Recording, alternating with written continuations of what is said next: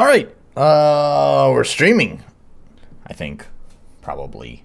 There's always a delay before YouTube actually starts getting the data. Anyways, today is kind of a special day. I had three different RPG Maker devs reach out to me, wanting to submit their Steam key for their games. Haven't heard back from Gameforge, so not playing that game today. I'm guessing I just got ghosted by them. I sent them an email. That was a couple of days ago. Haven't heard back from them, so who knows? I guess that all thing was fake. That all thing, whatever. Who cares?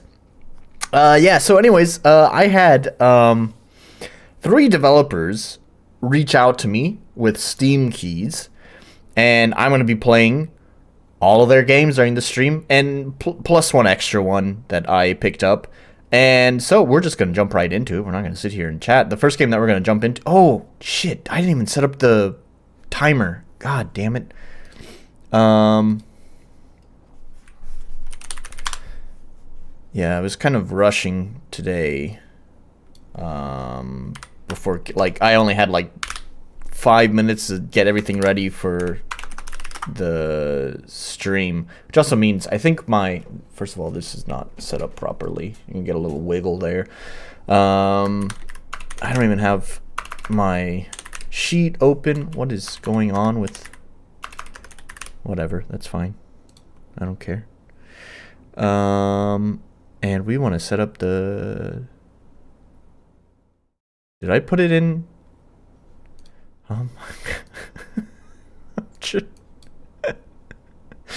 Alright. We'll get this right eventually. Game timer, 35 minutes and 20 seconds. Okay, let's see if I turn on the timer. Yeah, okay, cool, it's there. Alright. Alright. We got everything set up. Let's take a look. First one we're gonna look at is gonna be Elohim. This is, like I said, this is one of the games that developers had submitted to me. Let's stop by the store page and see what's up here. So Elohim. So the little blurb they have is explore a vibrant world where ancient religions fuse with technology in this character-driven JRPG. Master deep, turn-based combat as you battle with divine magic against beasts with mecha parts. Embark on a grand adventure to retrieve the sacred Babel code needed to face your gods. So, neato, I guess. It's actually a pretty good sales pitch, actually, I'm not gonna lie, for a little blurb. I think it's pretty eye-catching. It's actually not too bad of a store page. I kind of break up different sections with pictures and stuff, which is pretty nice. So good on the dev for that. What are we seeing in the reviews? How many reviews does he have? He has 16, 100% positive. I guess I can kind of believe that if it's only 16 reviews. Let's just read. That one's a little bit long. That one's a little bit long. We're like the meme reviews that are pretty short and to the point. Here we go. This one's fine. This was amazing. Brought up all the feelings of being younger and playing SNES games. The theme, story, and art are all fantastic, but the music was by far the best I've heard in a long while. I cannot wait for the second in the series to follow up with that damn cliffhanger. George and your team deserve all the praise and award for this. You made me post my first review since this platform existed. Right on. Alright, so let's launch the game.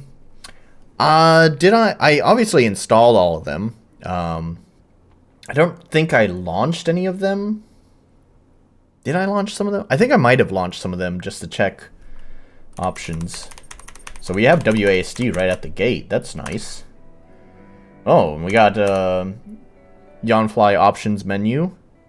How's the volume for you guys?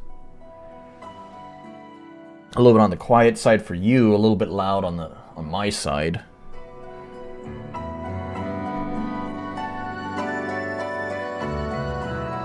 get that just right in my headphones. Oh, I like how they start the battle animations at faster. I wonder if that means they're using 60 FPS animations.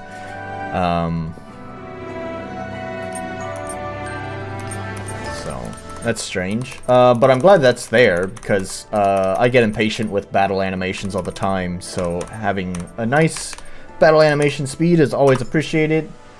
Any interesting options? Just looks all pretty standard. Pretty standard stuff. Any additional options in here? Nah. Alright, cool. Let's put command remember on. Turn that down just a little bit in my headphones. Or for everyone.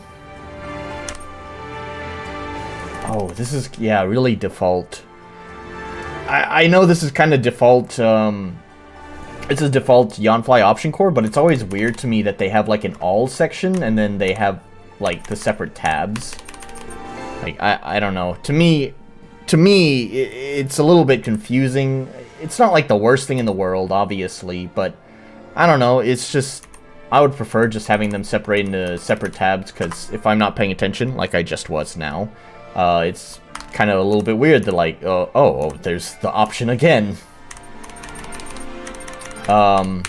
Anyways, I don't want to harp on options menu too long, even though that's kind of my thing, but yeah, like, this has always struck me weird too with like default options cores, like you have controls and general, and like, you only have one option in both of those, and then you have like this, where's my mouse? Oh, does it hide my mouse? Oh, that's interesting. Wow, okay, I have a plugin that like hides the mouse after a certain amount of time, but yeah, I don't know if I would just hide the mouse like permanently, because that's like I guess it's not a big deal, but it's a little bit weird to me, because it's like, yeah, that's weird. It just hides, like you might be able to see, yeah, you can see it like way at the edge of the screen there. I haven't even started the timer, so I guess I can sit here and moan about the options all I want because the timer hasn't started. Yeah, you can see the mouse over there at the very, very edge of the screen because it seems like it's not quite filling up the full screen. So that little area is not the game, so the mouse is still there. And as soon as I move it just a little bit to the right, boop, it's gone. Just disappears into the void. That's weird, man. Like, I would want to know where my mouse is. It kind of feels like it hides the mouse from me. Yeah, I don't know. I have a plugin that kind of does something similar, but it just hides the mouse after a certain amount of time. So if you move it, the mouse will appear again. I feel like that's kind of a better way of doing that, just so it doesn't feel like you've taken away my mouse from me. Anyways, but as I was trying to say, and also now I can't use the mouse to like point at things on the screen. Anyways, so you have like just one option here in command remember, and then you have one option here which is keyboard config. I think you could very easily just move, in fact I did this in my game to kind of simplify the options menu. I just deleted the controls section because it's like, what other options are you gonna have there? You have this big ass box for all of your options. You can just move that into the general tab, right? And at least there's more options there. Anyways, yeah, since also you could put battle animation there too, because it's like, yeah, this is actually, yeah, man, I'm not gonna lie, you have Yanfly option in here, which is great. I'm not complaining about that, but it's also kind of underutilized. Anyways, that's not really surprising because, you know, there's a lot of RPG Maker games that I've seen that kind of stuff with. So, anyways, let's just start the timer. There we go. And we'll just jump into this.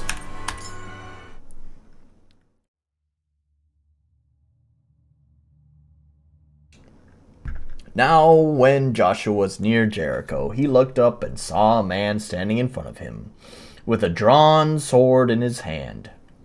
Joshua went up to him and asked, Are you for us or for our enemies? Neither, he replied. But as commander of the army of the Lord, I have now come. Joshua 5:13-14. I'm glad it gives you plenty of time to read that.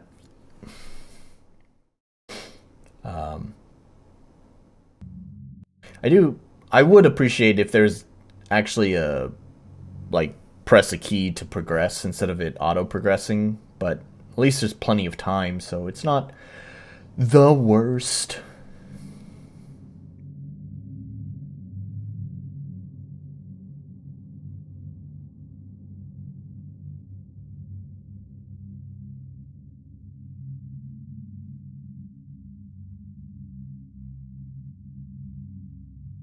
Quite the intro.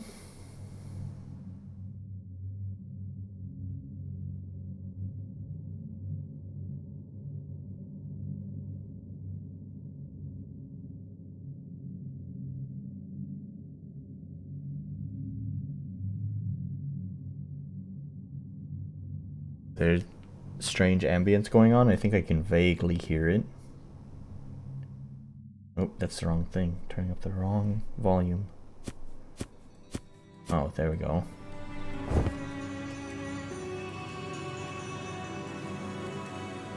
Cosmo craters. Is that what that is? Cosmo craters? You who were born in the light of Hosanna, to watch over and protect your child on Eden, I don't know. Strengthen my resolve. Bless me with the spirit of my late father, so that I may one day become like him, a judge in your service.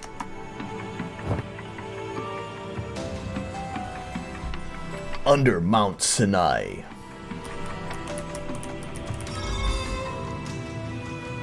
Use your keyboard's arrow keys to move Joshua. Hold the shift key to dash. Press Z or enter the confirm actions. That's not quite right. Wait, did I have it set up to arrow keys? I'm pretty sure I had it on WASD.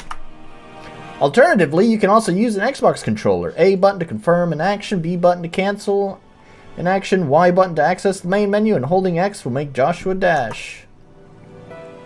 Elohim Eternal, the Babel code, has also been tested to work well on the Steam Deck, which has similar controls to an Xbox controller. I guess that's a nice disclaimer. I mean, I don't know, it's kind of... yeah, I don't know. I'm not going to say anything. It's fine. Elohim Eternal, the Babel code, has a diverse and multifaceted setting. You are encouraged to interact with people you encounter on your journey. Interactions is indicated with a pop-up icon. Press the confirm key. Okay, alright. Talk to people means obtaining valuable information on the game's story, lore. You'll be rewarded with experience. Sometimes people act with will even give you items on your journey. Before you begin, would you like to activate story mode? Story mode is for players who want to enjoy the... No, leave story mode off. That was a weird fade out. What was up with that? Yeah, it is WASD, so actually this tutorial is a little bit misleading. I know that's kind of hard to tell. It's not like Yawnfly keyboard config passes that information off to the game. You can't even like pass it off to a variable. It would be nice if it could.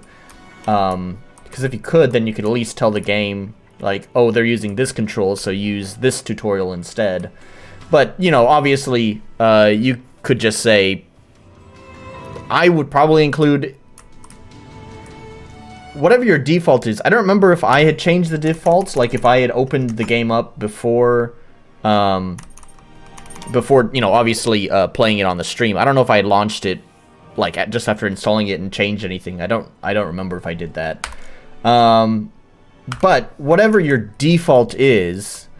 I would probably have the tutorial match the default, and then I'd probably put a note there saying, in options, you can change this to WASD, blah, blah, blah, blah, blah. Okay, so you can't talk to that person. Is that the pop-up icon they're talking about? This little dot, dot, dot?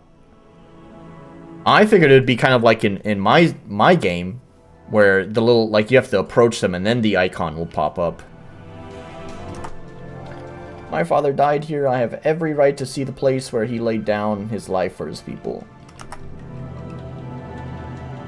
Don't expect to see his spirit here, though this damnable place sends a chill down my spine. Afraid of monsters? Shadim? Of course I am. Have you ever fought a Shadim before? Fearsome mutated beast. You'd be wise to watch out for them. We are likely to see other creatures down here. Maybe Canaanites. I hope we do. These names kill me, man. I don't know what the fuck I'm reading. Ha! Just like your father, a fearless warrior. That's weird that you gain experience points for just talking. I guess that's to encourage you to talk to the NPCs. I don't know, but that winds up not feeling like encouragement. It kind of almost feels like punishment for not doing it. It's like, I don't know. We'll just have to see how that plays out through the length of the game. Joshua, I didn't expect to see you here. Have you come to catch a glimpse of the marvelous Mount Sinai Bridge? It's the greatest achievement of us prophets who were tasked with its design and constructions. A most magnificent piece of architecture. I'm not surprised you'd want to sneak in a glance. But you mustn't stay long. Germara, I don't know, has given strict orders that only a select group of judges and prophets are allowed here.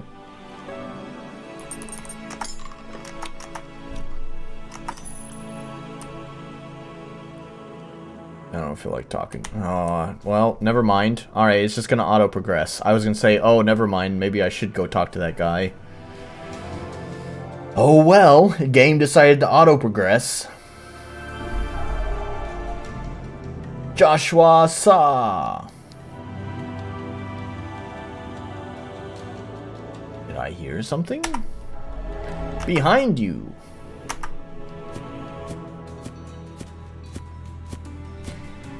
It's ludicrous to think we'd have to go underground in order to scale a mountain. Lamech, it's all right. I have already spoken to Gemara. Though you are not a judge of Jehuda yet, you are under my tutelage, and so he has allowed you to accompany us on his expedition. Thank you. I need to see this place for myself. Only be careful. Are we expecting trouble? Some of the judges and prophets seem skittish. As they should be. No one knows what to expect down here. It's been over a decade since the battle at Mount Sinai. There could still be Canaanites lurking in the shadows. It's been years since the last known sighting of Canaanites. They've been wiped out. So say some of the judges. I'm more cautious, and so should you be. I pray to Crater, whatever, that there's still some of those metal skin bastards left. Curb that vengeance. It won't bring back your father. It would please the Cosmocraters to slay Canaanite scum. I think I've talked about this before, and it's probably not helping. I get these often. You probably have noticed, Mr. Orc, since you attend regularly. I frequently get these headaches, and today is one of those days. I'm not exactly operating at 100% today, and so it could be a little bit of that. But also, I know I've talked in the past before that I really... It really feels alienating when, like, games, like, dump all these like, nouns at you, these factions, these groups, these entities, these whatever, and you're kind of expected to just understand it. It often feels like either you need to look up a Wikipedia article on this game to figure out all the facts of what they're talking about, or it just I don't know, it just feels uninviting, you know? I get that the alternative is very, very ham-fisted exposition that just sounds like awkward and out of place, like, oh, the Canaanites, you know, those rascally doggo monsters that by humans or what, I don't know, but you know, like, I know that doesn't sound exactly great, but of the two evils, if you don't know how to like welcome the player, the reader, whatever, into your world in a natural way, then of those two evils of either having ham-fisted exposition or just not being inviting at all, I would rather ham-fisted exposition, because I have no fucking clue what the hell they're talking about. There's just so many different names and things that they're just throwing at me right now that I have no fucking clue what any of this is. Canaanites may be destroyed, but there could still be Shedim. I don't know what I would tell your mother if something were to happen to you. Miss your father too, he was the greatest man I ever knew. Thank you, Uncle. I won't let you down. I'm ready for this. The place still reeks of smoke and ash from the explosive fires years ago. Does it jar your memory? I was lucky to be one of the few survivors in battle. I remember fighting alongside your father when a flashing burning light blinded me. Same here, also sort of similar. I tend to not read story character descriptions on a game page and rather read them after I beat the game. Hey, Kiyasu, nice to have you here, by the way. Yeah. And just came back from dinner. Looks like you haven't streamed the game yet, so I still have time to get some home stuff done. Yeah, I have my schedule set up. Let's see when your game is gonna be. Let's see, first I have Elohim Eternal, that's what I'm playing now. Then next is Millennium, and then after that is Gutter. Your game is last on the list. that's the order. Gutter, the third game. The guy told me that it's best played drunk, so I'm usually at my drunkest by the third game, and then by the fourth game it's kind of tapering off because my drinks run out and stuff like that. So I put it at the third game there, so hopefully I'll be a little bit more drunk by the time we get to the third game. Anyways, I heard screams, then screams that still haunt me in my sleep.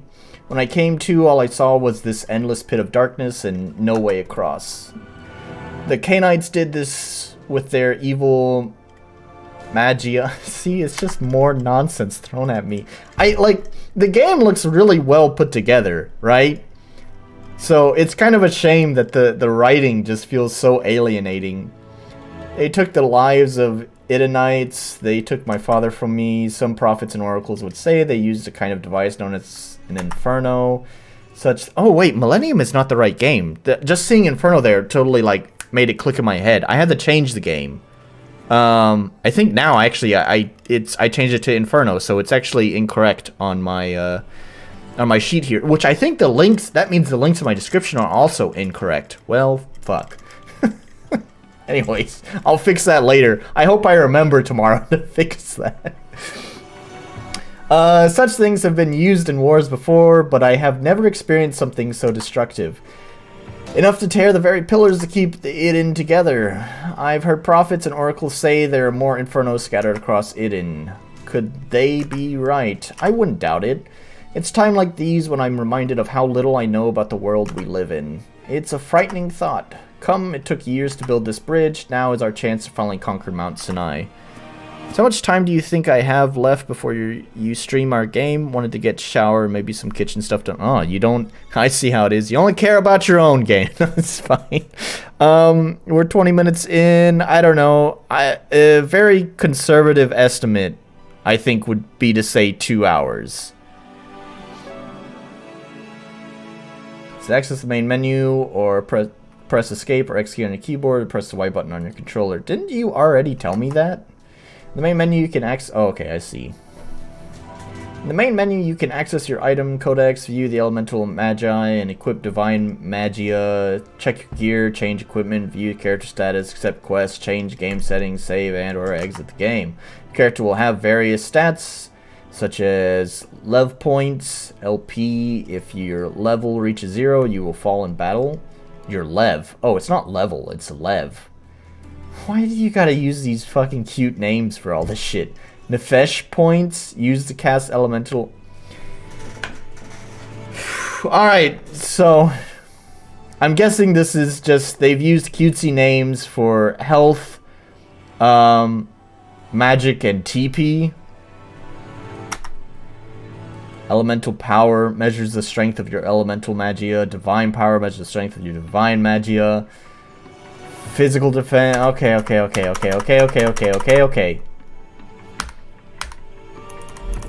Alright, so that's kind of a brutal start, not gonna lie.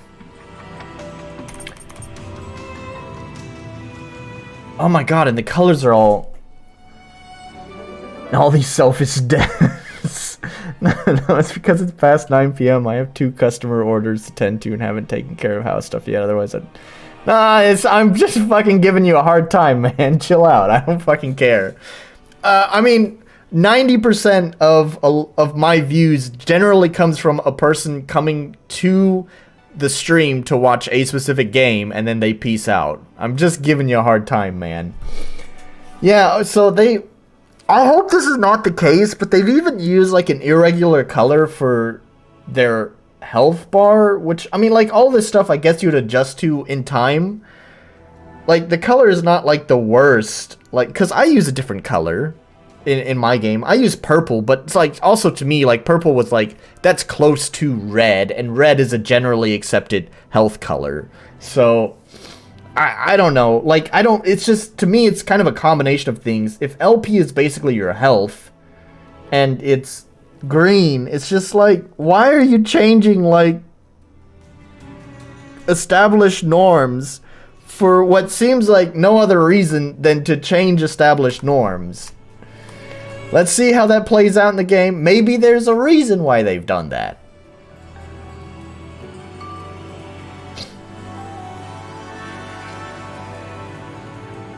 Oh, I wanted to talk to that one guy.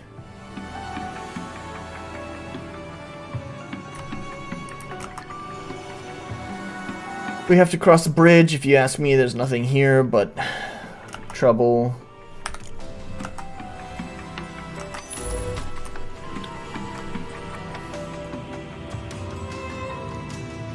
Right on.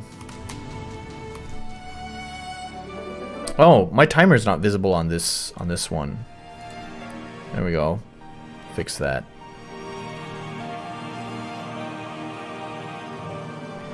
It's no, okay, you're right. I'm being too pedantic about that.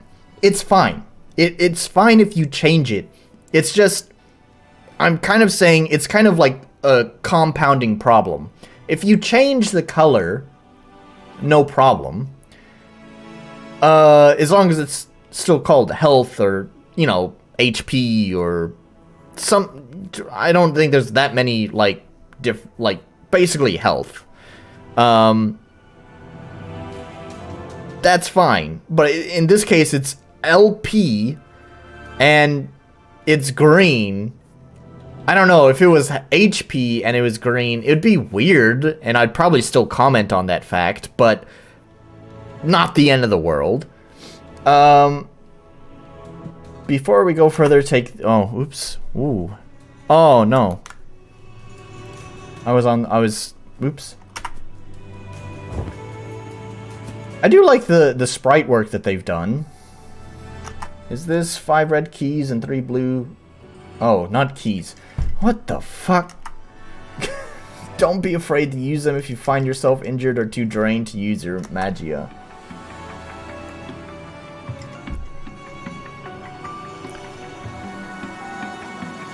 Fair point. Fair point. Life points. That's how I'm gonna read it from now on. However, they said lev points.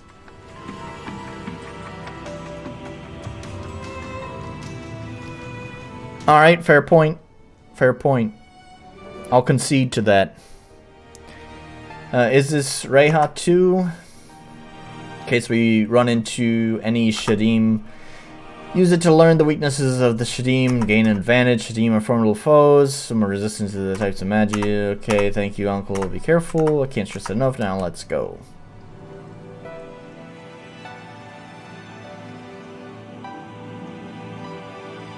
I'm not the biggest fan of like doing cutesy names. There's some times where it can work. I've talked about this in the past. What's that? It's just like, okay. I don't know, what did I pick up?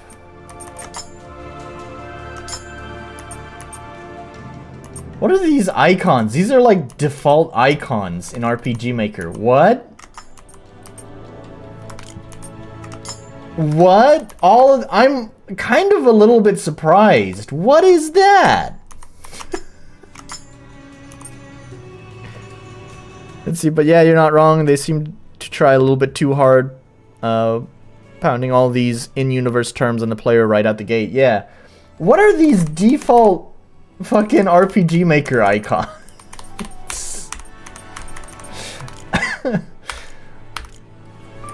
Dude, there's like, I think Avery's icon sheet, it just has like every possible icon you could want under the sun.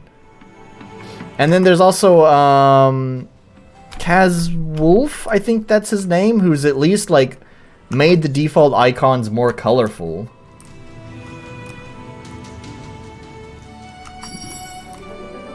These don't actually look quite default. It kind of looks like edits of default on some of them. I think. I can't find those things that I just picked up. Oh, there we go. I would use my mouse to point to it, but I can't. Bottom left, where the gold count normally is, you kind of have like a fluff ball. I don't think that icon is vanilla RPG Maker. I don't think. I haven't used the default RPG Maker icon set in forever, so I could be wrong. What's the matter, Joshua? Still learning to walk? Ham. Ham. Ham. Always a pleasure.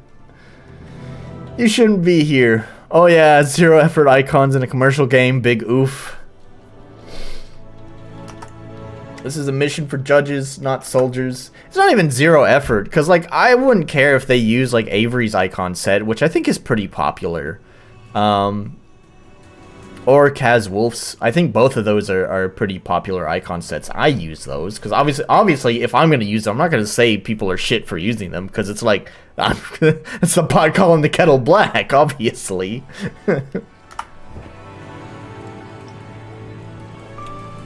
Alright, Lambeck vouching for you again. What do you do to Curry?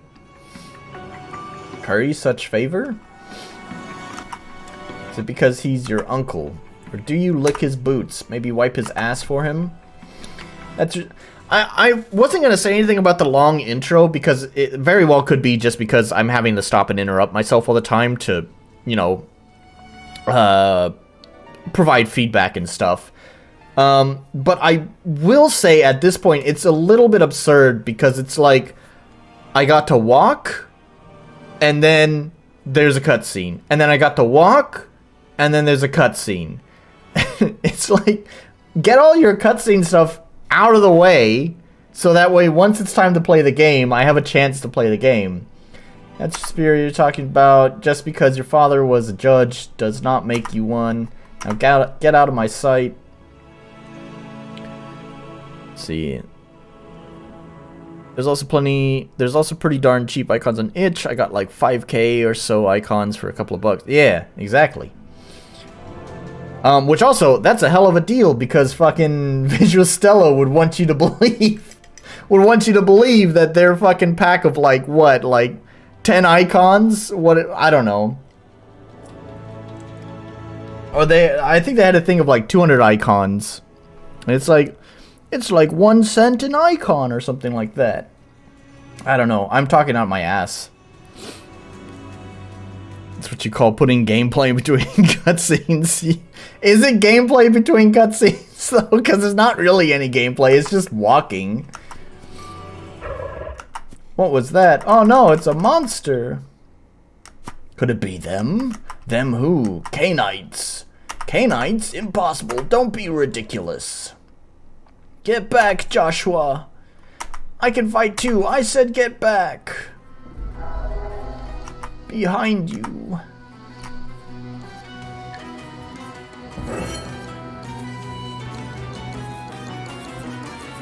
Interesting art. Gameplay. Yeah, exactly. I'll be alright, I can handle this. To find out what weakness the enemy has, use the Reha I gave you. You'll find it in your items. Do I need to use it? What happens if I don't? I'm sure they've accounted for that, but it looks like I have a 50-50 chance of picking the right answer. So, also, it appears that I am correct. It looks like LP, which I'm going to call life points instead of whatever they called it, is the green bar. NP seems to be your magic, and DG is, I guess, your TP. So you've seen this game on D7 stream before. 2 seemed kind of meh from what I remember. That seemed pretty effective. I don't know what that was. Seems enemy is weak to fire. It was a 50-50 chance. Look at that. Let's see. Use your elemental magia and select the fire magia Lahat. When you hit an enemy with a weakness, you'll be given a chance to do a combo and inflict more damage. A combo circle will overlay over the enemy, and the ring will close in on the center of the circle. You need to hit the confirmation key at the right time to deliver more damage. Hit too soon and you miss. The closer you get to the center of the combo circle, the more damage you inflict. Interesting.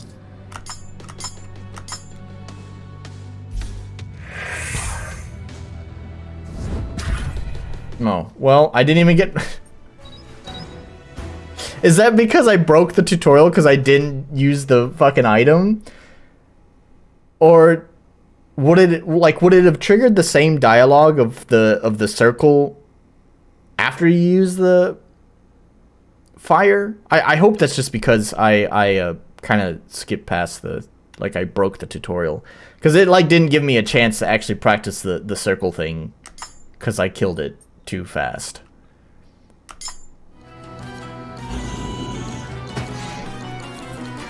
Arg!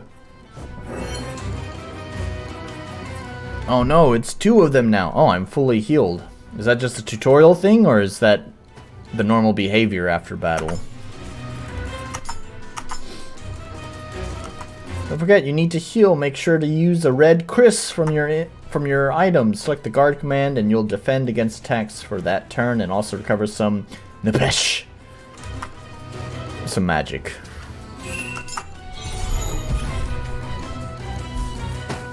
Wow, I'm so super good at this game. Oh no, he was faster than me. Joshua, use this red Chris. Oh. Come on, buddy. Like, cut me some slack. Like, why'd you heal me? Like, I knew what I was doing. I understood the risks of what I was doing. Is there not just a basic attack, though? Oh, come on, man. That's...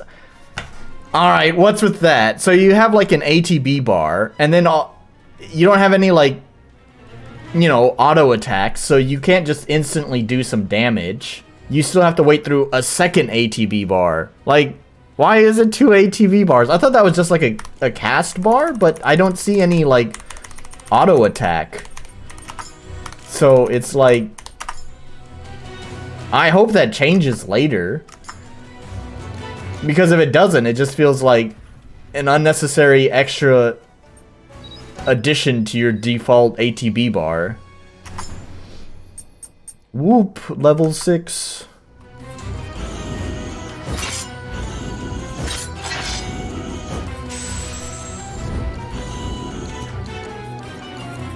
Are you hurt? I'll live, thank you, Joshua. There's still more of these bastards. There's too many of them. Raise your shield, boy. Yes, sir. Here they come.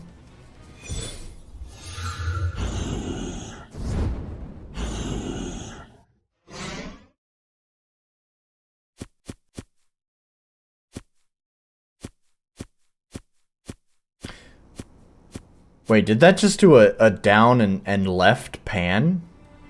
It didn't do a diagonal pan? What did I just fucking see? Don't tell me that was a down and left pan, like a default scroll map command. You say it like a curse. Do we not all come from the same forefather? You, Atticans, have come to steal our glory. Ha! I could have you branded for treason. We agreed as council to investigate Mount Sinai together as a unified faction. It's clear you Jehundans cannot handle this on your own. We did not need your help, nor did we ask for it. If we hadn't come when we did, your throat would be Shadim dinner. Enough of this. We are on the same side, or have you forgotten? We're both ancestors of Avram. This new territory for both people. Worse, it is underground. You're injured, I can heal your wounds. Hands off, boy. Boy, I'm quite certain we're the same age. Bayos, come over here with the other judges. How much time do we have left? 4 minutes? I'm sorry to kind of like rush through this, but I want to see what else there is. I don't want to sit here forever in dialogue.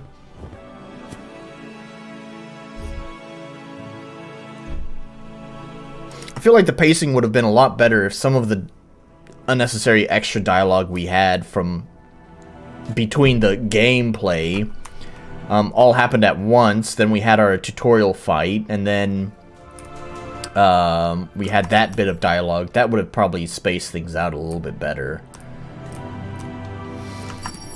Like an intro, and then you cross that bridge, and then when you cross the bridge, you know, there could be a short little introduction to the fight. It could just be like, "Ah, K9," or whatever, and then you go into the tutorial fight, and then after the tutorial fight's done, then that little bit of extra dialogue could have happened.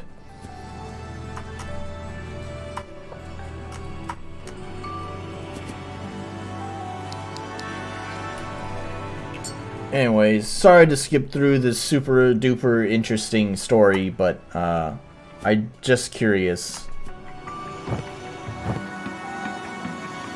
Just curious what else there is in this game, since we've only seen the tutorial. Like the, what is it, Chronicles of Zelia, I think I played last time I streamed games. Basically only, basically the whole 35 minutes was spent on skipping dialogue and playing one tutorial fight. What the fuck? Alright, right on, man. Your camera's focused on the center of the screen. I had no idea I was down here at the bottom. Also, it seems like you're not using directions.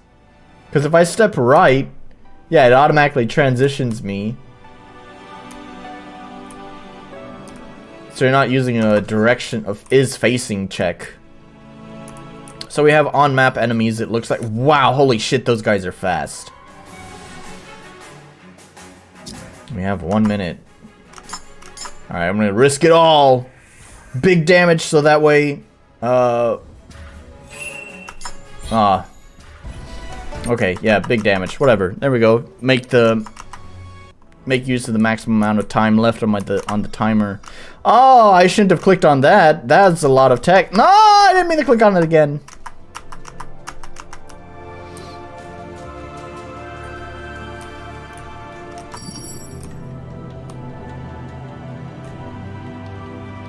Alright, there's some crystal thing. Let's touch that. What does that do? Guess that just heals or something. Oh my god, they are so fast. What's the point of having them on? What's the point of having on-screen enemies if you can't avoid them?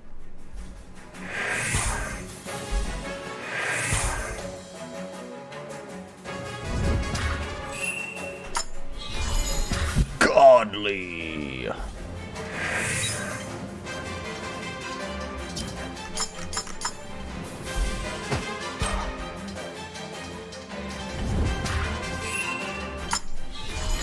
Godly. Oh, I just noticed it's not like variable. Like, it's not like literally the closer it is to the center, the more you do. It's like if you click it at the different stages. Like the damage increases depending on which stage you hit it in. You have like the outer ring, the middle ring, and then the center ring, the bullseye. So, like, you don't want to time it to the absolute last second. There's no reason to time it to the absolute last second because you're not going to do any extra damage. I'm not going to go that way because there's no way to avoid the enemy. Alright, we're out of time.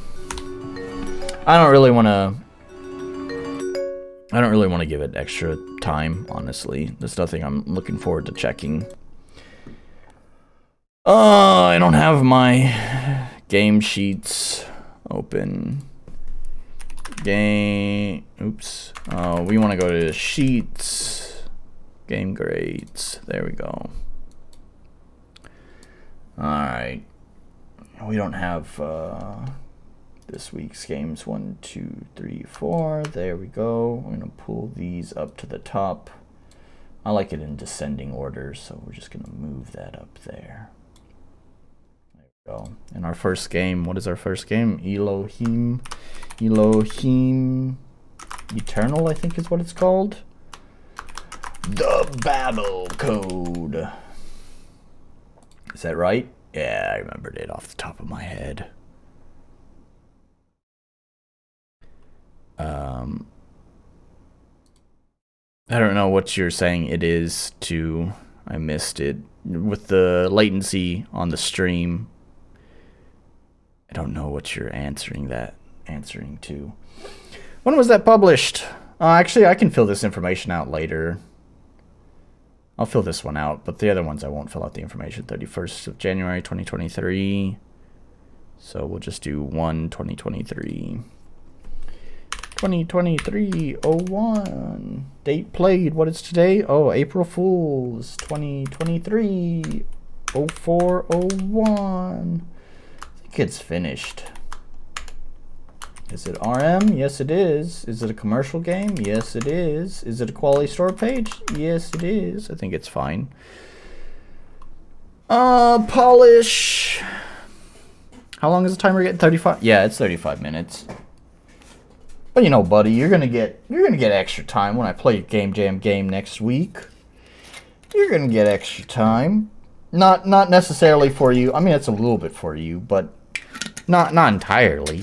It's also because I want to see how you used my music.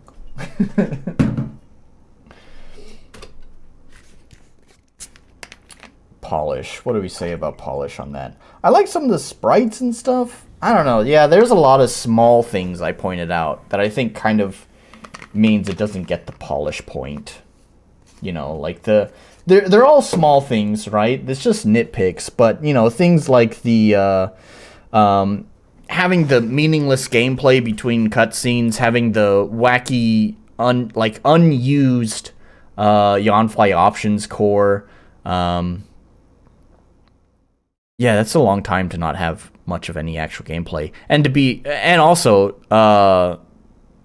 you know, I skipped through probably another 5 minutes of dialogue there as well. So, but actually, also to be fair, you know, I spent a lot of time like interrupting the game so I could provide critique. So, I don't know, maybe those two cancel out. Spending time to critique, skipping dialogue, maybe those cancel out, and it was a total of 35 minutes. Anyways, I'm not giving it the polish point. Accessibility, we're gonna give it the point because they have, you know, Yawnfly options, whatever, keyboard config in there.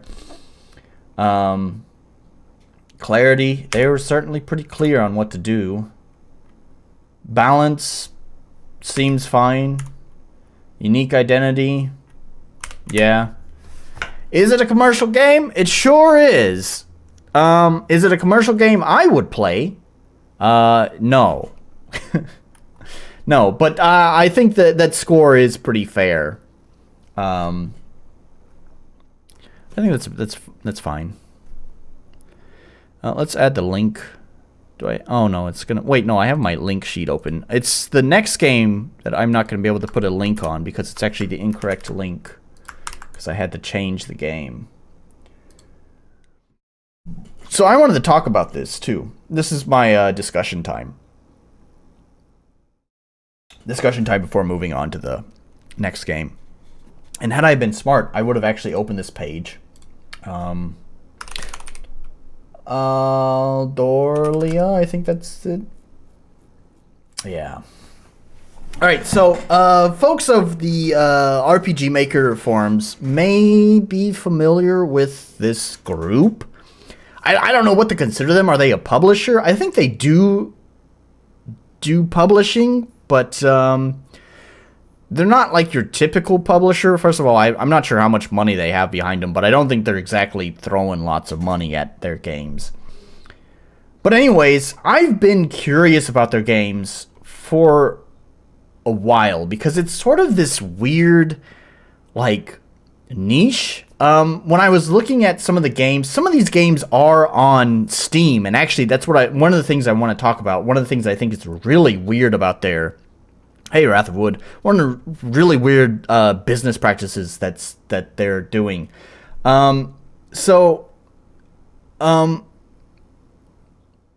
They do a little publishing, but they're mostly that store page. Yeah, right? Okay, so I've been curious about these folks for a long time because way back, basically when I made my YouTube debut on the RPG Maker forums. Wow, I caught you online first time. Love the dumpster dive of indie games. Thanks, Striker Slums. Nice to have you here. So like way back when I did the RPG Maker has a terrible reputation video, I had made a post on the RPG Maker forums asking for like some information, some games, some suggestions to help me fill out that video. And one of the people who had responded was part of Aldorlia, or however you pronounce it, games. And it also kind of gave a bad impression. It was a really terrible first impression. They gave a really kind response. They're like, sure, I'd like to help you out. What kind of information would you like to know? And I said, well, I'm a little bit curious to know what kind of sales you've had with your RPG Maker games. And I think that was it. I was like, I think that's all I really asked is like, what kind of sales have you had for your RPG Maker games? And they just respond back, enough to live comfortably. And it's like, okay, cool humble brag. I was clearly asking for like more, hard data, not just a vague number, enough to live comfortably. I don't know where you live, first of all, so what comfortable living is in your country could be different for comfortable living in my country, just because of economics. Second of all, what kind of lifestyle you live is totally different than the kind of lifestyle I live. Yeah, sales? Enough, bro. That's basically the response I got. So it was not a good first impression. But anyways, out of curiosity, I had checked out Aldorlia way back then and was just curious because a lot of these games look really... They look, at least from the store page, they look like, well... What's the word I'm thinking? They look like RPG Maker games, but they kind of look like they're the epitome of the RPG Maker game, but it's also kind of the best of what that epitome has to offer, if that makes sense. So now that I'm doing these game streams, I was like, oh, you know what? I want to check out their games, and so I did. The main one I wanted to check out was Millennium. Turns out that game, the last game in that series, I think released way back in 2014. That's why I downloaded it, installed it, and checked it out. That's why it's actually on the list, and the link is incorrect, because originally I was going to do Millennium 5, the last one in the series, until I realized it released in 2014. It's so old, it's like, who cares? The feedback, like, no one cares. The game is so old now that it's nearly going on 10 years old at this point. I don't think they're making a lot of money. That store page is heinous and outdated. They make money by just having a lot of games, not necessarily good ones. I also missed Wrath of Wood. I don't know if I like RPG Maker games or not. Yeah, that's fine. I wonder about that. So that's... I guess that's kind of helps us refocus here.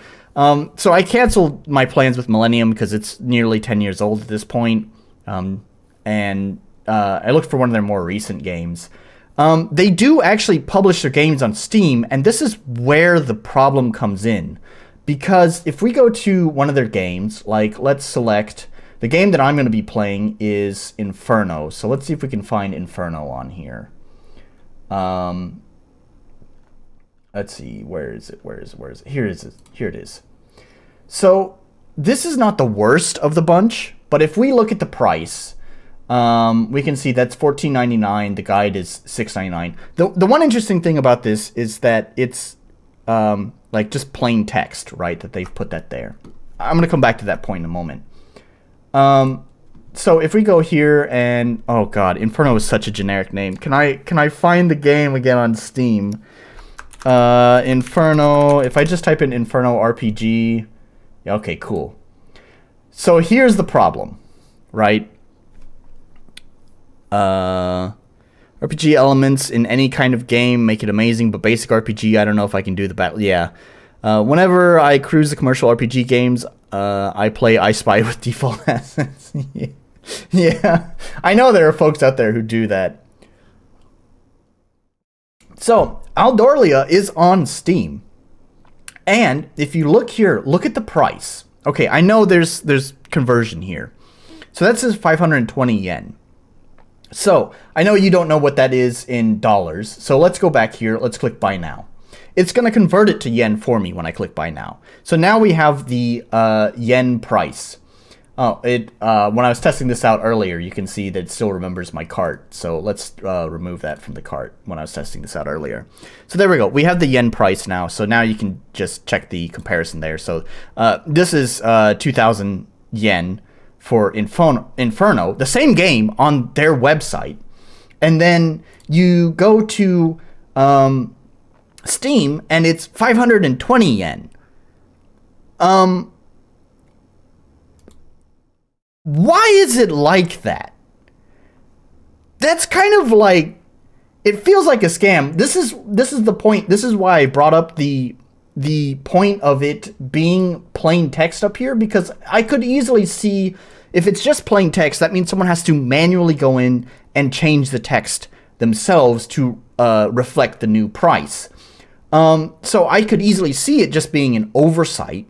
Like, they typed this in when they first released the game. As the years gone on, they lowered the price but forgot to change the text. That's why I brought that up, is that it's just plain text.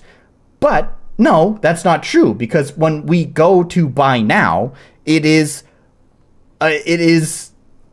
2,000 yen. It is 4 times the price of the game on Steam. Why is that? Because this is their own website, right? And they are, I assume, probably distributing it through their own website. So they're not having to pay the 30% that goes to Steam. So to me, it would make more sense for them to charge that price here. Not that I'm saying that's a good price for their game. But it would make more sense for that price to be here on Steam and this price to be on their website. And here's the thing. When I was going through their games, I was looking at the comments, and it seems like there's a pretty dedicated fan base for Aldorlia games. So the people who know about Aldorlia like Aldorlia. And it probably doesn't go much outside that bubble. Probably occasionally it goes outside of it, but it's very rare. I think the people who know about Aldorlia play Aldorlia. So it almost seems like they're scamming their bubble. Because it's like they're the ones that know about Aldorlia, so they're the ones who are more likely to go to the website. And they're the ones that are more likely to want to purchase the game directly from their website. And if you purchase it directly from their website, the place where they should get the most money, just even if the prices were the same, they should get more money from here because there's not the 30% take that Steam has. They are getting scammed by buying it from their website. It is nuts to me. Let's see. Let me get caught up here in chat. Art catches my eye first, then the game mechanics next. If I'm in both, I can afford it. I'll try the game. Yeah. Steam price should be more because fees, right? Yeah, that's what I'm saying. Steam price should be higher. Now, honestly, in my opinion, it should be it should be the same price because that's the fairest thing for customers. I realize not everyone's going to do that. In my opinion, we should probably do what's most fair for the customers. If they choose to buy it from Steam and you don't get as big of a cut because they bought it through Steam, that's just the price of doing business. To me, that's how it is. If they bought it, you should encourage them to buy it through your website, of course, because you'll get the bigger cut there. But if they choose to buy it through Steam, you shouldn't punish them for that. They want to support you, but that's their preferred platform. So, it gets a little bit weirder, though. If we go back, actually, you could see it on that page too, but whatever. If we go back, buy guide. You can buy a guide for the game. You can see it there for $7. First of all, the fact that you are buying a guide for a game is just baffling in the year 2023. There are so many free resources available online for games. Now, I get it. These games, they're a niche game. There's not going to be someone, creating long plays of the game, or doing let's plays of the game, or creating walkthroughs of the game online. There's going to be a lot less people who are doing that because it's so niche. So I guess they're capitalizing on that, but it just feels so scummy in my eyes. But it gets worse. Just like the pricing is whack on their store, on their own website, on the own website that they own, the pricing is out of whack here. Just like that, if you go to their Steam page, the pricing for it is out of whack here too. The official guide is 300 yen on Steam. It's 300 yen on Steam. It's $6.99 on their website. I'm just off the top of my head. I think that, proper conversion, I think that's pretty close to 1,000 yen. Simple conversion, we can just say that's 700 yen. So if we do simple conversion, it's nearly double the cost. If we do proper conversion, which is what we really should consider, it's triple the cost. Again. Let me get caught up. I think the price should be the same. Gotta expect overhead when using different Yeah, right? Yeah, it's the price of doing business. It's gonna be different using the prices. You're gonna have overhead when using different outlets. It's just the price of doing business. I'd do free guides. Yeah, hell yeah. Like my game, I'm not including a guide with my game, but I include a manual, which I think would go through. And actually, honestly, Steam has Steam resources. I think you can create player-made guides and stuff. If my game ever gets out there and I find the time, I'll probably just dump an official guide on the resources there for my game, because why not? I want players to enjoy the game, not feel obligated to have to buy a guide so they can enjoy the little niche game that they bought. The buy guide is very throwback to the 90s. Cliffy B, maker of Gears of War, talked about this in his book. This isn't Brady Game Strategy Magazine for 507. 300 yen. What a deal. What a deal. 300 yen. So, and then it gets even weirder. So I didn't buy this game to play. This is not a game that they didn't submit a key for me to try any of these games. They probably want to capitalize on the whole retro nostalgia feel from times where... No. Maybe. I think that's sort of a side effect of what they're doing.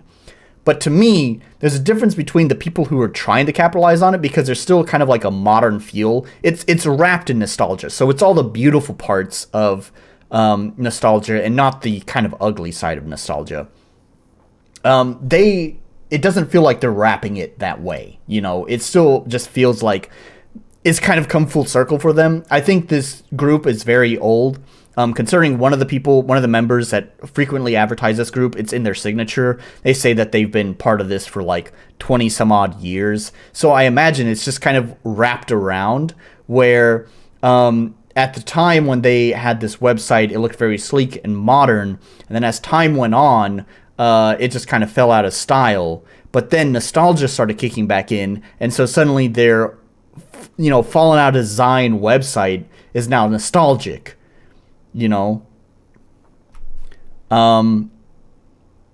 So anyways, it gets weirder, right? So, like I said, I didn't buy the game for the stream. They didn't submit a key for me. So, the reason I'm playing it is because they have a demo. You wouldn't know that from their Steam page. If we look at their Steam page, it doesn't say anywhere that there is a demo available. You can only get the demo from their website. So, there's the download button right there. And the download button will download a demo of the game. And then it gets even more weird. So I have a handful of different games that I've downloaded from them here. So there's Millennium. We're going to be playing Inferno. It's already installed, so we're not going to install that. Let's install Millennium and just look at this. Does the site have a coming soon section? That part is classic. I don't think so. So they have a little installer here for their game, right? Okay, so cool, neat. They've programmed an installer. So I'm not really a fan of installers, especially for like RPG Maker games. This is definitely a me problem because I play a lot of RPG Maker games because of these streams. I know exactly what file to look for to launch the game. But yeah, I don't like that these installers always try to place the file on the C drive. I have 3 drives in my computer. My C drive is mostly my boot drive. That is an NVMe SSD that I use to boot Windows and some specific software that I want to have that fast loading time on, I install on that drive, but it's mostly just used for Windows. So I don't like these installers because it makes me have to I have to change the install path because I don't want to install it to C. I want to put it on D. So we're going to put in game dev, we're going to put in games, we're going to put in RPG Maker games, we're going to put in play. I would need to create a new folder for this too. We're just going to use past. That's fine. We'll just dump it in here. It's going to be a messy folder, but whatever. This is just to make a point. Does a site? Bro, why install a game when you could play the exe? So it's going to run through the installer, right? Once it's done, here's the fun part. I'm gonna let you guys see if you can find the fun part once it's done. Why is it getting hung up on this? There we go. Okay, we don't want to launch it. I'm gonna click next. Now here's the fun part. Let's see if you can identify what's interesting about this. Tell me if you can figure out what's weird about this.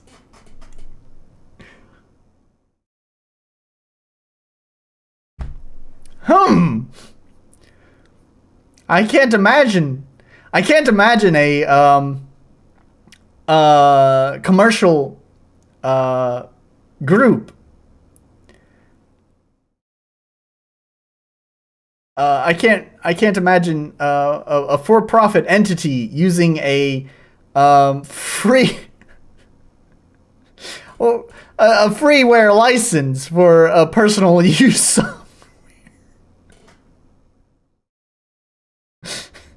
So they didn't. So if you haven't noticed it by now. So exactly, it's a free program. So they didn't actually program the installer, nor did they pay for the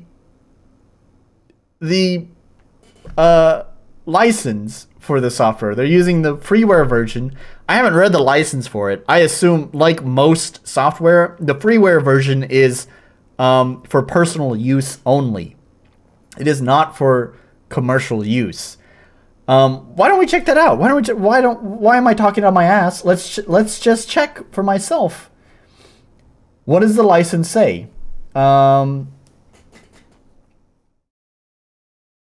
So, free version. If we click that, it's just going to download it. Okay. So, I'd probably have to download it to find out. Let's see. The install program product you haven't just installed is created with a free version of the install creator or simple powerful install maker. Please note that the product you have just installed. Yeah. Spend the time developing creations. The free version of the installer is fully functional for both. Oh, what do you know? Look at that. All right. Fair enough. Still.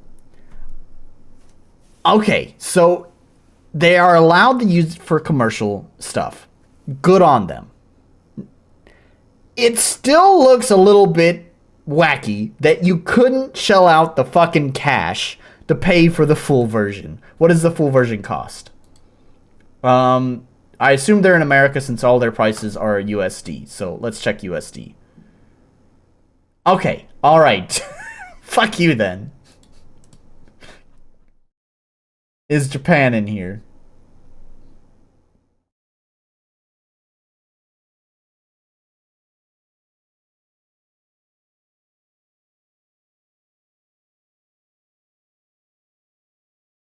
It's for a business. If these are their prices for a business, this is fucking nothing. This is fucking nothing, right?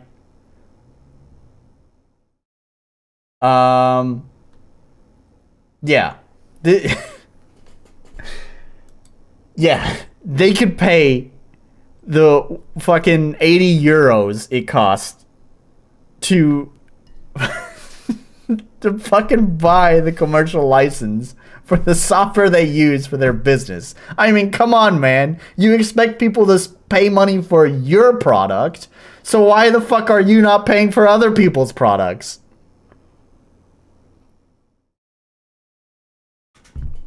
Yeah, it is ridiculous. It's crazy. So anyways, let's see how the quality holds up. I've been curious about their games for a very long time, and now we're going to finally dive into one of their games and just see how it is. Now, I do want to take a moment to directly shout out WooTBM, because I had kind of alluded to this in the comments of his videos. I had told him that there's this group. I don't know what to call them. I'm very saliva-y today. I keep seeing a lot of spit. Jesus Christ. Because otherwise they couldn't live comfortably. Sell a couple of guides, get the full version. That was $80, man. It was $80, man. It's the difference.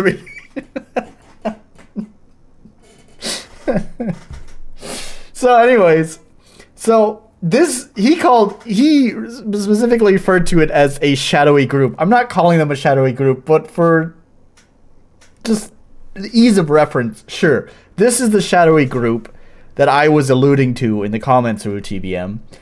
As you can see, they have a lot of games that they have directly published themselves here. So I am very interested in seeing you play one of their games on your stream. Obviously, I don't want you to tread the same water that I've tread, because we share a lot of the same audience, and obviously our audience is not going to watch the same game twice. So rather than playing Inferno, why don't you pick another one of their games here and play it on one of your streams? I think it would be fun. We're giving them attention. Maybe they're going to get sales, which is great. I also hope while they're getting sales, because people are going to stream their games, I hope that they'll take time to maybe make some adjustments to their business practices. I was asking about them getting tikis on their store, but they told me it would take months until it would happen, since they only publish a game every couple of months due to them wanting to give each game this. That's fair. I understand that. But yeah, I don't think you need them, buddy. Not like I've seen any of their advertising they're supposedly doing. Yeah, like they seem to get review-wise. Okay, this one's not a good example. Yeah, it has 13 reviews. That's actually I think that's less reviews than Elohim that we just played. So yeah, when did this release? Oh yeah, buddy, this released 2 years ago, and it has 13 reviews on it. 2 years ago. Yeah, it's basically, what is it? It's like 2.25 years ago. Like that seems like, for like on par RPG Maker games. You know, that seems pretty typical. That's kind of on the high end, but anyways. So there's one last interesting business practice that they have with their games that we're gonna see once I launch it. Let me make sure I'm in the right folder. So here we are, Inferno. It's a VX8 game. Cool. That means I'm gonna have to use, which one is it? Ooh, I haven't used this scene in a while, so I'm gonna need to reset it up. Yeah. Oh no, chat's there. Oh, the timer's not there though. All right, there we go. Let's get the timer on. Okay. All right. So, yeah. Let's start the timer. And you're going to see something interesting about their game. This is the other shitty thing about their business practice. So we're going to launch the game. Oh, does it just go straight into it? Oh my gosh. Is that right for you guys? It looks right.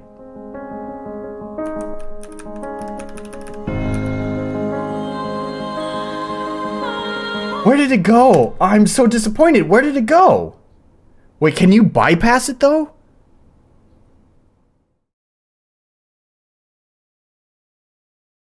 Wait, is it here on the desktop? It is here on the... Oh, but that's just the VX8 icon. Does it just launch the game? No! Oh man! So they have their own launcher. They have their own launcher too. Yeah, the cam is gone. Because I don't have it on this scene.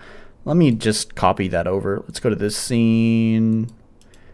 Copy this scene, paste. There we go. Okay. Oh, I can't believe I want to go this far just to show this off. So there's got to be another way to access it. It has a launcher. The only way I've seen that was at the end of the installation. It showed me, it asked if you want to launch it. So hang on, let me, okay, we'll install this game here. Let's see if it does it too. So we're going to install this game. I agree. Oh, fuck, I have to navigate. Alright, that's fine. Alright, let's see if he'll do it. I'm going this far just for... Did you download a virus? I might have. Especially considering GameForge hasn't fucking gone back to me. Maybe that was fake GameForge and I've just installed a virus. I keep double checking the original email they sent to me to see if, like, did I get scammed? Why are they not responding to me? But it looks legit anyways.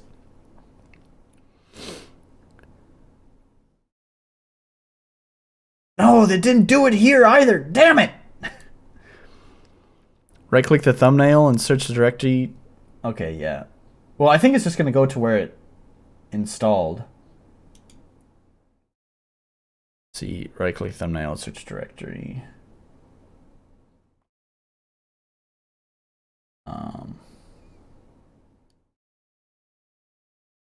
File location.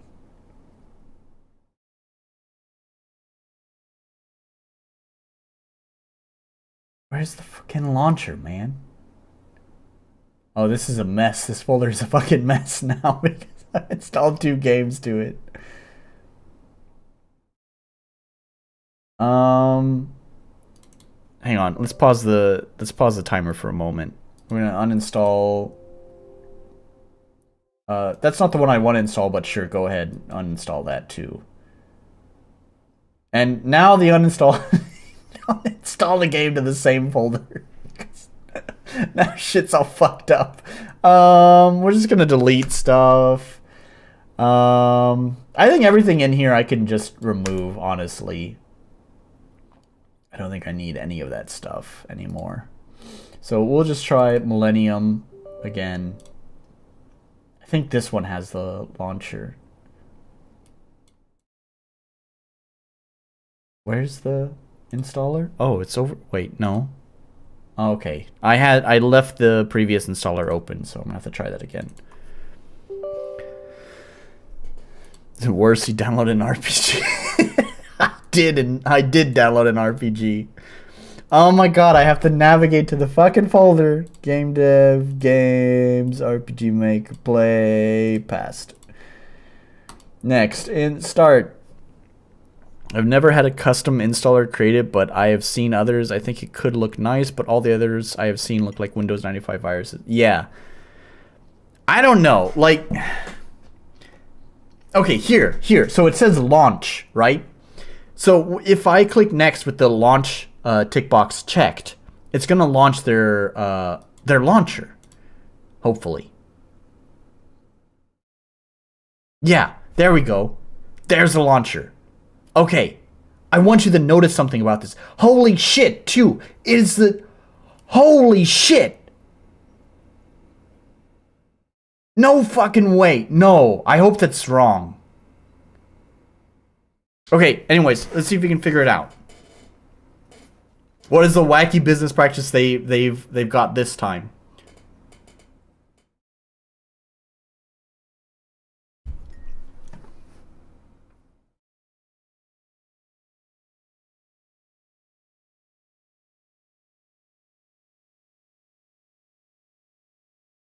I'm gonna give you guys time to figure that out. See if you notice it. I'm playing I Spy here. I Spy the wacky business practice. Oh, this is Millennium. Oh, I didn't show that, by the way. That is one of the wacky business practices. I was just talking about Inferno. I totally forgot to bring that point up. Thanks for reminding me. Inferno is one of their newer games, so it's $14.99. But if we go to one of their older games, like Witch Hunt here, there you go. Now you're wondering what the $19.99 is. Their older games are even more expensive. That's not how inflation works. Yeah, so it looks pretty sketch. What I'm talking about is the timer. So it's not an in-game demo timer. So it's not like when you click new game, a timer is set for 1 hour and you can just play the demo for 1 hour and then it stops. No, instead it is an external timer used through this launcher, which actually makes me wonder if I launch the game without the launcher, does it bypass that? No. Okay. So this is what I'm wondering. I don't remember. One of the games I'd actually launched to just check settings and stuff. So it is actually 1 hour. They give you 1 hour, 0 minutes, and 0 seconds on the dot. However, I did launch one of the games to just kind of check things before the stream. I don't remember if it was Millennium that I had launched or if it was Inferno. I hope that timer is not shared across all demos on their entire website. I really hope that timer is different because this is for Millennium. If I had launched Inferno and tested it out before the stream and it took time off for that, that's fucked, man. That's just speculation, though. I'm not saying that's what it is, but that's what I was freaking out at first when this window popped up and I saw that it was 59:53. I was wondering, like, did they deduct time because I was in a different Aldorlia game? I'm not sure, though. Okay, so let's not, like, let's not fling wild accusations here. But I wonder if that's the case. Either way, my point is that this is an external timer outside the game. So that basically means not only, like, you can't just keep replaying the demo over and over. I know that's kind of silly, but I can imagine, like, back in the days of demo discs, like when I was a kid, and I think this is a pretty familiar story for most 90s kids, millennials. getting demo discs, and because we're poor dumb kids, we don't have money for games, so we wind up just replaying demo discs over and over and over again. I think that's a pretty common thing. So I know this probably doesn't affect a lot of people, but I do think that, like, at least when you have a demo, you can, if you're a poor kid, or you don't have to be a kid, if you're just a poor person, at least you can replay that same hour or so over and over and over again and enjoy that hour if that's if that means something to you. But here, that's it. You get that 1 hour and you're fucking done. That's fucking nuts, man. So anyways, all right, so that's oh man.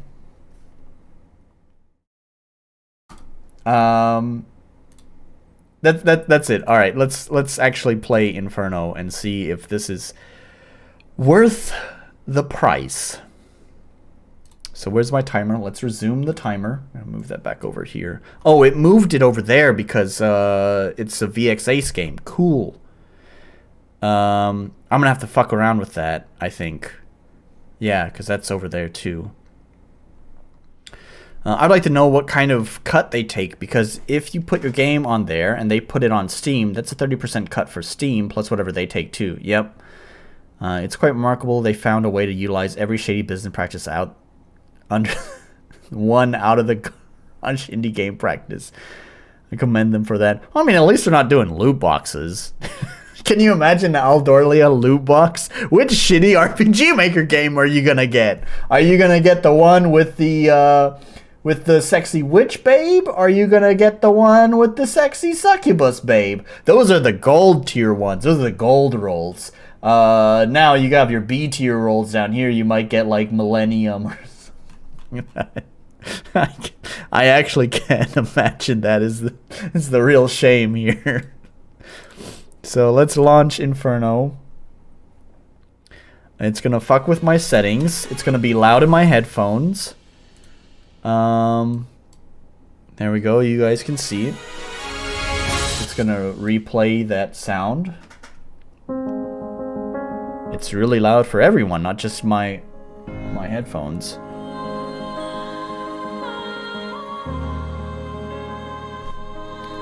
I wouldn't be surprised if they had costume DLC packs, though. No, they only have their shitty guidebook for sale as their DLC. Alright, new game.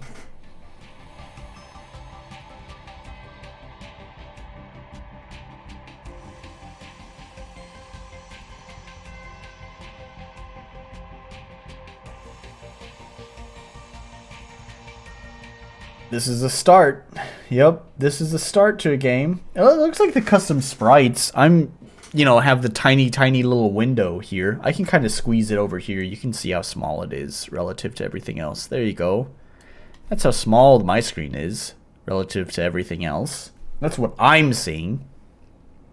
Maybe the guidebook has lewds in it. They certainly do like their big-breasted women. Oh, I can't move the game. Oh, there we go. Do you want your survival easier? That's an interesting way of phrasing difficulty. I don't know if I hate that, though. Oh, and there's an I'm not sure. That's kind of interesting. Such epic music. I'm not sure, I guess. Do you want your survival... What? What? Huh? I said I'm not sure. Is that just like an accidental press prevention thing that they've put in there? In case you're like someone who's just like mashing the enter key? Real deal. What up, Mr. Primo?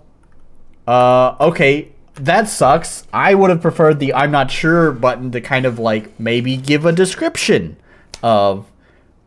to help you decide. Because this sounds like a difficulty selection.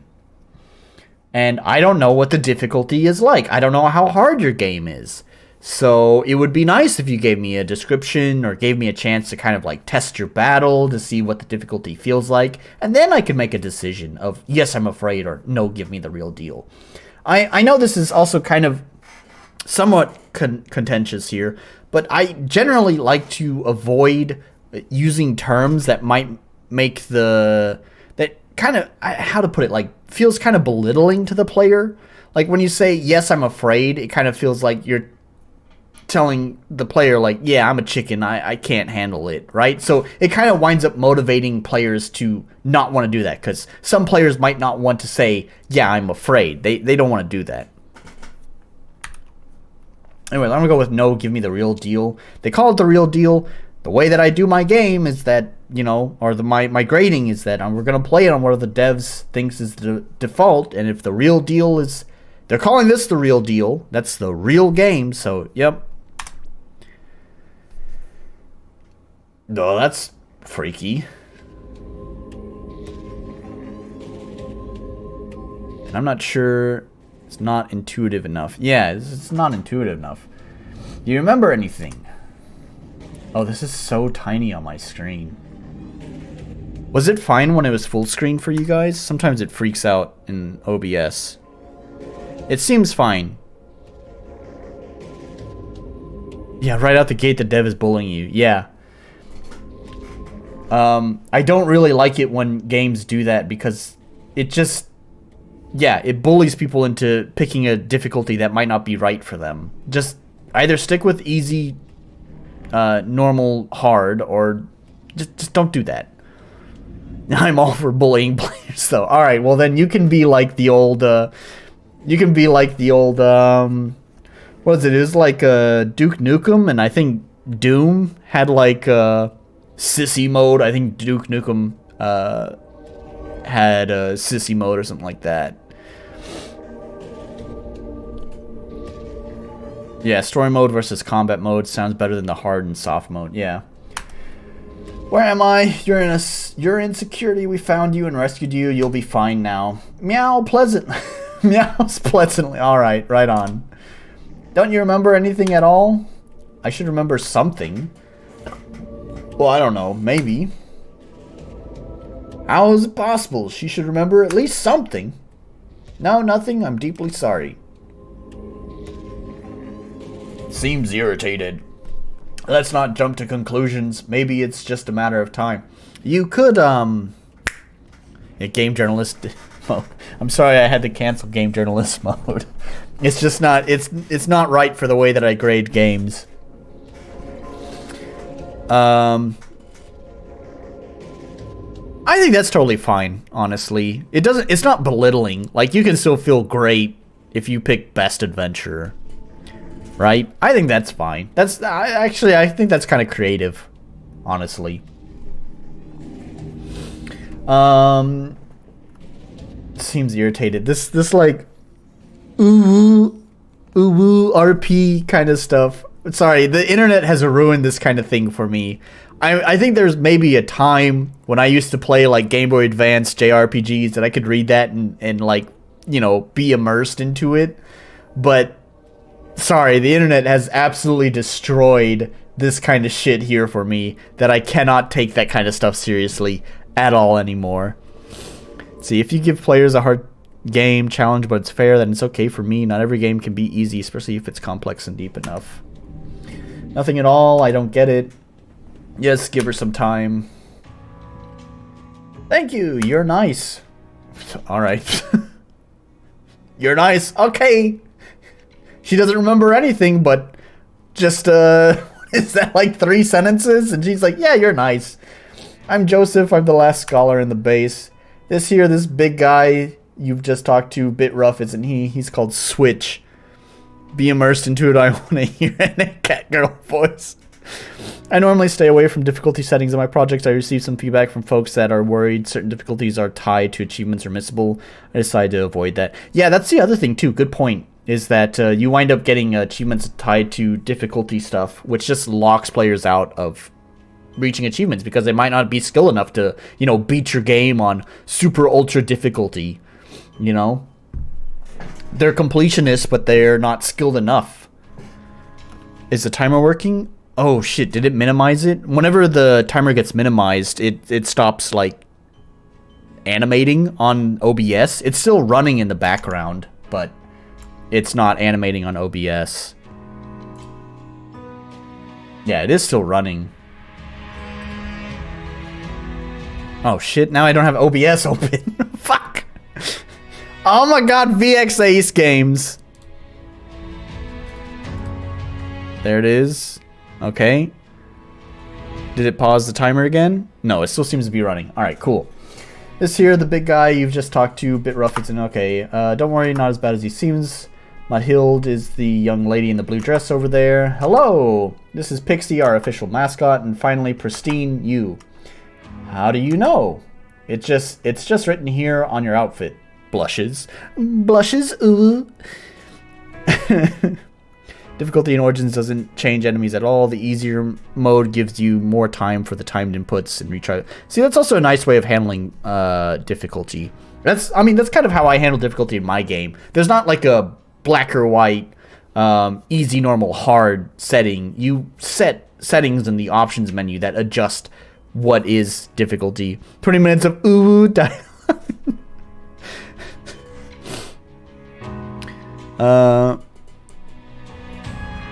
in turn, you won't get any achievements for boss battles, and I don't care what it has. I actually appreciate it. Like Bayonetta, I really like how Bayonetta and really in general Platinum Games handles their difficulty, because usually going up in difficulty doesn't really increase the enemy's health by much, or I do think it increases their attack damage, but there's a lot more stuff going on behind the hood, such as like the witch time in Bayonetta gets much tighter, and so it's kind of like what you're talking about there. And some of the attack patterns are changed for enemies, making them more difficult. So, and I think that's a more intelligent way of handling difficulty instead of just adding more damage and adding more health. You're also an elite soldier, I think, and this here would be your faction logo. Enough now, Joseph. The base might collapse anytime soon. Yes, we have to leave. Escape mission on its way. Pristine, you know how to fight, right? Okay, weird. I do. Actually, I do. I think I remember now. Wait, so they're trying to escape the base but it seems like they're waiting for her to wake up? So what? Kind of like Cuphead, where you have a normal mode, but a simple one where you can just learn the bosses and they don't count until you defeat the normal. Oh, that kind of sucks. In turn, you won't get any... Oh, that's what you said. In turn, you won't get any achievements for boss... I totally missed that part. I think I read it out loud, but I didn't process it at all in my brain. You only get them when you beat bosses on ultimate mode, and I'm sorry if you are a completionist, but you're not skilled enough. That's just how it be. Achievements are to be earned, not participation medals. I mean, I don't give a shit about achievements. I like achievements for data tracking, honestly. Good that you finally remembered something. You're going to help us get out then. I want to, but I don't understand. Where are we? Why do we need to get out? So you don't know, it's a little bit difficult to explain. Let me tell her we are part of an army settlement in the jungle, but our hierarchy has abandoned us. And at the same time, we're being overtaken by the hostile creatures in the jungle. We need to leave fast and find a safe haven where we might stop a bit and think. Needless to say, no hope to count on our hierarchy during the mission. Where did you find me? Was it in the jungle that you mentioned? Yes, you were hurt. I tend to your wounds. We need to go, Joseph. Really, let's go.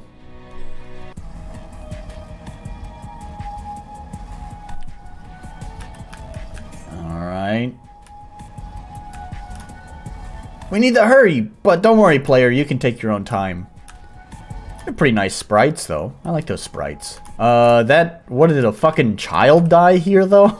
Because relative to the size of the sprites, that chalk outline does not match the size of these characters. We can take a break here, but it should be short. Why would I take a break now?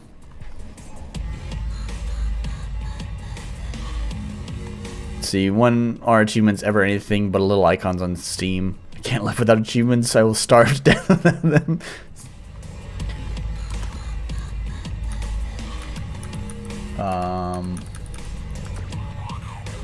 It has an autosave. That's neat.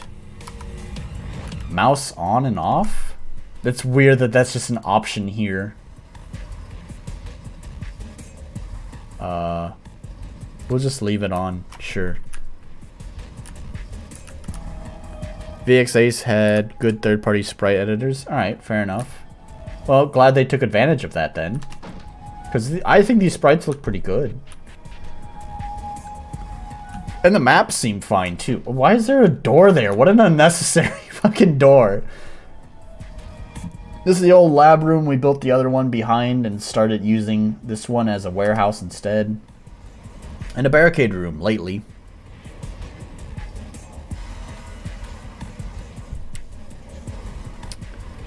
I can live with that on Crash Bandicoot 4. If you don't do perfectly the levels, you can't finish the game. Under 6%. The font is cute and funky, at least in the menus. Yeah. I was actually looking for a game. I've seen some... There was a long time ago, I saw like a somewhat vaguely popular RPG Maker game, at least within the RPG Maker community, that just had absolutely heinous fucking font for like the battle UI. I was kind of looking for that because I thought it was an Aldorlia game, but... so actually, that was one of the reasons why I picked this game, because I thought it was this one, but it's not... I don't think. Cracks on the floor are dangerous. Don't get too close to them. I see. What happens if I do get close to them? Why are they... You just can't. Oh, then... Why even explain that, man? Why? What's the point of explaining that?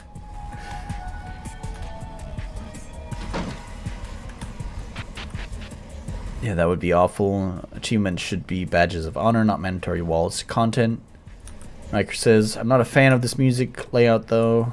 This menu layout though. Very default Yawnfly style. Custom menus seem necessary for me for commercial games. Personal preference of mine. Yeah. Thanks, Michael. You always just join for such a short amount of time, but always glad to have you here for that short amount of time. We're going to have a fight our way. I know how to fight. I got memories of it, although I can't yet seem to quite glue it all together. Excellent, you'll get there. She better. I've seen monsters coming in bigger and bigger numbers, including within our walls. If I can help to guide you out, I'll do my best. Oh, so this cute little animal can talk too. Can't we use the radio to send an SOS? I thought we'd covered this already. No, we can't, and yes, we're on our own. See, I'm always try custom games when I can. See, don't walk on the non-passable tiles, please. Yeah, that's basically what they're saying. Also, I like what's going on here. If you see this, this is like the fucking wall is peeing on this guy's face. Do not try to throw negativity on this whole enterprise. Looks rattled. Ubu. Joseph, move on, please. Some random dude's menu editor is so easy to... Oh, so you spaced it all out. I didn't read it as the fucking... I didn't read it as the fucking user's name. I read it as literally some random dude. Menu editor is so easy to use. A lot of devs don't have the excuse for default menus anymore. Yeah, I use the SRD menu thing to adjust my menus. He also has some presets. And I think one of his presets like really looks really appealing for like single actor menus, which my game is. So I had installed that, and then using his menu editor just shifted things around to make it look, in my eyes, pretty and succinct. These stupid things have fallen from the ceiling. There are too many big rocks. Sorry, I'm going ooh woo. There were too many big rocks. We need to clear the way. Only then we can continue forward. It's not a problem.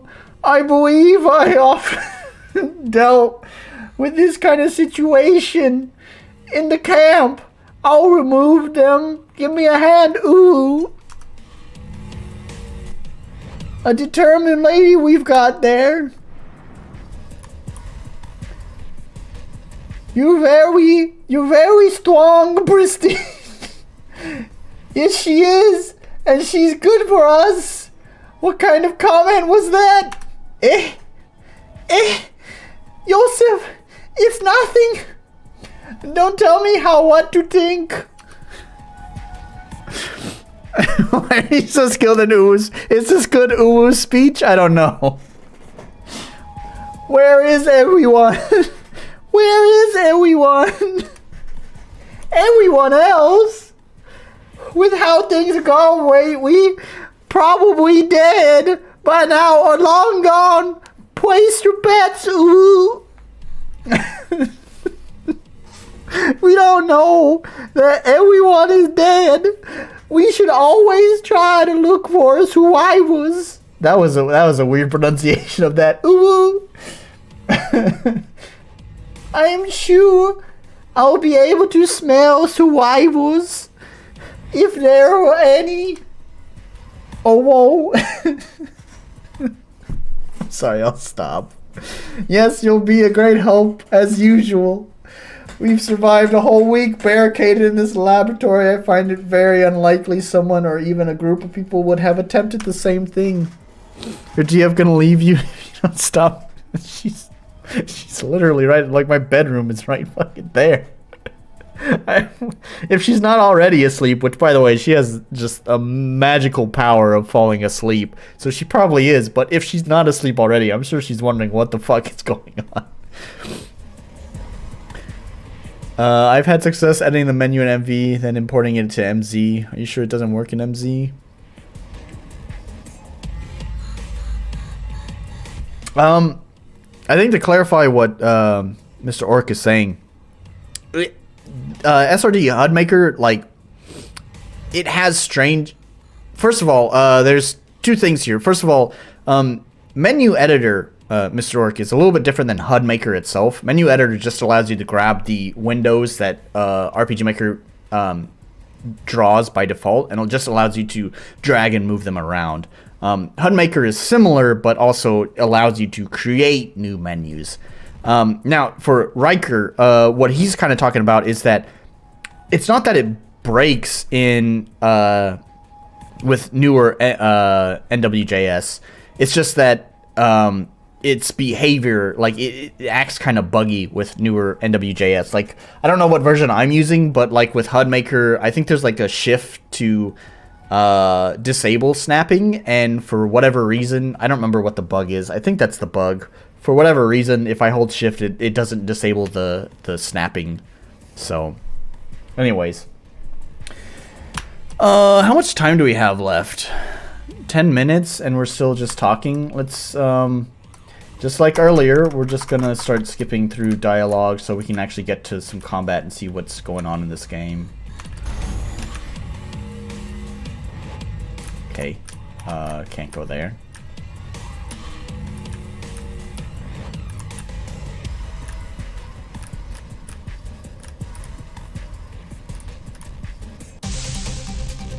Here we go, here's some combat. Bacteria blood emerged.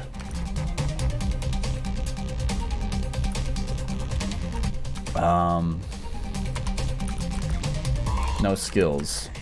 Oh, is there spells? No spells. How about you? Neutralize. 20 plus Joseph's Furt times 05. Inflict. Defense. Extra. Ka-ching! Speed 22. I hate this. I hate this. What does any of that mean? Speaking of is that the theme? Is that the theme for tonight? Alienating players? Because the previous game we alienated players with the fucking dialogue that like just doesn't mean anything to me. Here this is just alienating to your players because what does any of this icon mean? What is Joseph's Furt? And times what? I don't... What? Sure, we'll use it. Why didn't you just tell me what the fuck the thing does? Let's see. Let me get caught up. MV, Super Tool, HUD Maker, and Editor don't work with newer NWJS. On my current version, the hotkeys don't work among other things. Sometimes it straight up refuses to work. It would still work if you used an older NWJS, made your menus, and upgraded NWJS, though. No idea about the whole MZ thing. MV Master. Yeah, I'm right there with you. So the pipes are just pissing out boiling hot water on everyone. Yes, they are. I opted for getting custom commission menus for like $700 instead. Trying to do that. I'm just gonna attack. I should have checked their skills though, see if they do some more of that alienating nonsense, honestly. That seemed like way more attacks than 4. Was I not paying attention? Well, it's random encounters, so I'm sure we'll run into more.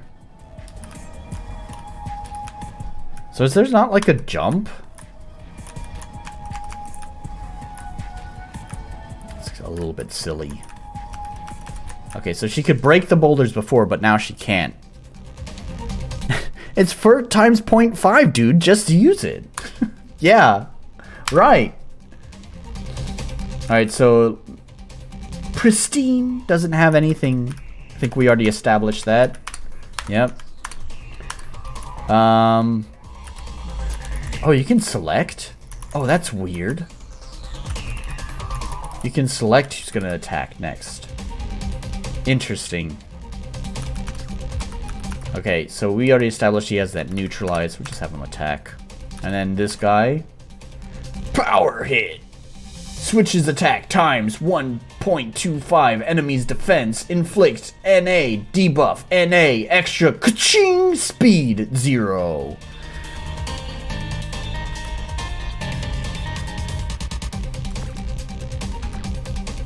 Let's see. Speed of combat seems nice, but it's very static all around. Yeah. I don't know. I don't think that's terrible. I mean, yeah, it would be nice if they at least had like the breathing animations or something.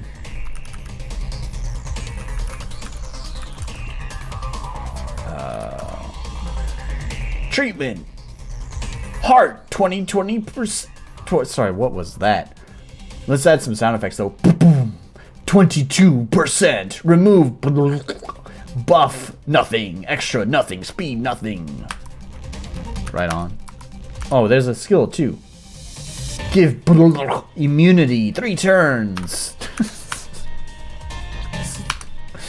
Oh, just attack. I think there's a reason why Aldorlia just seems to have a niche audience. Let's see, with that I can have 128 by 128 icons, fully customizable, sliding animations, actors, busts, and even preview videos for skills like the big budget games. At the wood says, extra sword. Yeah, extra sword. Joseph is now level 2. Oh, that's not very, like, celebratory of that. Usually there's like a little fanfare when you level up, right? That's been an established norm for basically since the beginning of RPGs. So what am I doing?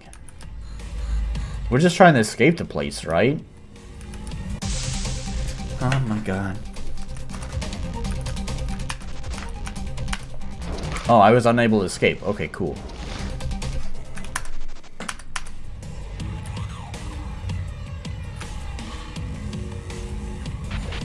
Guess I don't need to go here.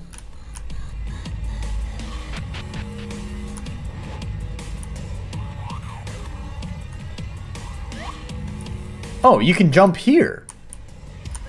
Okay, what's with the weird inconsistency in logic then? Because there's so many other areas that have like one tile and you're not allowed to jump over. Earthquake? No, just the base sneezing a little bit. It's a typical example of Switch's humor, and we must get out before it all crumbles down. Does this dev use any similar themes or bestiary across their projects? That could be kind of cool. This definitely looks like a $20 game. What do you mean? Superb, astounding, never seen it. Wow, I didn't know you were being serious. I don't know if this is the same dev. Like, I'm not really deep into the lore of Aldorlia, but they're publishers, so I think it's multiple developers that are part of Aldorlia.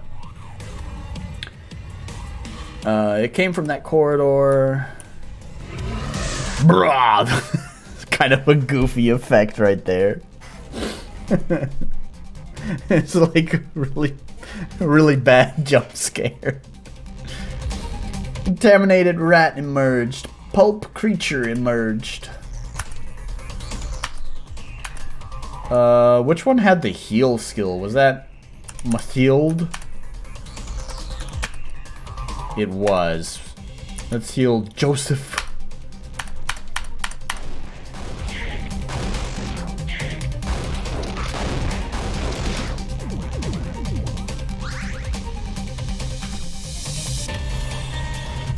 That little animation that was played on the player. That's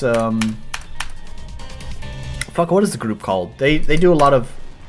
They're like the kind of like the FSM of animations. They're very common animation DLC animation pack.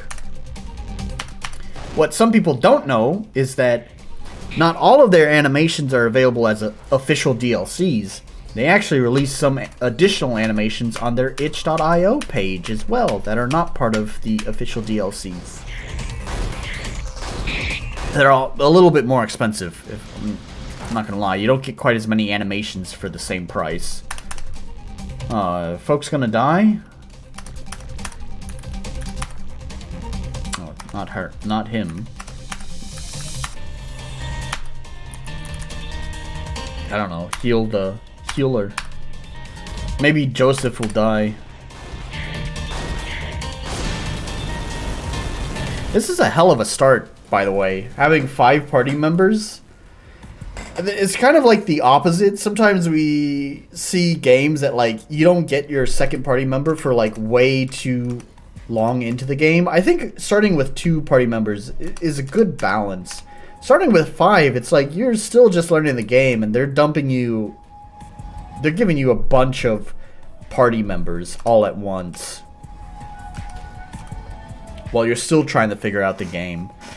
I mean, I don't think it's the worst thing in the world, but like, I don't know, it feels like it's a lot for a new player to have to manage. I said I was going to skip dialogue because I just want to see what else there is. We only have a minute left, less than a minute left. Let's go, up. There's not enough contrast between the cracks in the floor.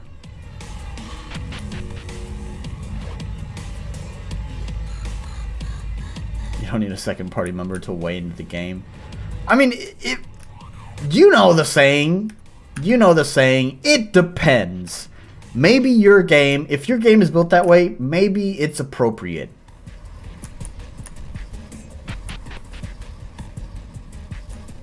Alright, so I'm not going to fault the game here, but here's kind of a fault in the logic here, right? So as the player, we don't know the layout of this base. And I know the main character is kind of an amnesiac, so they probably wouldn't know either. But why would the other people who are not amnesiacs and following her not telling her where the fuck to go? Like, you'd think the other folks would be like, you need to go that way. Okay, maybe, alright, maybe they said that. Anyways, I'm not going to play anymore.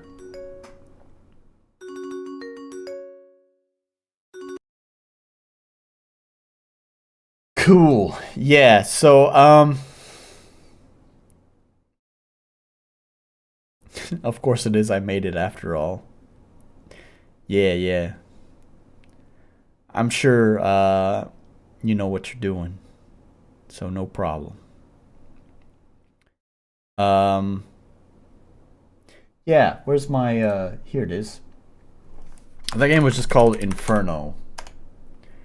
When was that published? Do I still have the Steam page for it open? I do. 2020. I also said I wasn't going to do that after each game, but oh well. I'm doing it anyways.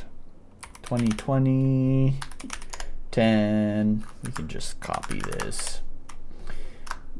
No, it's a complete game. Yes, it's RPG Maker. Yes, it's a commercial game. Oh, is it a quality store page? Oh, I wanted to bring that up too, by the way. So here's another thing I don't really like about this website and why I personally, as a customer, would probably never buy from this website. There's no reviews. There's nothing to go off of for this game, for any of their games. The information is also a little bit lacking for their own website too, if I'm being honest. You got a lot of pictures, that's nice. There's no reviews, and to be fair, I wouldn't trust any of the reviews on this website anyways. I don't really trust reviews on like first party sellers' websites because they obviously have moderation over that. They own the website, so they can control what content is on it. But still, I do think it would go a long way to include reviews, user reviews. Yeah, so I wanted to bring that up, that it's just whack that they don't have like creature comforts of modern storefronts. Well, yeah, they don't have, that's just it. They don't have comforts, creature comforts of modern storefronts, like reviews. So anyways, let's check out their Steam page, which looks about just as barren as their official page. I think the summary here is a little bit longer than their official summary.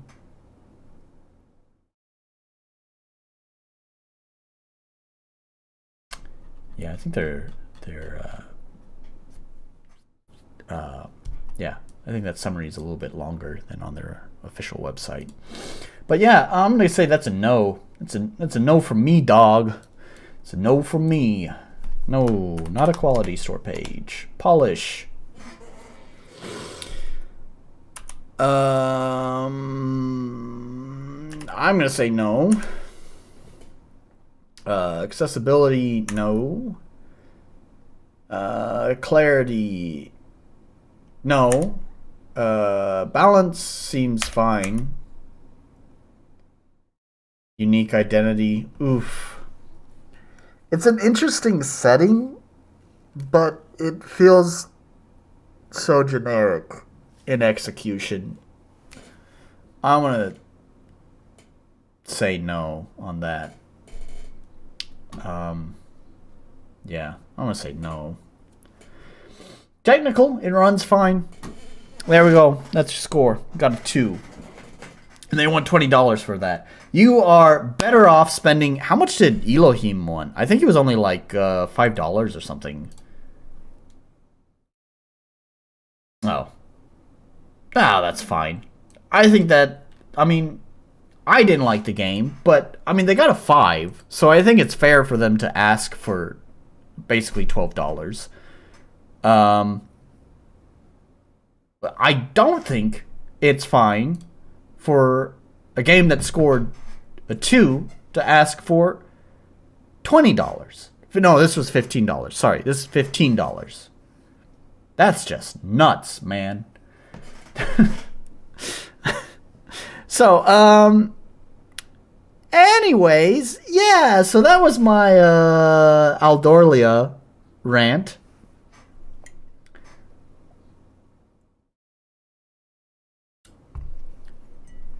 Fight monsters in the sewers RPG. Yeah, that's basically what it boiled down to. I'm sure it would get more interesting at some point, maybe. It'd expand beyond just fight monsters in the sewers, but is it ever just the most RPG Maker game?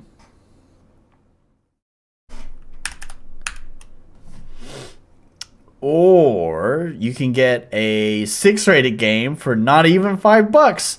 Hey, promoting yourself in the chat. Yeah, our only number 6 on the list. Dungeon Rummage Tiki's Escape. It's barely a 6, but even if it wasn't a 6, it's definitely a 5. And it's only $5. 5 for $5. Hey, what a deal. There you go. Alright.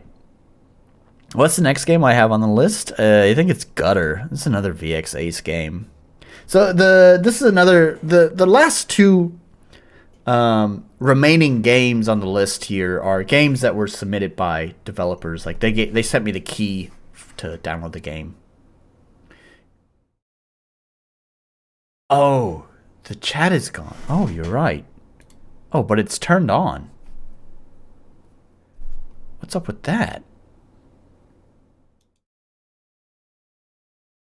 Oh, it actually shows it here. Like when I open the properties of the chat, it shows the chat. Oh, it's hidden behind me. Oh. There we go. Found it. It was hidden. I don't use that scene very often. I mostly use this one and this one right here. These are the two scenes I use. So these are, for the most part, set up correctly. This one is obviously needed some work. Anyways, 3 actually. Yeah, you're right. See, needs more than just 5 dudes in the sewers saying "ooh" to get me the plate. Yeah, I agree. It's so RPG Maker. Yep, it's very RPG Maker. And that was the general feeling I had when I was looking at Aldorlia games, is that they are like, they look like they're high quality RPG Maker games. And they don't try to be more than just an RPG Maker game. And maybe that's why they have a niche, because they are appealing to other RPG Maker developers. And so these other RPG Maker developers who are making RPG Maker games are interested in their games and like their games, and that's why they follow them. Because if you go to like, this one's probably not a good example because it only has, 13 reviews? Yeah. But a lot of them are talking about, like, for an Aldorlia game, like here, I think even this one, they're honest with the guy, by the way. I don't expect the guy is going to be, say anything, treat me poorly or anything because of my critique, because I think he gets a handful of negative reviews that even say, like, for an Aldorlia game, this is, like, not up to par. Anyways, in a game like Inferno, let's see if they ever mention Aldorlia.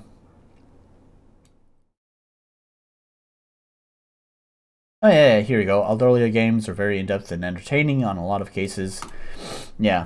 So see, like, I think I was kind of skimming through the reviews, and there's quite a number of reviews that always mention Aldorlia games. Like it sounds like they're already familiar with their stuff. So, like I said, it seems like they have a very small but very tight knit group of fans that play their games. Look at this dude. This dude has 53 hours on record. I wonder if that was just AFK time or if he legitimately enjoyed that game for 53 hours.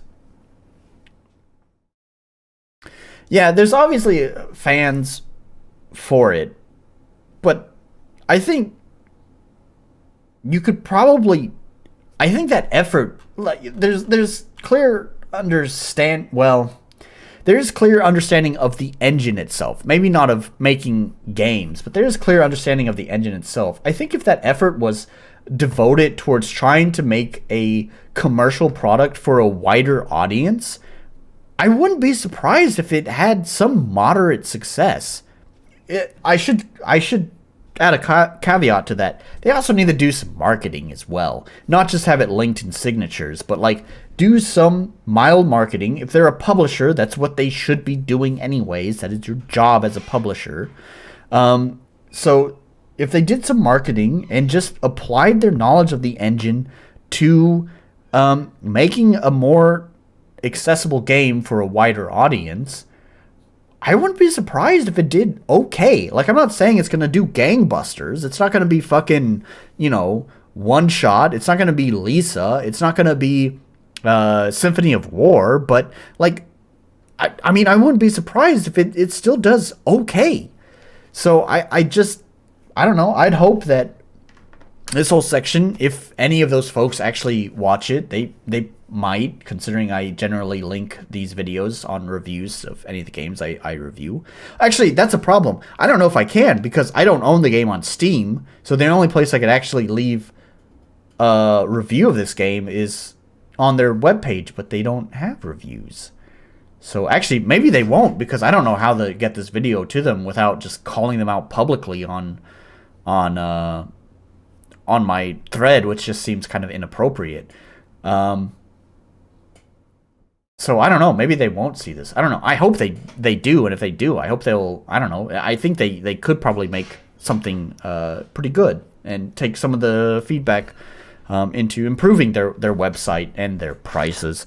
So, anyways, let me get caught up on chat here. To be honest, if I see a lot of reviews that specifically mention the publisher, I'd be skeptical. And Wrath of Wood says they have a small cult going, or it's all the devs doing the reviews. See, it's not going to be Dungeon Rummage. What do you mean it's not going to be Dungeon Rummage? Sorry, because of the chat delay, I don't know what you're responding to. What exactly it was that I said that you're responding to.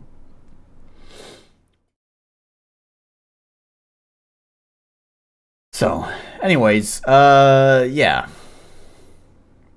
Let's move on. So next, oh, I have to launch it from Steam too. Let's launch Gutter. Gutter's the next one. Unfortunately, I'm not really drunk. Well, I'm not drunk, but I got plenty of whiskey here. Ooh, but I don't have any more Coke. Shots, shots, shots, shots, shots, shots. Let's just... I'm not gonna... Like, I have a little bit of Coke left in there. It's also a little bit of whiskey. But, I don't know. Let's just double the... This is cheap fucking whiskey. It tastes like fucking floor varnish. But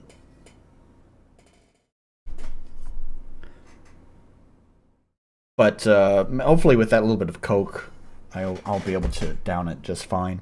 The developer of Gutter had recommended that I'm drunk when playing this game, so I'm just trying to fulfill his wish. I put it at third because I figured that's when I'd be the most drunk, but unfortunately I'm just not really. So that's why I'm just add a little cheap whiskey on top. This is going to be strong. I'm kind of worried. Are you ready to hear White Boy gag at cheap floor varnish whiskey? Oof, I can smell it too. I can feel my stomach like tensing up. It's like, I don't know if I want to do this, man. Let me get caught up on chat while I get ready. Let's see. It's not going to be Dungeon Rummage. It's not going to be One Shot. It's not going to be Lisa. It's not going to be Dungeon Rummage. Oh, yeah, that's what you mean. It's not going to be... Okay, I see. You're talking about their games. It's not going to be One Shot. It's not going to be Lisa. It's not going to be Dungeon Rummage. Oof. I mean, how is Dungeon Rummage doing? Dungeon Rummage. Tiki's. Oh, we can wishlist your game? You have 7 reviews. They're doing better than that, buddy. Come on. I mean, obviously I don't have your itch stats, but yeah.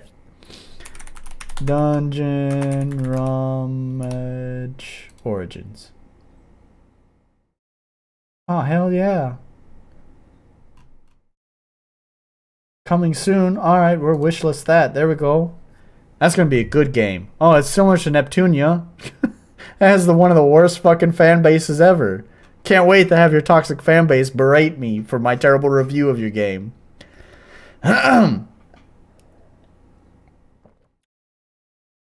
Oof. It's not terrible. But I'm not the best with alcohol either. So it's still a little bit potent for me. But I could see some frat boys downing this.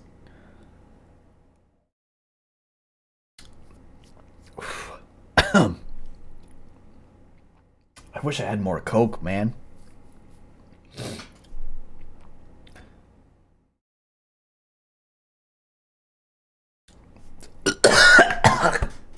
Alright, that was a little bit strong. Alright, that'll probably be fine. Alright. Ugh.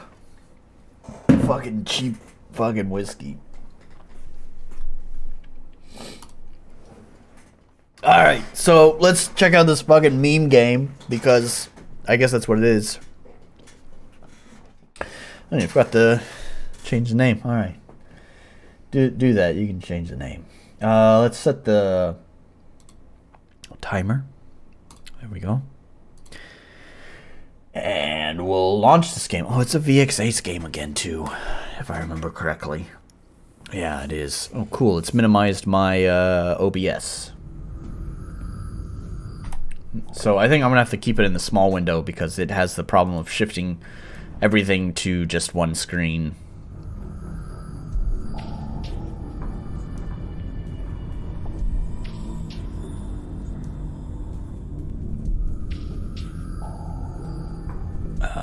Yeah, there we go. We need this one so you guys get the big picture. I'm stuck with the tiny little screen, but that's fine. Gutter, let's go! Yeah. I like their wuss out option. I've talked about that already this stream. I'm normally not a fan of getting cutesy with established norms. But that's kind of funny. Wuss out. No options because it's VXA. Skip tutorial? No. I ain't got all day, so pay attention. Oh, we didn't check out the store page. We'll check out the store page after this. Use arrow keys to move your ass around. Hold shift while moving. Sprint. I have the hiccups now. Use spacebar or Z to interact with freaks and objects. People throw away useful stuff in trash cans. Good source for food if you're desperate. You can rest on some beds to heal, but it won't revive you or your dead friends. Defibrillators are the only tools that can revive you. Blah, blah, blah. Let's get to the fun part. Self-defense. Status effects can even the odds. Strip your enemy, make them bleed, poison them, burn them, blind them. You get the picture. You can use a skill from the skill menu, or you can use it by dialing the correct combo. Dialing the correct combo? For example, dialing WAS. Oh, how's the volume, by the way? Oh, it's really quiet. It's also really quiet in my headphones, too, if I'm being honest. That's better. See, I always skip tutorials. Oh. D7's here. What up, D7? Wow. How the tides have turned, D7. About a year and a half ago, you were playing my game on the stream, and I was watching you play it. Now look who's shown up to my stream to watch me not play your game. It's not your game, but how the tides have turned. I don't skip the tutorials, though. I don't skip the tutorials, though, because that makes me look like a fucking dummy. When I'm sitting there saying, I don't get it, well, then I'm the dumb one because I skipped the tutorial. So, I don't want to be sitting there saying, I don't get it, even though that still happens. For example, dialing WAS in battle will perform headbutts. Does that make sense? Let's fight. It's an idea, but those devs keep the skills in the menu, but using them is pointless considering the combos will deal more damage anyways. Slow down, Hercules. Walk through that alley first and show me what you're made of. Oh, it's so tiny on my screen, man. I can't even tell what the fuck I'm looking at. Is that like a fucking mummy? What up with his head? What's going on there? Rotten meat obtained. Pick up the broken phone. Hello.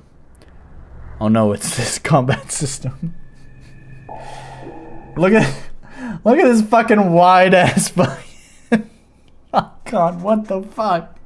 I'm pretty sure this is a meme game. It's not a good first impression, but I'm pretty sure they know what they're doing by stretching that image out. Who is this? Shouldn't you be broken? Please leave a message after the tone. Beep.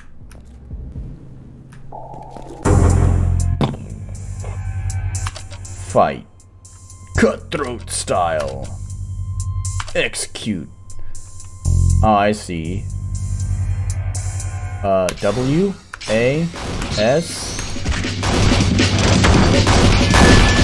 Oh yeah. Ooh, I like the fucking almond break there.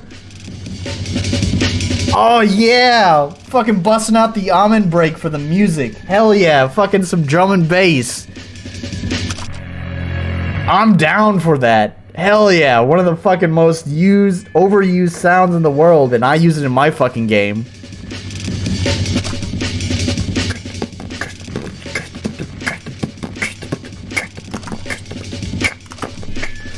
Let's try DEVS.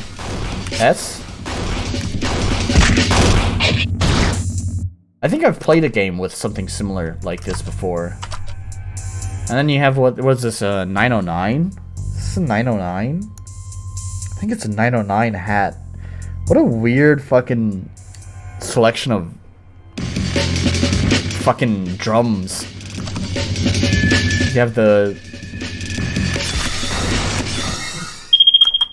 You have the Amen Break playing, and then you have a 909 hats. George Brown's drummer.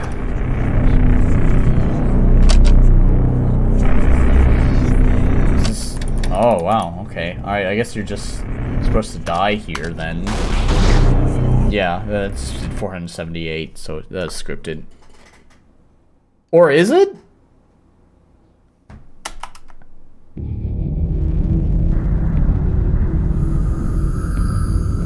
Okay, I guess it's not scripted.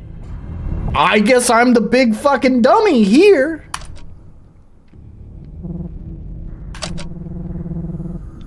Oh, I think I see. That was just a tutorial. And then they kill you to force you to do this. That's... I don't like that. But credit where credit's due. That's creative. We'll go male. That's fine. Oh, wait. There's stats? Oh, whatever. Fuck it. It's done now. Kiddo is totally fine by me. Choose a character's background. No significant background, raised by banded spoiled brat. No significant background, that's fine. Sure.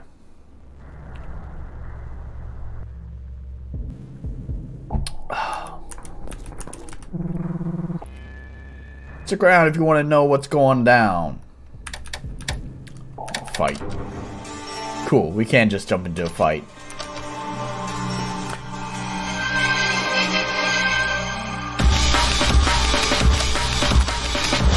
Fucking... Oh, okay. 804 damage. Right on. But damn, man. I know it's so overused, but holy shit. I fucking love the Amen Break. I use it in my own music, right? I only use it in one song because I just sampled the Amen Break straight. Usually when you have like jungle and drum and bass, usually they cut the sample up. And sample the individual, like, the individual snare hits and hi-hat hits, so that way they can actually completely rearrange the pattern however they want. I think that's pretty cool, because the drums just sound fucking great in the Amen Break. I took the lazy approach. I just took the Amen Break straight, just fucking chucked it into my song.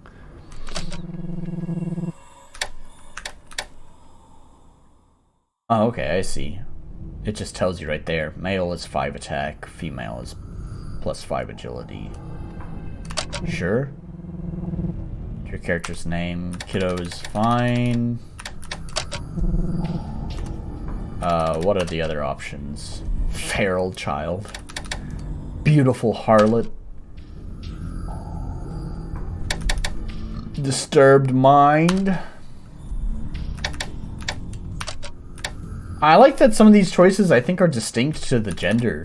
That's kind of cool. We'll have a disturbed mind. During your childhood, you abused small animals, sweat the bed at night, and played with fire. You've completely lost touch with humanity. Sadistic, faster rage build up. I don't know what any of that means. Sure.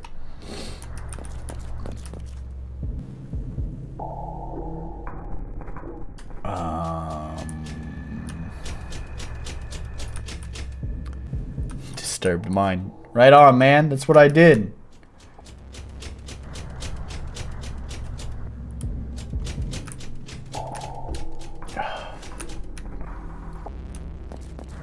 Oh, God. At least when you're drunk, you don't really taste the alcohol quite as much. It still tastes like fucking floor varnish, though, man.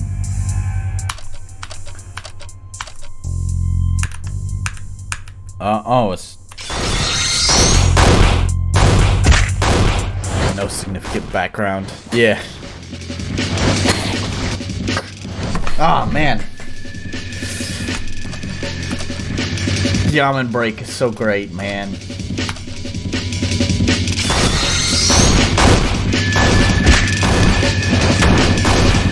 Yeah, I'm not really a fan of this combat style. Yo, this mapping.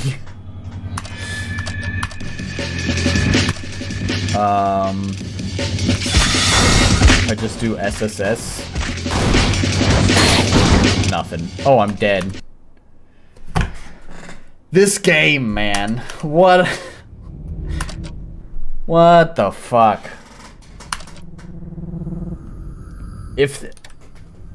I should just save it. I think that's the only combo that I have.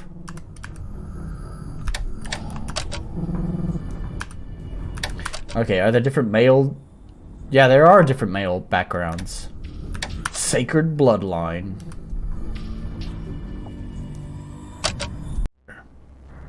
Headbutt was epic, yeah.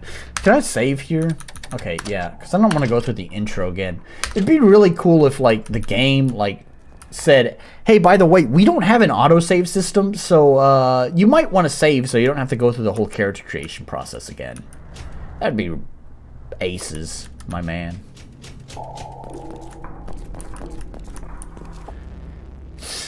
And he dying already. Yeah, man. I'm playing per the devs request. Playing drunk. I mean, this was a brand new bottle, by the way, and that was filled all the way up to the top. So, per the devs request, getting drunk. Play this game, but also that means I'm gonna be a little bit stupid. I normally don't save because, first of all, I just don't think about it. I'm so used to games auto-saving that it's just not something that crosses my mind.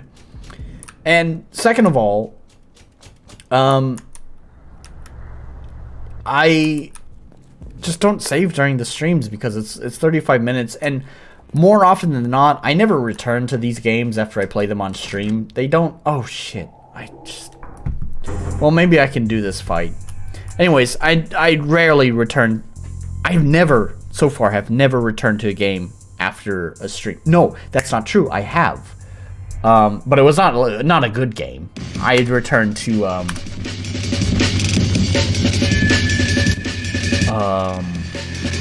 don't remember what it was. It was a few streams ago. It's like, Time is Fluid or something like that? I don't remember. Oh, it's not... Arrow keys.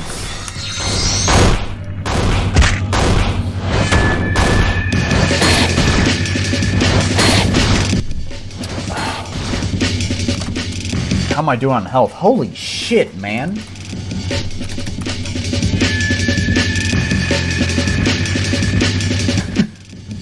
Snort this power to feel alive and hit harder. Do I have any skills? Oh, you can just... Oh, this is exactly what you're fucking talking about, Mr. Orc. You can just access the skills menu and just do the skill outright, which totally defeats the purpose of the combo thing.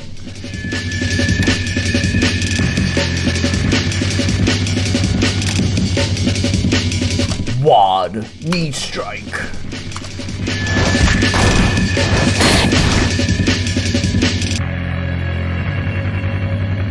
Oh, but I guess I see. When you press... If I press WAD, it would do the W attack, the A attack, the D attack, and then the combo attack. So I do think it would do more damage with that.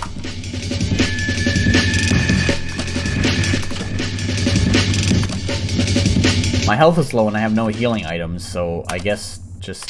I'm gonna die again.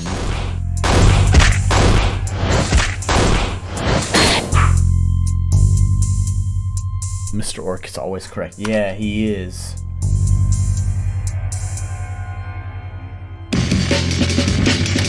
So that's okay, so that's interesting. So we can go to like the skills list and see what the combo is. So like this is WSD. So let's try that if I use WSD. W, oh, execute, WSD, yeah. So I wonder what's the point then? Like, I feel like you should, like, commission someone to just, like, here's what I would do, alright? If this is my game, this is loud in my headphones. Is it loud for you guys? Oh, hell yeah, it is. It's loud for you guys.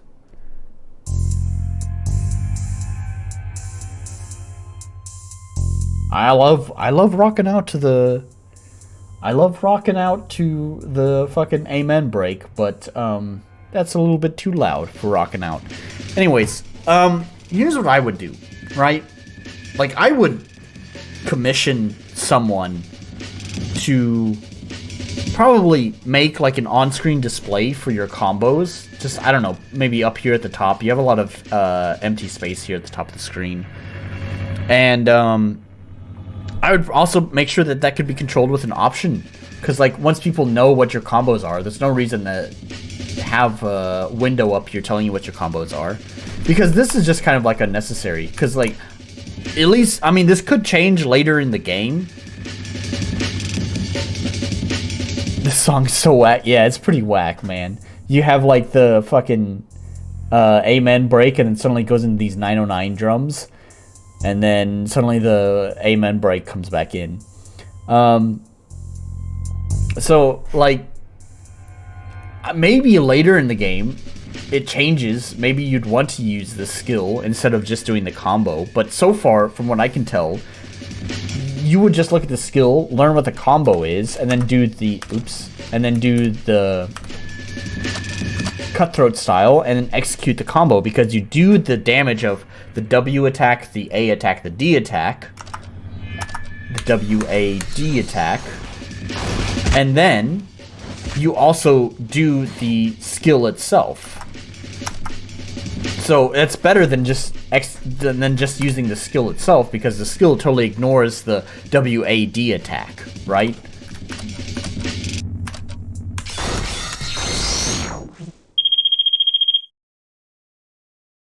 I don't think so either, actually. But that's a good point. I should check that out.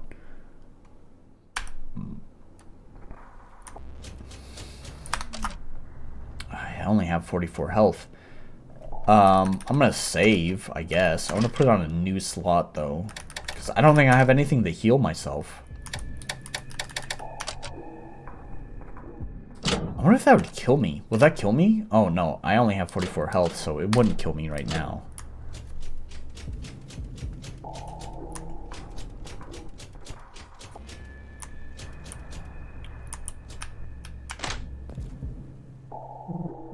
You are... It really is you, huh? I can't believe I found you. What? You're the chosen one. The headbutt icon is a fist. I didn't even pay attention to that. I'm drunk, man. I'm drunk. I'm abiding by the devs' request. Yes, it's written in the ancient prophecy. Yeah, it's exactly as I said, and was one of my big critique points for Play It Rough or whatever, the game on the podcast. Yeah, man. I haven't even really checked out the podcast. D7, I guess you missed it. I had some critique for your podcast, buddy. But I'm glad to see you here, by the way. I have no beef with anyone, by the way. I don't want to make it sound like I have a beef with anyone, but I did have some critiques for the podcast. Not sure if you're aware of it, of my critiques, but anyways, I haven't really watched the podcast since then, because I don't know, I didn't really... It's hard to explain. Like, I kind of enjoyed it, but also kind of didn't. Right? I think I explained it in that same video. It's kind of like watching a train crash. Like, I couldn't turn away from it. Like, I had to, like, keep staring. But it's not something I thoroughly really enjoyed watching. Mr. Orc, I enjoyed watching your old streams, legitimately. You already shared my critiques. Well, thank you very much. I don't feel like I made the points very well. I went back and watched that portion, and feel a little bit embarrassed that, like, I felt like I was kind of floundering with the points I was trying to make.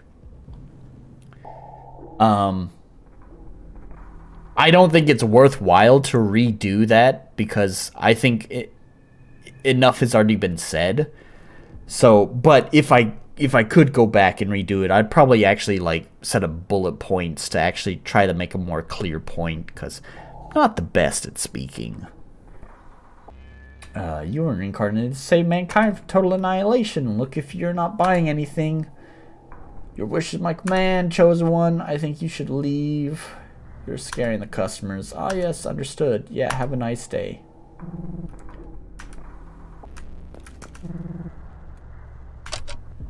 Barter. I only have 4 copper, not gold. So, right on. Do I have any equipment, by the way? Not really. Oh, I do have chains. Okay.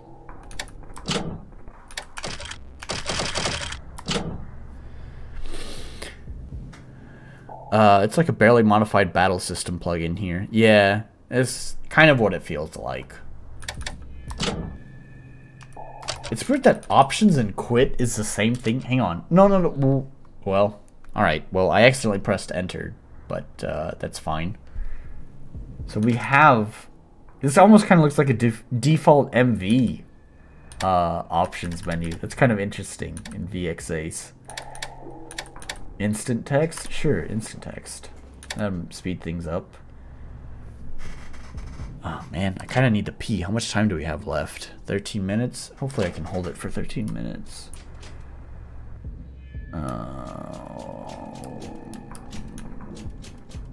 Bleaker's Bar. What's there? I think I've talked about this before. You have to press enter on the maps. I don't have any money, so there's nothing to buy. I don't like having to press enter on doors. Doors, I think, make the most sense, though, to be fair. But it would just be nice if you could just automatically move through it. This map looks like a repeating glitch. Yeah. There's some pretty wacky stuff. From what I've seen in the screenshots, there's some pretty wacky stuff that goes on later. Guess there's random encounters too. I didn't expect that. I have no health. Oh, right. It's not arrow keys. Oh my god, that drives me nuts.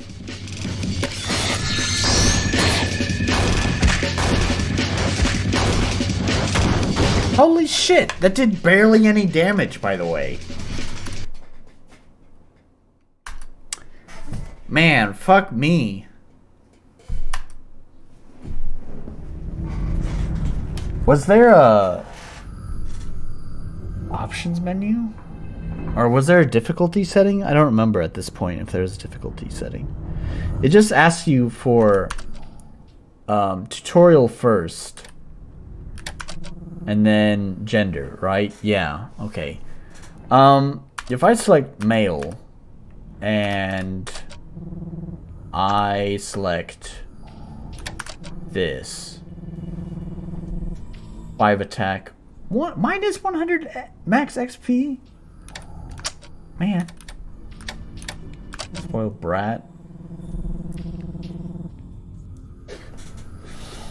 God, I kind of really need to pee, man. I don't want to pause the timer. There's 11 minutes left, though.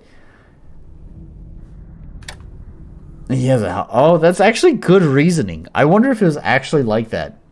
I don't know if you're making a meme, but I actually think there could be some legitimate reasoning behind that. Hang on. I really gotta pee, man. I can't hold it. Let's, since I've been talking about the Amen break, let's play the song for my game that uses the Amen break. I gotta find it first. There's Dungeon Rummage songs. Wow. Dungeon Rummage songs? What's up with that? Why do I have Dungeon Rummage songs? That's fucking weird.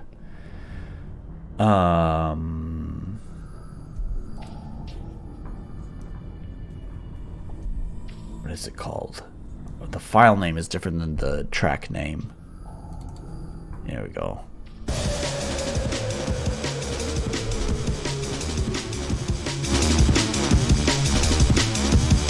Alright, I'll be right back. Oh, there's no one with the camera hidden. I'll just turn the camera off. There we go. Alright, I'll be right back. Oh, the fucking timer needs to be paused. Holy shit. Timer. Alright, be right back.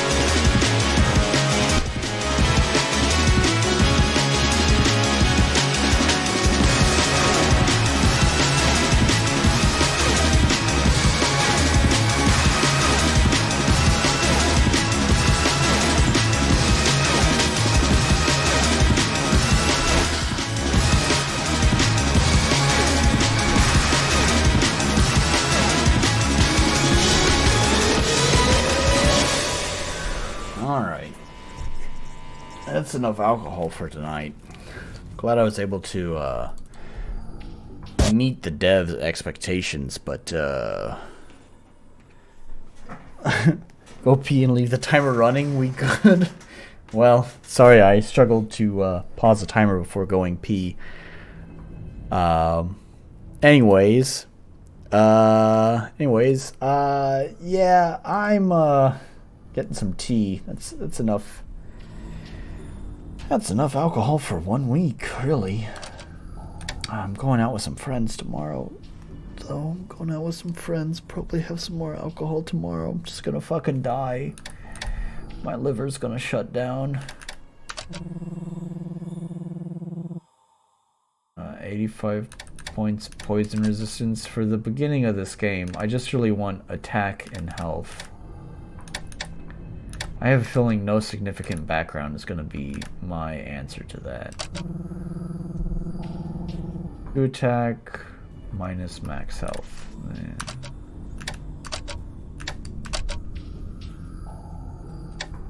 Doctor's apprentice. I'll accept more health. Minus attack.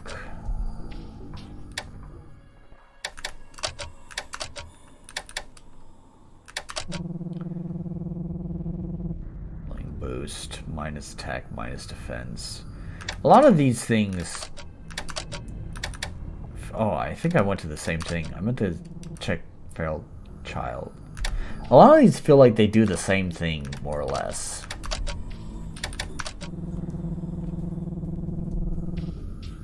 Yeah. So we made it to curse. Yeah.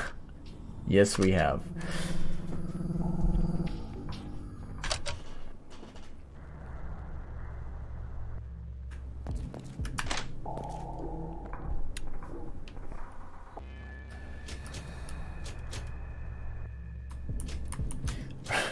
Rancid Diner? Is that what that says? Oh, there we go. That does say Rancid Diner. I don't have any money or anything.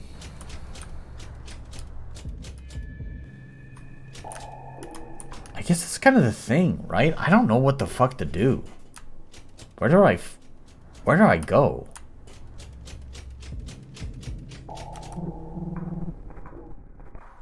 When will you bandits give up? Leave me alone. I'm not a bandit. Finally, someone who isn't trying to kill me. Anyways, I'm looking for my dad. His name is Dr. William Schultz. He has big metal arms just like mine. Well, his arms are slightly bigger. I was killed a few months ago, and my name is Anna, by the way. So anyways, where was I? Oh, right. So, I don't remember much before I died. Luckily, those Skinner guys found my corpse and rebuilt me. I made a few changes to my body as well, like these metal arms and legs. So you see, I've been trying to find my dad ever since. Can you help me find him? Yeah, whatever. Great, let's go find him. Alright, I have a party member. Oh, and I got an achievement too. Wow. Super cool. I got the Living Dead Girl achievement. Recruit Anna. Let's see, Rancid Dinner sounds like a compliment.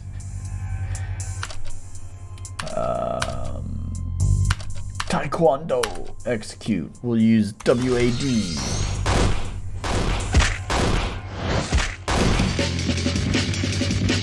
WAD. Nope, that's not a combo for Anna. Oh, I can still put in more. I don't know, D again, sure.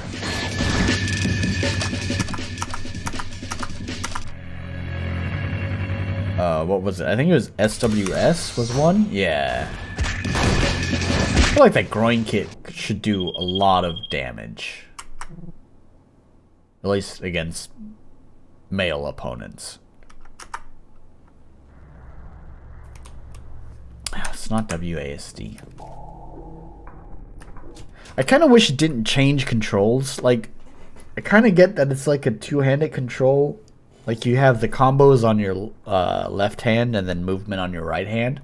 But considering movement and combos are two totally separate parts of gameplay, one being combat, one being exploration, I feel like you could easily consolidate that to a single set of buttons.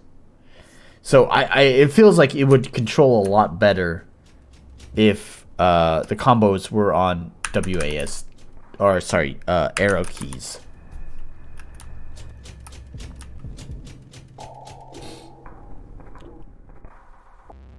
No, WASD does not move the guy. It's arrow keys.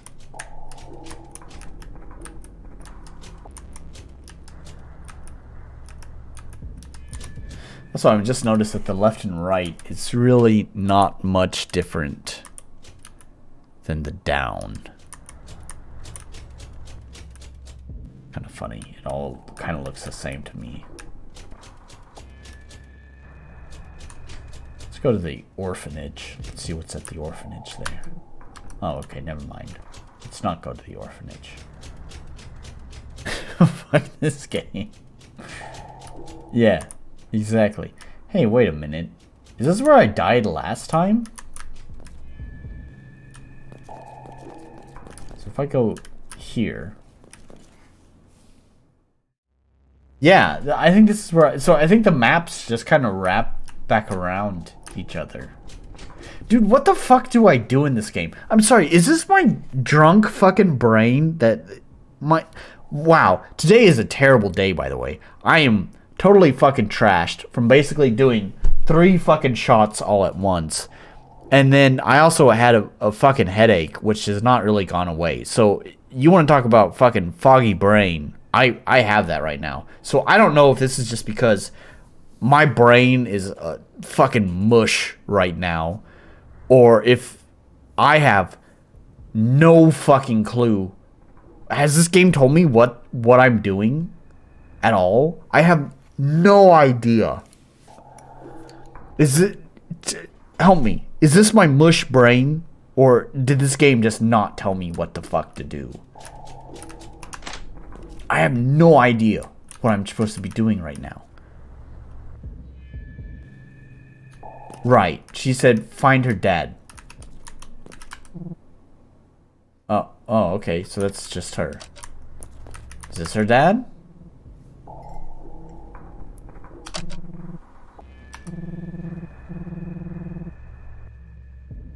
Oh, I didn't resume the timer. We're gonna just set it to like 5 minutes, honestly, because I've been playing for a little bit now. The timer at this point, I don't fucking know what to do. I feel like I'm...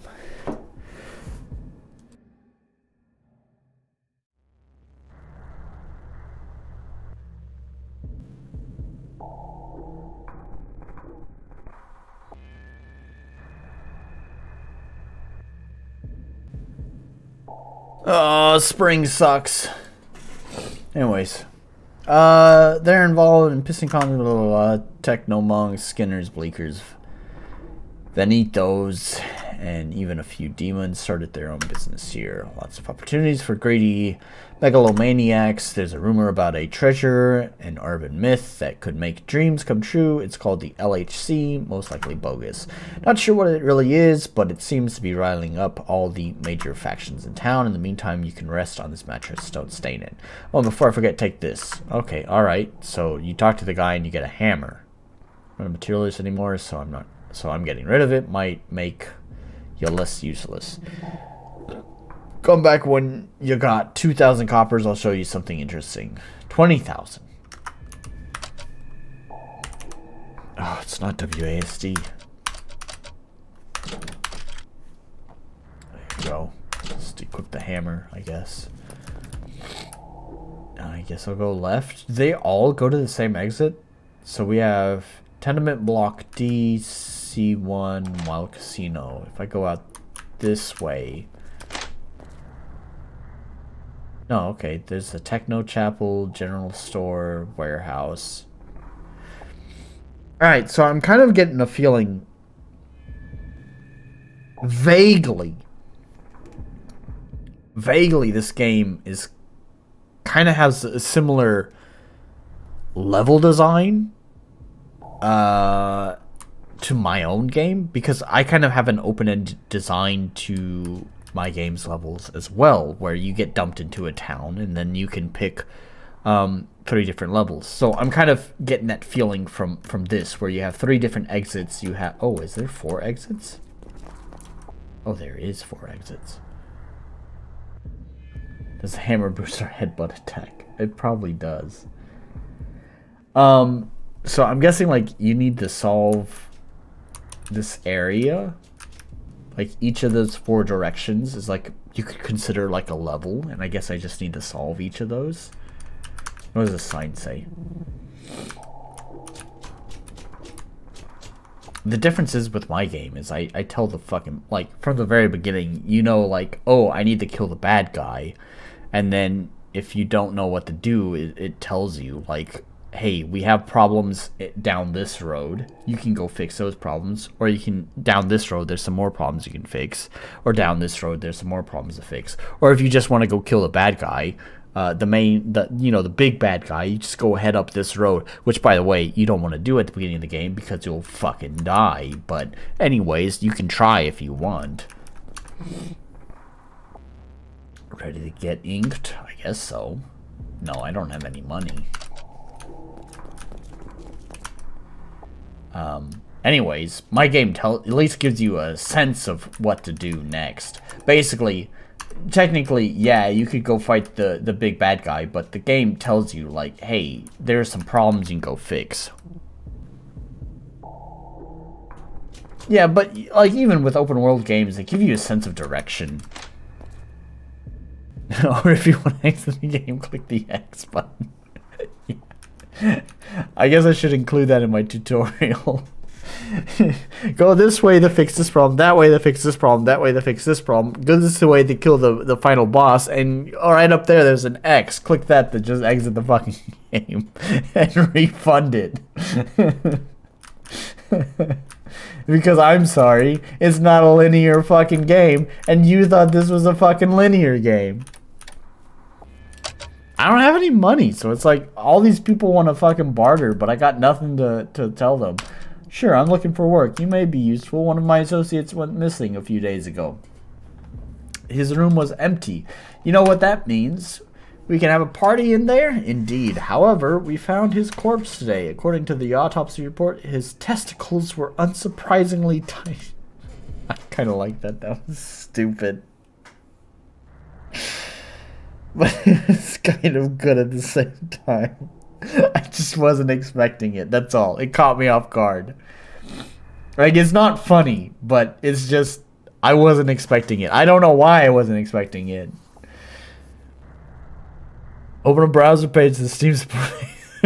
My script called too. That would be hilarious. Alright, we're out. We're done. I don't know what the fuck to do in this game. That's my feedback to the dev. I don't know what the fuck to do in your game, buddy.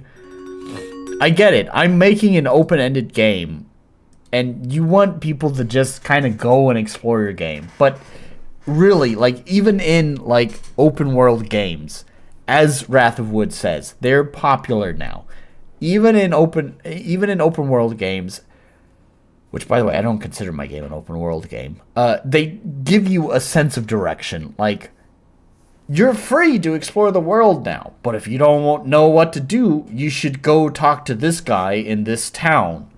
Like with Skyrim, you think of Skyrim, you get out of Helgen, you escape the Helgen, and you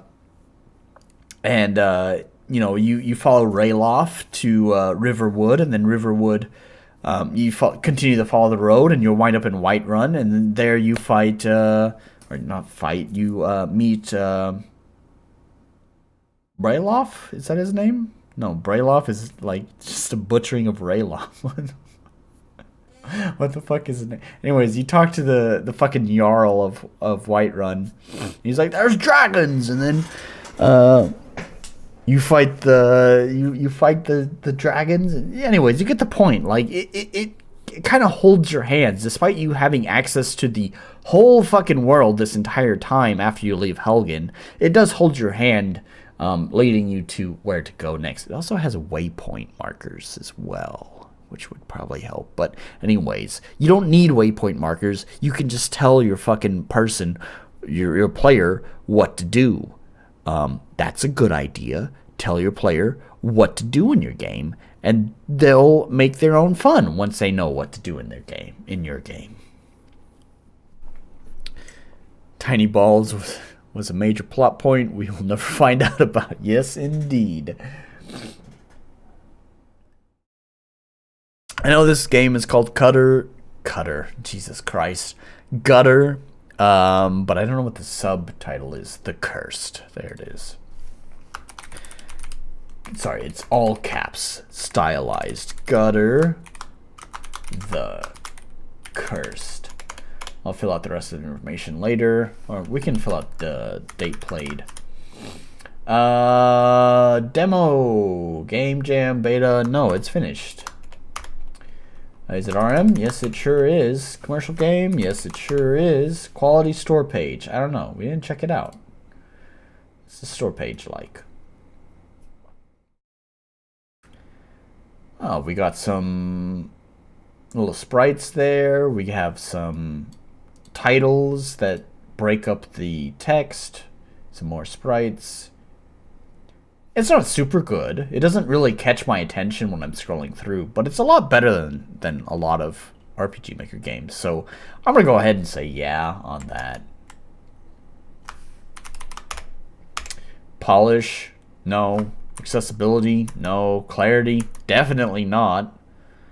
Balance? Nah, I don't really feel like it. I died a lot. I think the only way that it could be mildly balanced is if you knew to talk to the first person in the very first room. To be fair, seems like a reasonable thing to do.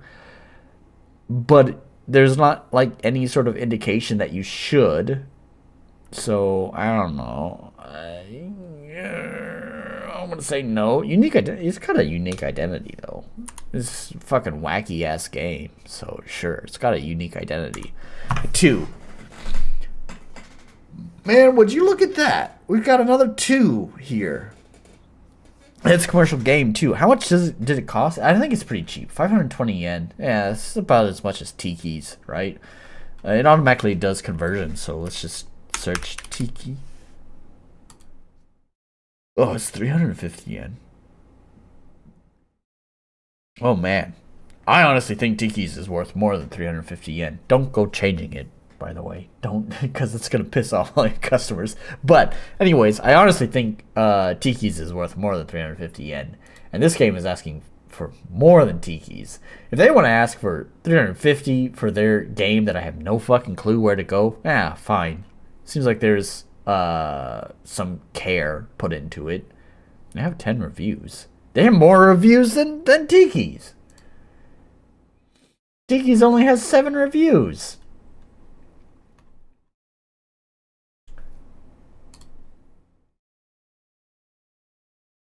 I don't know.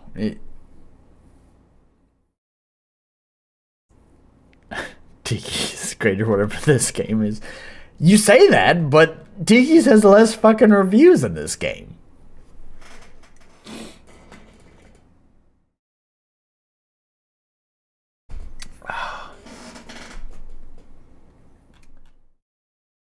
I don't know, man. Tiki's is greater than it. Subjectively, I think so. But people are more inclined to write a review about this game. I think that's because, well, not all of them have the tick box checked for receive product for free.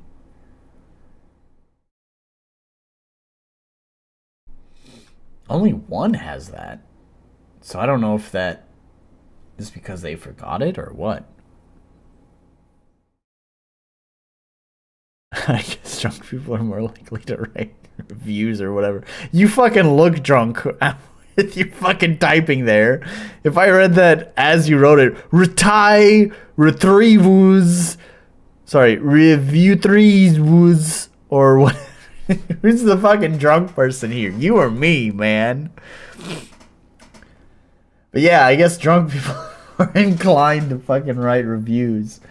Alright, let's move on to the last game. Oh, Cychronic is not here. It's not Cychronic, it's the other person. What is his name? Taiwan guy. You should know his name, because... Well, do you know his name? I don't know, because I guess Cychronic is more than one person. You might know his name. I don't know. Right, it's not in a folder. It's in my Steam account. Whenever someone receives a key and do not purchase the game on Steam. Oh, hey, there's Kiyasu. That's his name. Kiyasu. Man, I'm going to go into your game fucking trashed.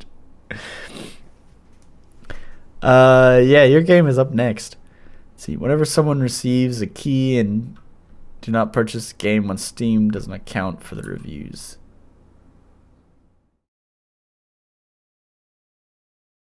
Oh, that's interesting. I didn't know that. I guess, but yeah, I guess that encourages people, encourages developers to not just spam their key out for free, because they obviously want the positive reviews to reflect on the game itself. Yeah, man, it's fine. It's fine. Whatever. Kiyasu, do your work. Whatever you got, man. Let's see. I mean, it's you're gonna be the tiebreaker here right now. So far, we have 1-5 and 2-2s. So basically, we have two. According to my rating, that is, we have 2 shitty games and 1 good game. So you're gonna be the tiebreaker here. Are we gonna have? Well, it's not a tiebreaker. You're gonna move it into a tie. Do we have 2 good games and 2 shitty games, or do we have 3 shitty games and 1 good game? Well, you can see it on the reviews. There's a little Steam icon on the top right, or a key icon when they got a key. I didn't know that. I don't pay attention to that. Let's look at the store page right now. I bet there's some people who's received the key for free for Starshift Origins.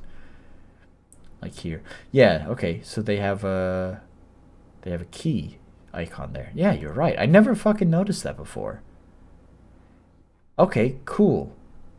Well, while we're here, we can just check the store page. 29 reviews. I mean, that's pretty good for an RPG Maker game. And it's a 93% positive. YouTube. Dude, man, I've just had a fucking trip with YouTube. I feel like I should have addressed this at the beginning. I should have addressed this really at the beginning of the stream too. I know WooTBM is the one who experiences this the most, but occasionally I do see where you get quote unquote invisible comments on YouTube where it says I have more comments than I can actually view on the video. This is mostly for my archived streams, like people who watch the archived stream. This is not my fault, by the way. There's a few so YouTube like automatically filters comments. Now, I do have some filtering set on my comments because spam is rampant on YouTube. I think it's been cleaned up a little bit in recent months, but spam is just ridiculous. So I do have some filters set on my comments. If you use any emoji that are outside of the normal like yellow face kind of expressions, there's a good chance your comment will get blocked automatically by my filters. Also, if you use the words like WhatsApp, Telegram, I think actually that's it. Just if you use words WhatsApp or Telegram, it will automatically get blocked because I've set filters for that. However, whenever that happens, normally YouTube just sends those comments to my spam comment folder, and then I can approve or deny them. But YouTube lately has been having this tendency where it's going to totally ignore my spam folder and just take the comment and throw it straight into the trash. And I will never ever see it ever again. This happens a lot with WooTBM's comments. He often leaves a comment on my channel and then YouTube is like, nah, we're not going to share that comment. And it just gets deleted.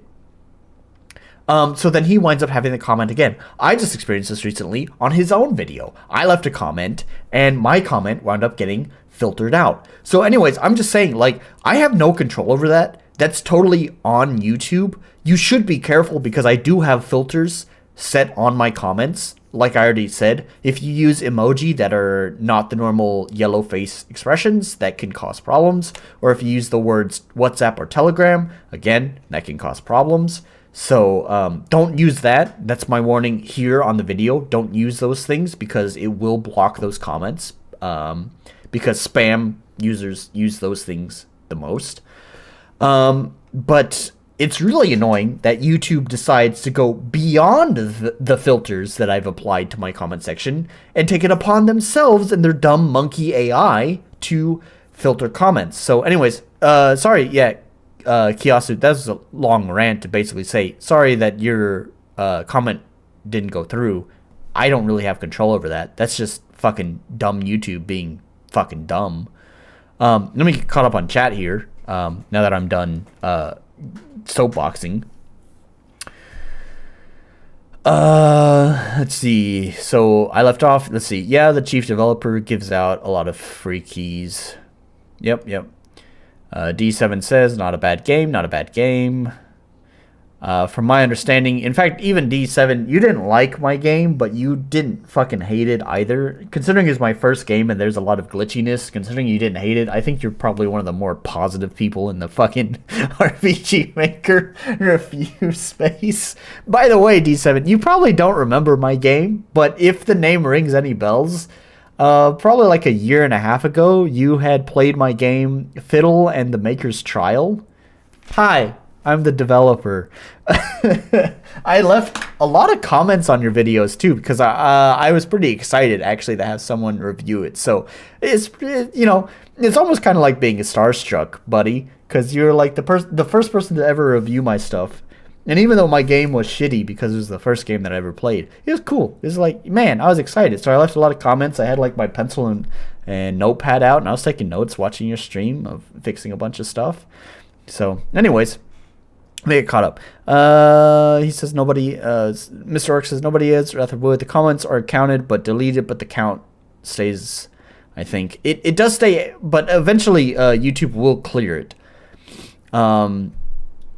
Getting a good grade on NA's rating system is the easiest thing to do. It is.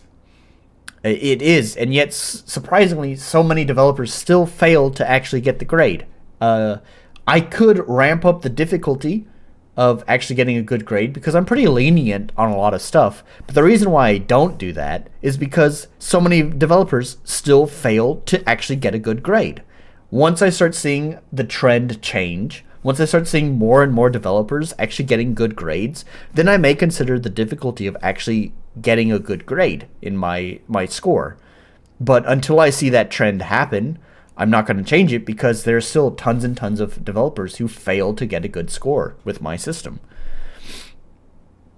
Kiosk says, oh yeah, at D7, when you play my Herald Game Jam game, don't save the game when the system asks you if you want to save. There's a bug that can prevent the progress to go to more than seen. Okay, very dangerous. It's not really related at me. YouTube also recently-ish started to erase my comment whenever I write a sentence that ends with an emoticon that automatically gets converted to an emoji. Yeah. Oh, Staff. Holy shit, Staff. You're here. Buddy, I haven't seen you in forever, and you're in my Discord, too. I didn't know you were still alive. Staff, actually, is kind of like, almost like, yeah, I don't know why you're not set as moderator, but he's basically been with my channel before I even started doing RPG Maker stuff. Staff, nice to have you here. Maybe that's the April Fools, is that you actually fucking showed up at all. The thing about YouTube is that they're not being clear and honest on my side about how my comments... Yeah, that's the thing, right? It's so frustrating because I have no idea why comments get blocked. I wouldn't know that my comment was filtered if I didn't open a second browser session to check how my comments are showing as a guest.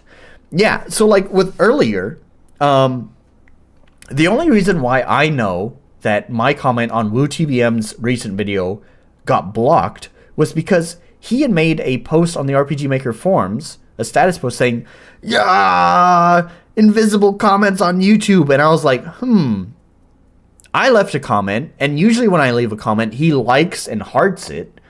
And so he hasn't done that yet, but he's making a status update. I wonder if that means he didn't see my comment. So I asked him, and he's like, yeah, I don't see your comment. I didn't get an alert for that. I didn't know that happened. I went to go check his video to see if my comment was there, and no, my comment was completely gone from his video. I checked my Google history, not my YouTube history, my Google history for the comment, and no, it's not even in my Google history. It's like, what the fuck, man? And I wrote a long fucking comment with a lot of information in there, and all of that got deleted. And it's like, you could, like, YouTube, you could say something. You could say, hey, this is not appropriate, we're not going to post it. You could say, hey, there's foul language in here, we're not going to post it. And then I'd know, oh, hey, I should go back and adjust the comment and fix it so it doesn't get blocked. Man, I don't know what the fuck YouTube is doing.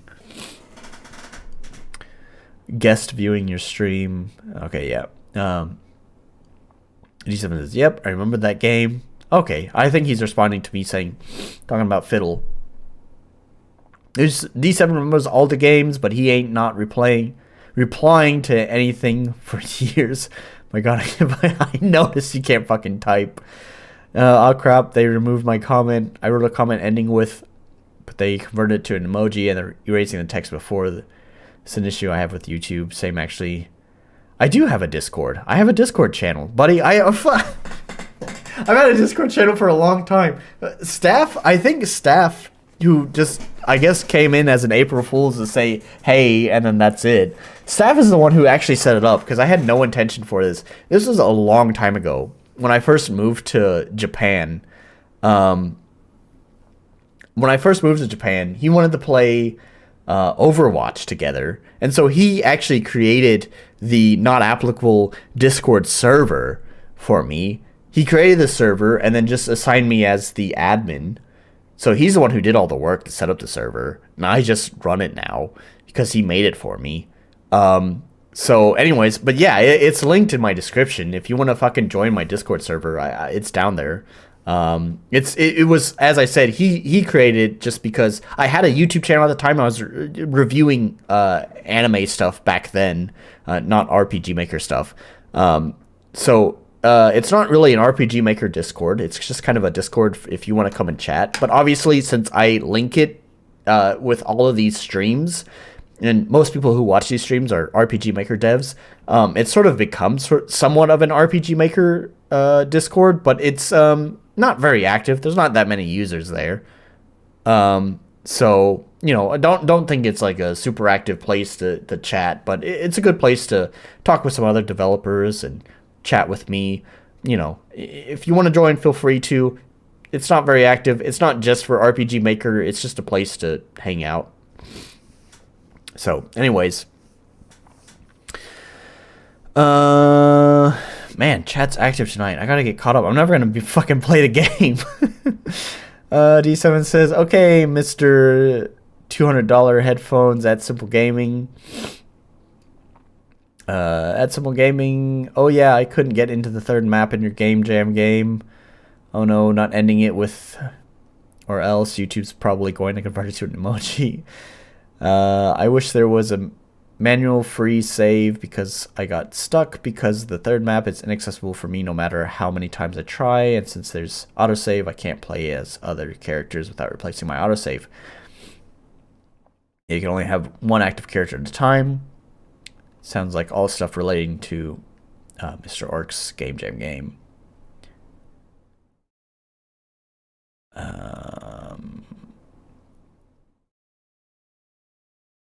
Alright, yeah, that's all stuff related to his Game Jam game. I'm not going to read that, but, you know, alcohol goes right through you. Let's, you know, I have this cool soundtrack.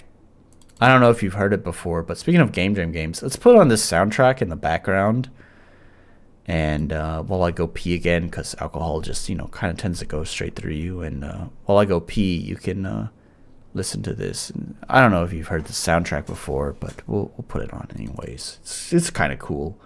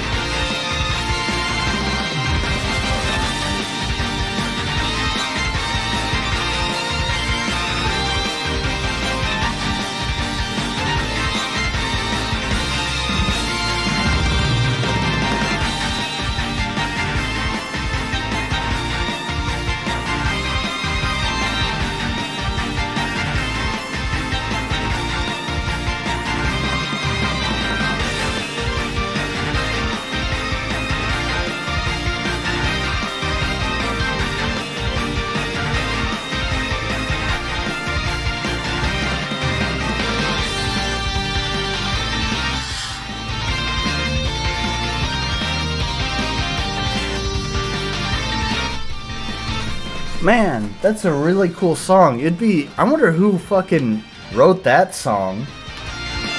Man, it would be super cool if that song got used in, like, I don't know, like a dungeon rummage game or something. I mean, who fucking knows? Let's see. I gotta get caught up. Let's see, also play mine.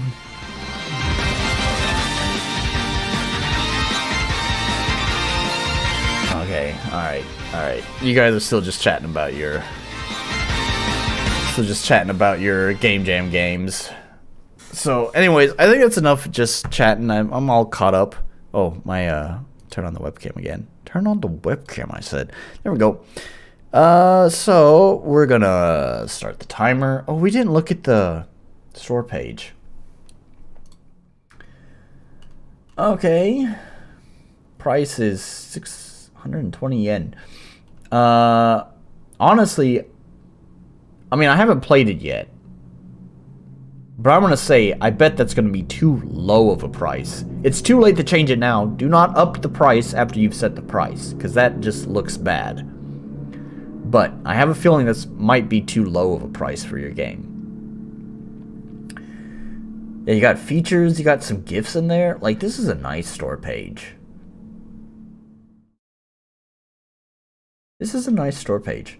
Your information is short and to the point, which is nice.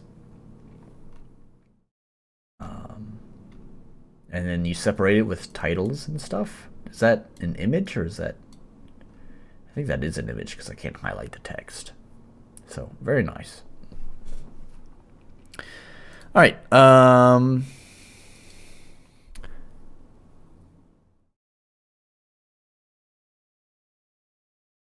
no stuff about characters and story besides some sentences. Just trashing.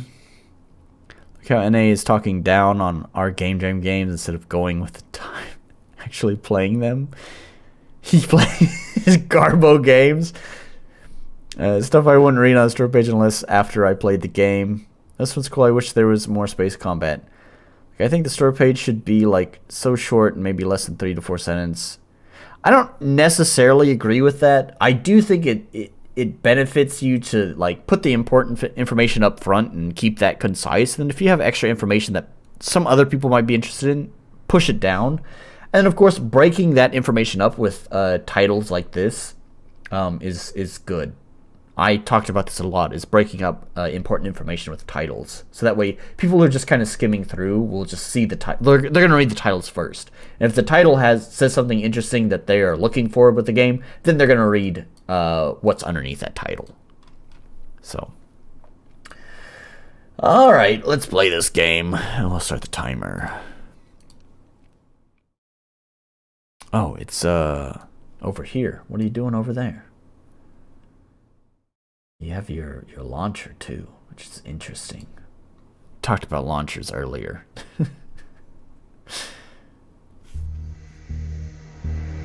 Okay, I do think I launched your game just to kind of test things out. I'm not gonna lie. So Kiyasu, I think you were... I don't remember. I had 3 fucking people contact me to send me keys. So I don't remember exactly who did what. I think you're the one who had originally sent me like a Google Drive link.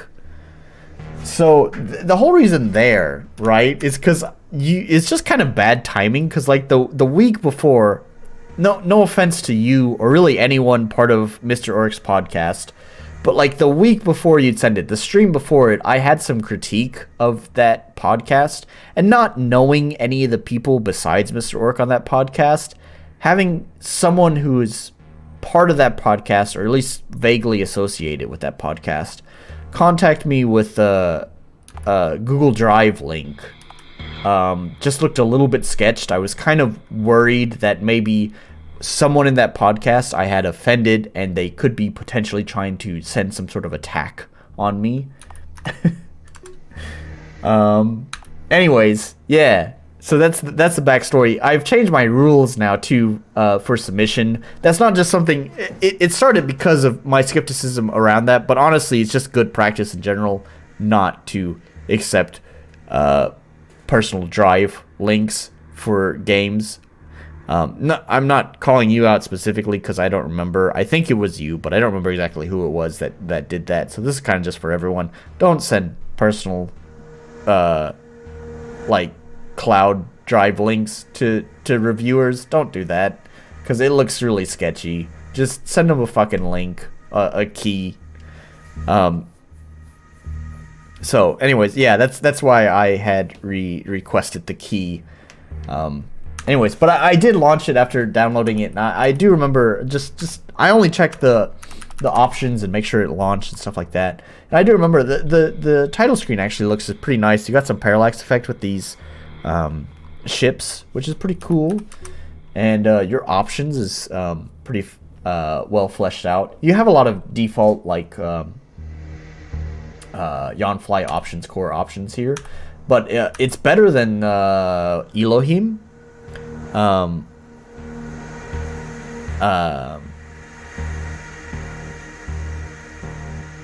It's better than Elohim because Elohim was like super default. But once again, like, yeah, here, like, you have controls. So oh good, you can see my mouse cursor in this game. So you have like this whole window here that's dedicated to a single option, which is just looks weird. It's totally nitpicky. Like, it's not, obviously it's not gonna break your fucking game if you leave it like this, but I think it would go it would be a small nudge in the right direction of polishing if we can, like, consolidate some options here. You could easily move controls into just general, and I think that would be totally fine. Because right now it's just like an unnecessary extra tab. And the same thing for all. There is a debate around this. You could just have the all there, and there's probably plenty of people who are fine with that. To me, I feel like you have these different tabs here, and so rather than repeat options, similar options for your game, it would be better to either have just all, which I don't recommend, or have the different tabs for each individual. This is how I've done in my game. I just have general, audio, visuals. Actually, there's a fourth one that's unique to my game, but that's besides the point. Let me get caught up here. That's the exact link I use for people who buy the game standalone outside of Steam. Makes sense. I wouldn't know that, though, as someone who's not familiar with your game, because my name is all over the community for Starshift, and I'm used to it. Again, I didn't know who you were. I saw Cychronic, and I knew Cychronic is part of Mr. Orc's podcast. I don't know if you are the same Cychronic that's in that podcast, or if you're just part of that team. But either way, it was just kind of poor timing that I had critiqued their podcast, and not knowing anyone else besides Mr. Orc, who is part of that podcast. Mr. Orc's the only person I know, so I would download things from strange links that he sends me. That's just the kind of buddy friendship we have. I go in there without protection. But for anyone else in that podcast, I don't know on any sort of personal level, so I just wouldn't trust it. And after providing critique, obviously, what? No, okay, that's not right. I'm not that drunk, right? I didn't just talk 35 minutes. I had 5 minutes on the clock, right? Yeah, I forgot to change that. Okay, I'll give you the full 35 minutes though, because I've been talking. No, the Cychronic is usually a guy called Doug. Okay, yeah. And Kinky, yeah. I click on Mr. Orc's links unprotected. Captain, that last hit took out our shields. Damn it. We have to get them off our back. I'm detecting Matt Khan signatures from one of the other vessels. We're being boarded. Uh-oh, sci-fi, Matt Khan. Are we gonna have a repeat of the Elohim game that I played earlier? Commander, look out! Bloody. Neat. that look kind of silly, but the gore is pretty nice. Initiate full lockdown. Erect a level. Sorry, I'm such a fucking child. I'm sorry. I'm a child. Erect a level 10 force field around the bridge. We can't let them take the ship. Another hit. We can't take much more of this. Launch a torpedo set to emit a high-yield graviton pulse. We need to buy some time. Yes, Captain. Launch torpedo. Tint screen. Yes, it worked. Their warp field has collapsed. We need to find somewhere to hide. Erect.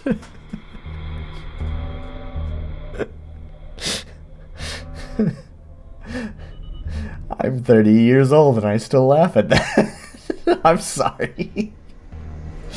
We need to find somewhere to hide. There are too many of them. Set a course for the nearest star system. Affirmative. Sir, the boarding party has taken the lower levels. Our security teams are scattered all over the ship. I'm not sure how long they can hold out. Captain Everson to crew. We have been boarded. Prepare for hand-to-hand combat. Lieutenant Archer. Archer?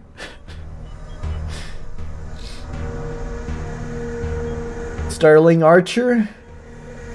Lieutenant Archer, the commander has been killed. Just the tip. What's the status on neutralizing the boarding party? I don't want to lose any more lives today. Lieutenant Magnus Archer. Archer here. Oh, it's a furry. A few of us have managed to secure the armory. We still have personnel scattering throughout the ship. Find them and neutralize the enemy boarding party. Their forces are attempting to disable the slipstream drive. Affirmative. Archer out. You heard the captain. We can't let them shut down the drive. We have to find the rest of our team. Let's get our equipment and move out. Oh, am I playing? Oh, okay, alright. I'm playing as a furry? Oh, I got two furries in my party. The main character's a furry and what is this, Velkin Rocky is a furry? Oh man, what kind of fucking game did I walk into? There's still equipment that needs, what, a drug dispenser? Do I talk to the drug dispenser? Need drug, oh. Why am I talking to it at this angle?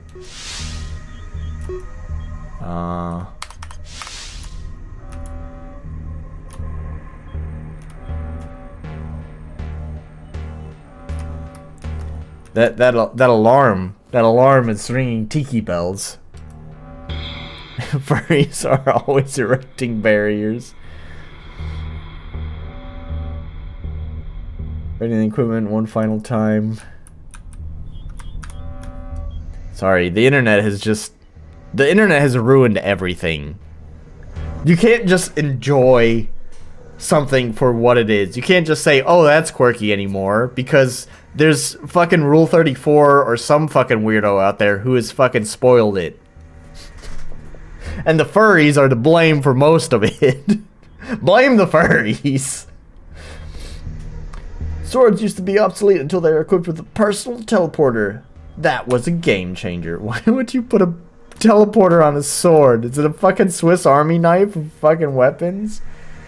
Matt Con's scythe, the deadly weapon of choice with its own perks. Shock cloth. Okay, this is... Okay, I get it now. There's not like a...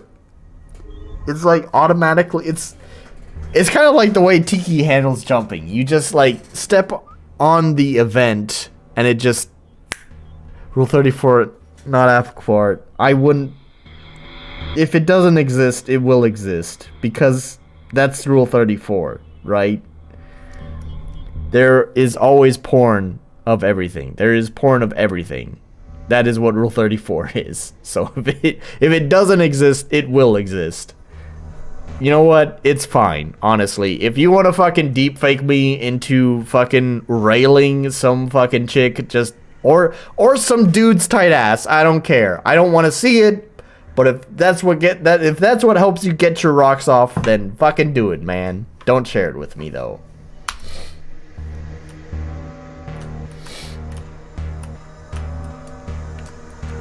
Do I have to go to all of these?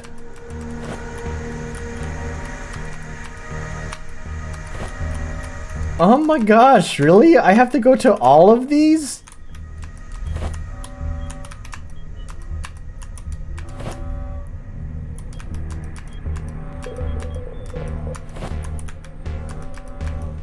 We don't have that in our game. You don't have Rule 34 art yet.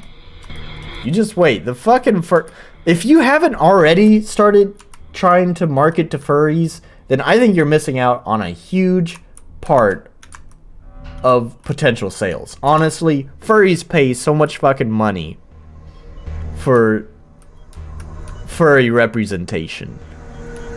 And if you have furry characters, I mean, what the fuck are you doing? You are basically sitting on a gold mine.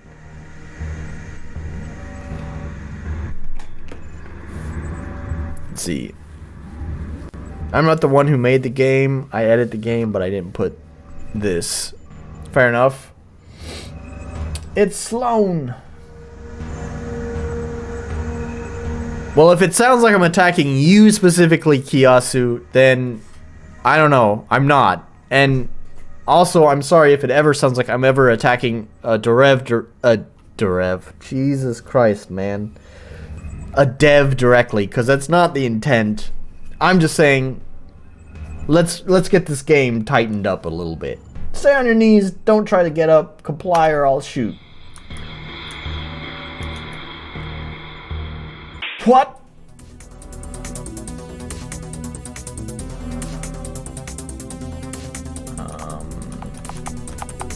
So we're just diving into this. Okay. Fires a flurry of shots at random enemies in sight. That's all I got there. And then attack. It's just your auto attack. Items. Pretty loaded up on items, huh?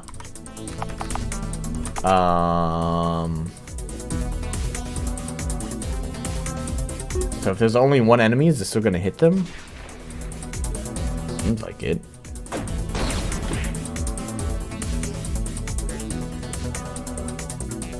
You're providing feedback. I also think the same way for the most part. Yeah. No, I have to. I mean, I don't expect anything. I don't really expect any ill will from even whoever the other developer is on this. But I do have to specify that because I have had developers in the past take things pretty personally. And I'm aware that sometimes critiques can sound personal, especially when I'm using pronouns like you, because it sounds like it's very directed at the person and not the game. So it can feel personal, so I do need to just clarify that. Here's an enemy from above. Just attack.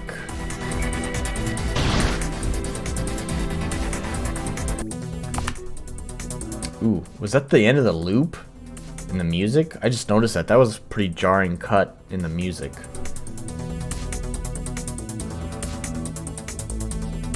It also has rapid fire. I don't know, just attack.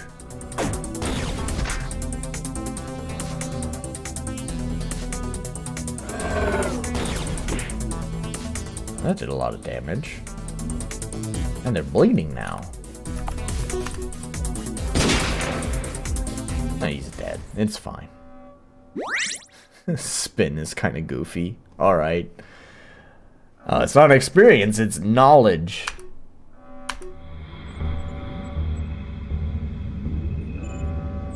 Thank you, sir. That was a close call. Are you okay? I'm a little banged up, but I'll manage. Let's go. We can't let these guys take the ship. Yes, sir. What? Wait, what? We're just jumping right into the what the fuck was that? Did like an enemy just spawn on top of me? What? He's dead.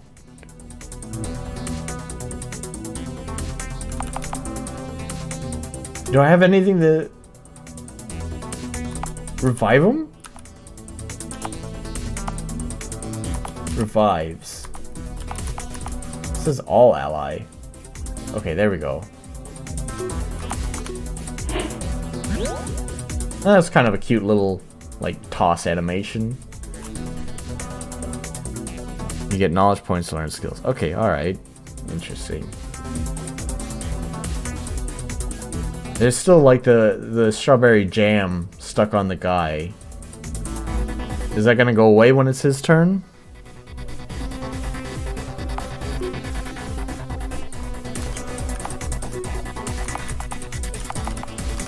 These guys have pretty low health, at least. Hopefully they die pretty quick. Yeah. Still, that felt really cheap.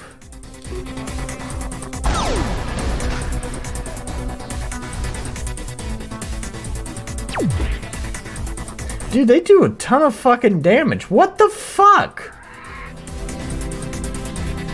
Alright. Now our furry is caught in the strawberry jam. Alright, he can hit multiple targets. And it didn't kill him though. Well, that felt like a waste. Because now I still just have to do single attacks. That blood thing I brought. Okay. The strawberry jam. It's not blood, it's strawberry jam. Come on, man.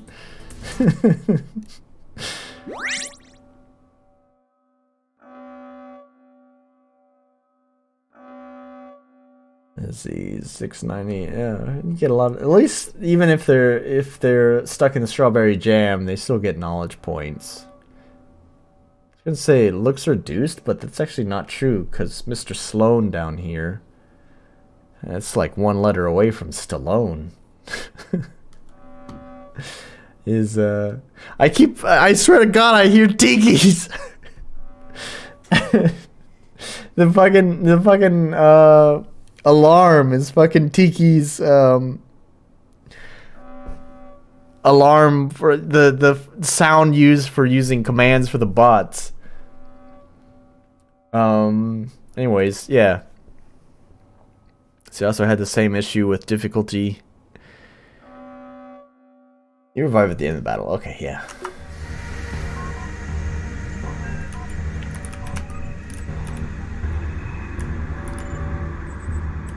Alright.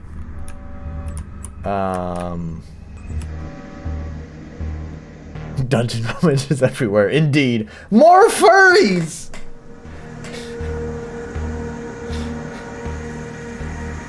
What's up with this mouth, too, by the way? I don't know. Something looks off with this. Cats have teeth. They have fangs, right? Something looks kind of silly about this.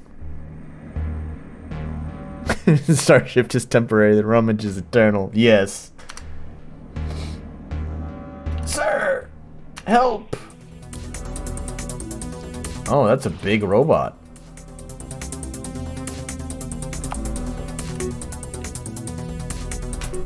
I don't know, I guess just attack random enemies.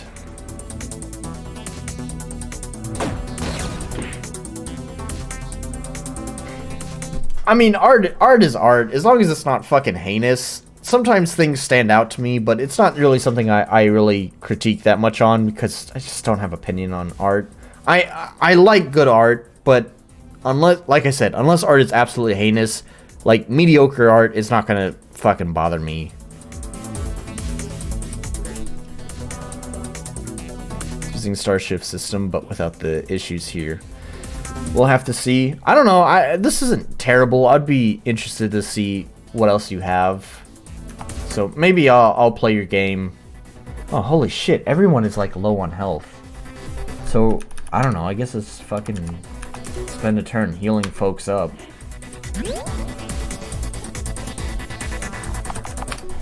Anyways, yeah, maybe I'll be interested to play your game. This isn't horrible. That sounds like a really backhanded compliment, but it's not meant to be a backhanded compliment. I mean, I guess it kind of is, because fucking RPG Maker the games that come out of this fucking engine.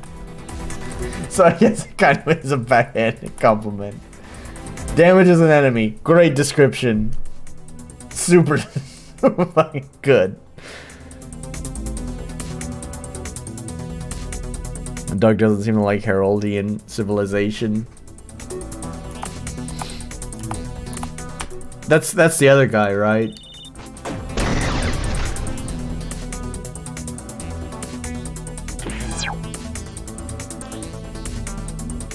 Considering I pretty much don't like any part of Starshift. Oh, okay, I see. Okay, alright. I missed some of the chat here. Well, I'm taking my game jam seriously, considering I pretty much don't like any part of Starshift. Kiasu says, you might like Heraldian civilization, though. Doug doesn't seem to like Heraldian civilization, so that might be a good sign for you. I get it. I'll give it a try.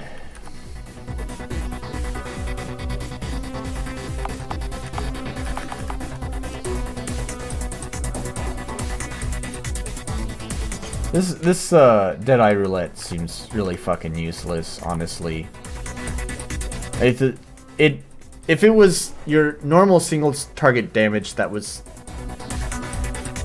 I don't even know. Actually, it seems useless.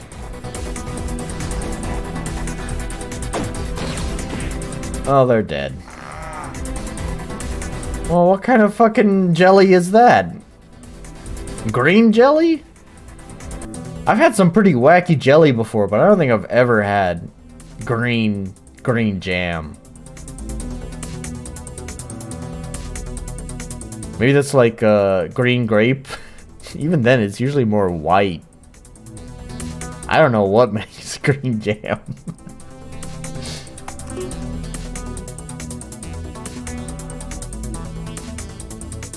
Let's see.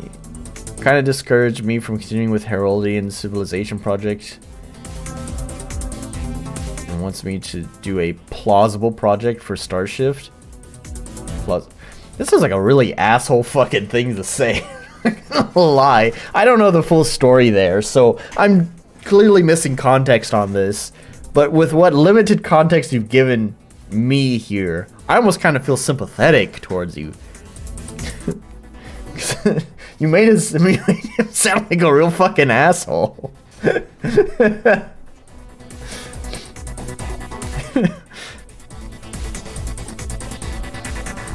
By the way, buddy, I should mention this, right? Like, I write these reviews on the public forum and link the video there. I don't know if you're just saying anything private, but like, you know, the chat is there, so don't be sharing private things that you wouldn't tell your partner.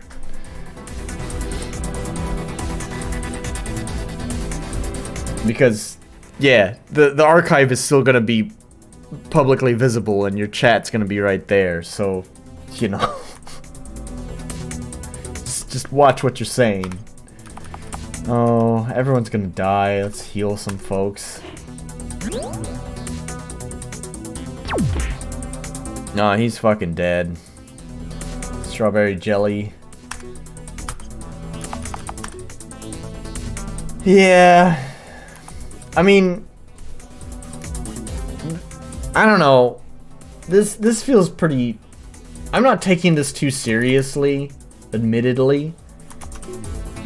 But this still feels pretty difficult to be the very beginning of the game.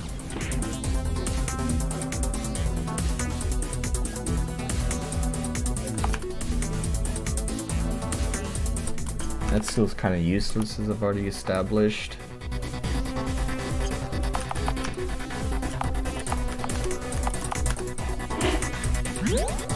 Wait, what? Why did it heal him? Did I select it? What?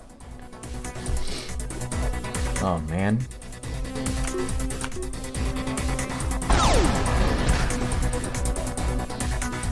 Maybe if I can just kill this last guy, then there's only one enemy doing damage, so hopefully I'll have better opportunity to heal. Maybe. I don't know.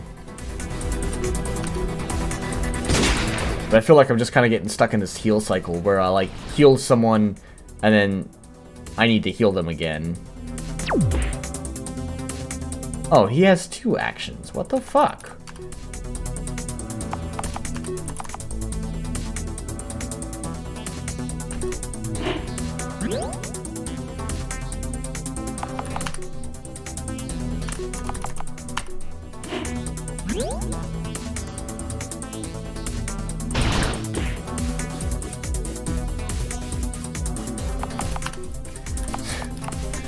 The fuck? I'm just stuck in this healing loop. Is there a group healing item?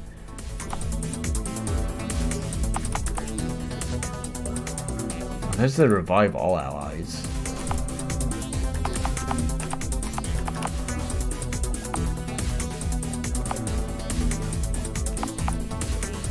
No, at least it's a 70% heal, I guess.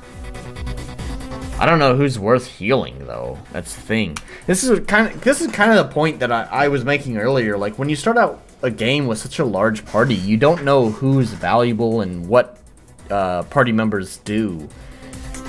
So it sort of ramps up the amount of. It kind of ramps up how much knowledge you need to have, like how quickly you're able to understand the game mechanics, which could be not very accessible to some people. I'm not gonna lie, I'm not the best with like wrapping my head around like game mechanics. It usually takes me a while before I kind of like start to figure things out. I'm kind of on the slower end of like understanding games, and I don't think I'm alone in that. I'm not fucking dumb. I'm not smart either, but I'm not fucking dumb. So if I am a little bit slow to learn, I'm pretty sure that there are a lot of other people who are kind of the same way. So I feel like when you put this many party members all at once, it can be difficult for some people to kind of like, I don't know, just understand your fucking game, because there's too many things to have to get to grips with. Like, what is this guy good at? What is this, what is he best at? What is he weak at? Who benefits the party the most? Who should I prioritize with my healing? You know? Right now, I'm just like, I don't know, just throw this 70% healing on someone who's really low on health, I guess. I guess throw it on yourself? Sure.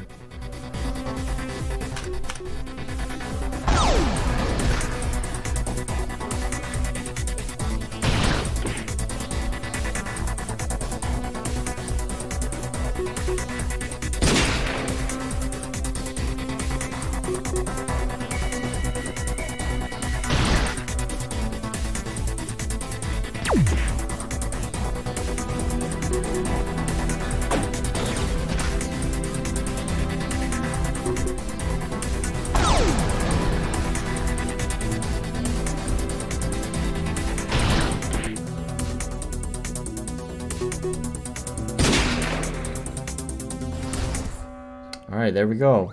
Man, that was a long fight. It's kind of tough. I don't know how I made it out of that one alive. We don't have much time, Trip. I have to stop them from shutting down the slipstream drive. I'm ready to fight with you, sir. Is that another party member? Holy shit. Alright. We've got a lot of stuff going on this screen.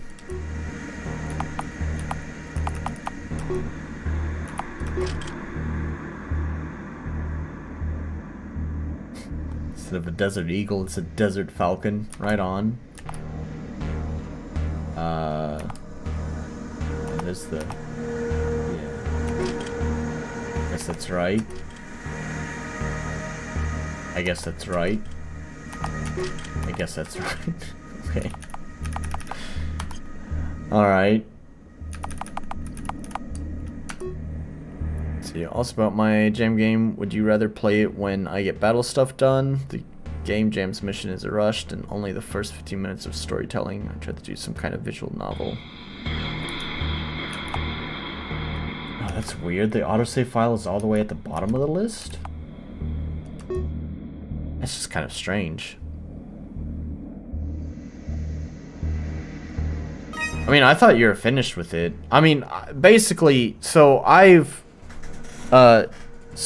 did some of the music for Mr. Orc, and it's actually for his main game that he's been working on, but he used the music that I made in his Game Jam game, and of course, because he's a manipulative bastard, decided to put all of that music at the very, very end of the game, so that way he would force me to play through his entire Game Jam game just so I could appreciate my work in context.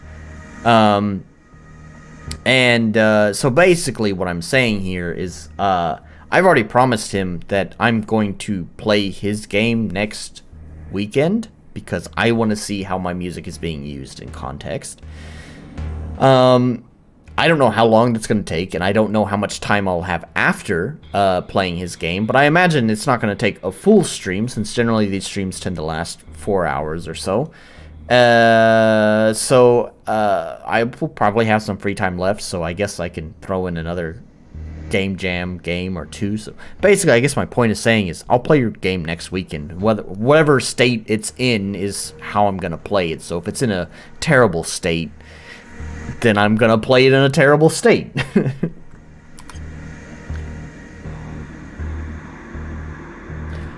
I will download it as late as possible, so that way any updates you've made between now and whenever I download it will hopefully be implemented.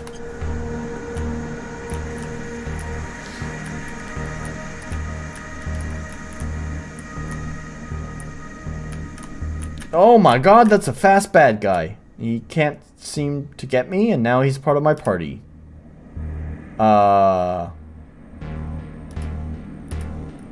Okay. Oh, okay. That's weird. That's wacky. Do I want to be here? What am I doing?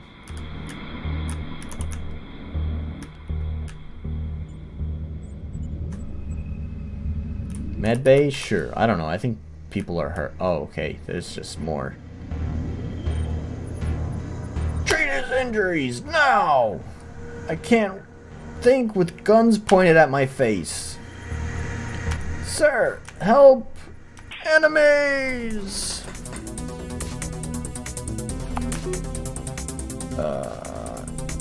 Absolutely punctures the enemy into a fine paste. I don't think you... Did I misread that? It says punctures. I don't think you really puncture someone into a fine paste. Punctures, you know, putting holes into it. You'd mash something into a fine paste. You wouldn't punch holes into a fine paste. Anyways, I don't know. I guess just attack. Dude, holy shit, that does a lot of damage.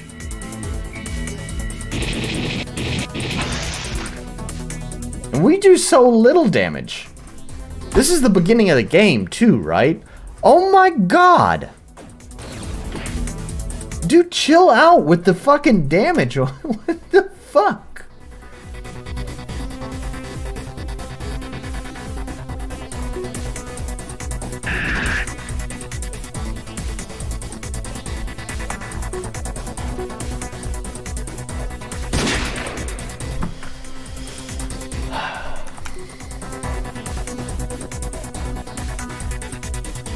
It requires both power and charge. Why not? How about them? Cool, that did a lot of damage. It's nice to finally be doing a lot of damage for once, instead of the enemies doing a lot of damage.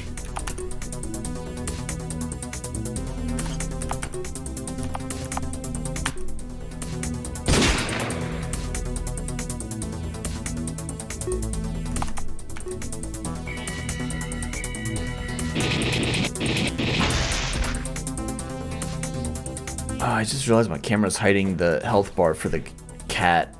I'm down to 28 health on the cat. Oh, he's dead now. Never mind. Oh, 3 people died from that.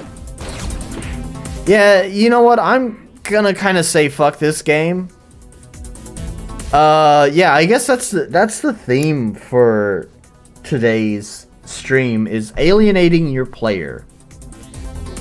We've had some pretty good examples on how to alienate your player and make your game feel hostile and unwelcoming to them.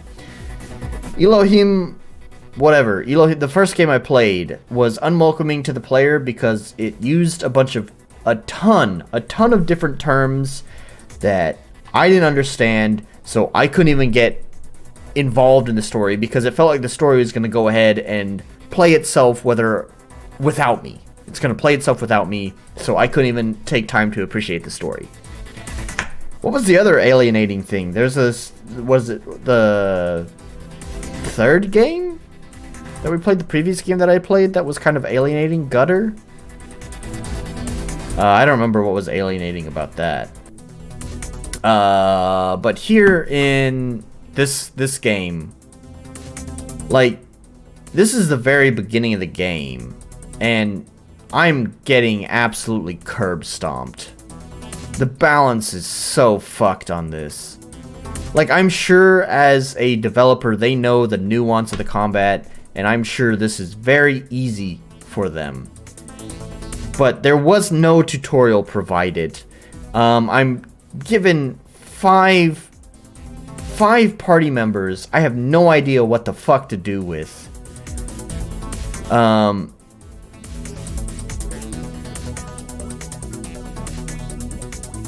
And like, these enemies are just curb stomping me. Like I said, I was given like basically no tutorial on combat. I have these 5 guys. This feels so unwelcoming to me. I'm not feeling very interested in continuing, honestly. The difficulty slider in the settings. I mean, it doesn't matter. I'm fucked on this. Yeah, I wouldn't know that. No one ever said. It didn't start the game saying, what would you like the difficulty to be set to? I do check options, but I totally... Alright, admittedly, that one's gonna be on me. As that one's my fault, but that's like that's me. What the fuck am I trying to say? I don't know.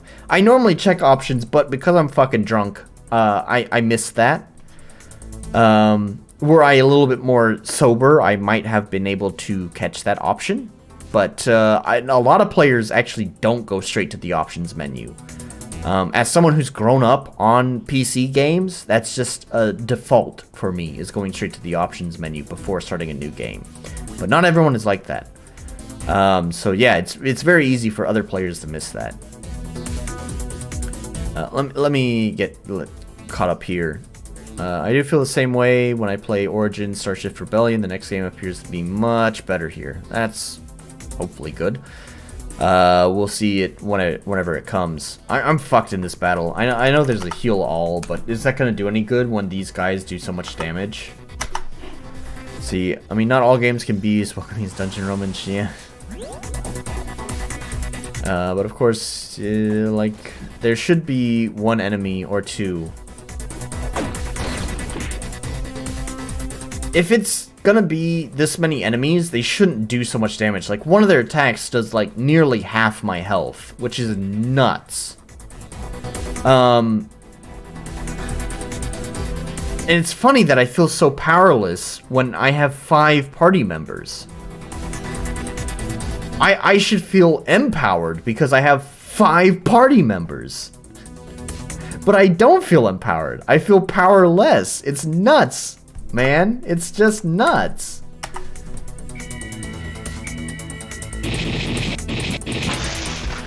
Sorry, I might have spoken too soon. When we first were looking at the store page, I was like, yeah, I think this game is probably worth more than what it's being asked for. But I don't know. I'm starting to kind of go back on that. This balancing is just all sorts of whack, man.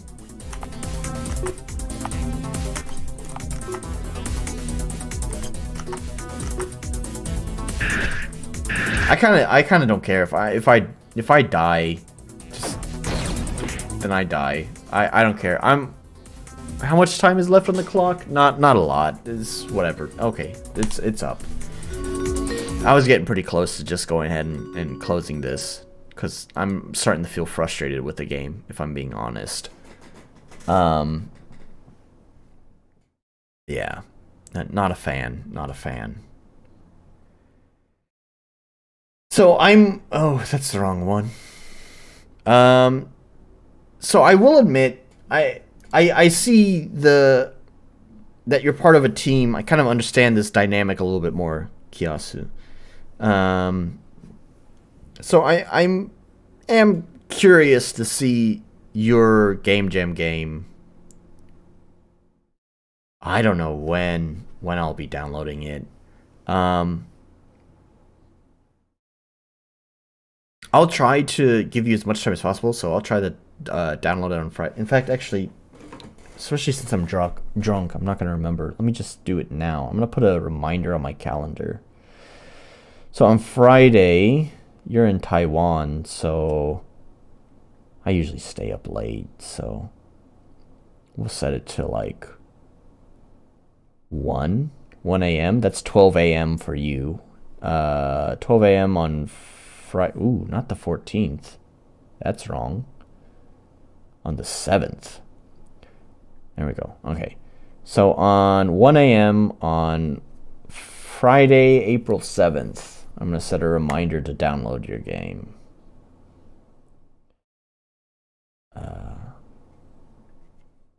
No wait on that.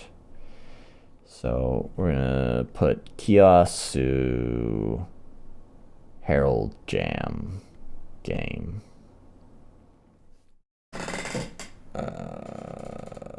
Yeah. So 1 a.m. my time, it's going to be 12 a.m. for Taiwan. 1 a.m. Japan, 12 a.m. Taiwan.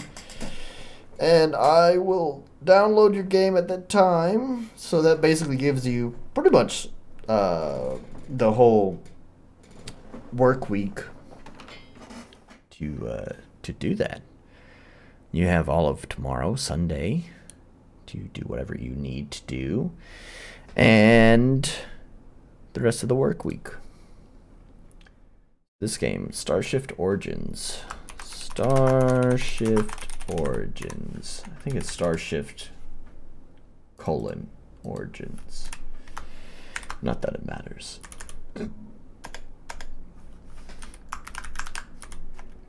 Is it a beta? No. Is it RPG Maker? Yes. Is it a commercial game? Yes. Is it a quality store page? I think it was fine. April 7th? I think. That's what I said, right? Yeah. April 7th.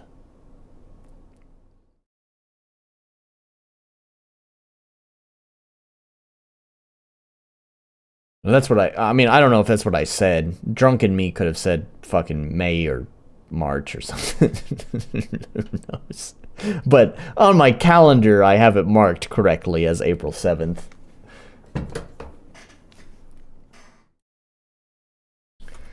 Alright, polish. Definitely a 0 from me. Accessibility, alright. It did have a pretty nice options menu. I'll give it a point there. Clarity, I didn't know what the fuck I was doing. Balance is a fucking 0 for sure. God,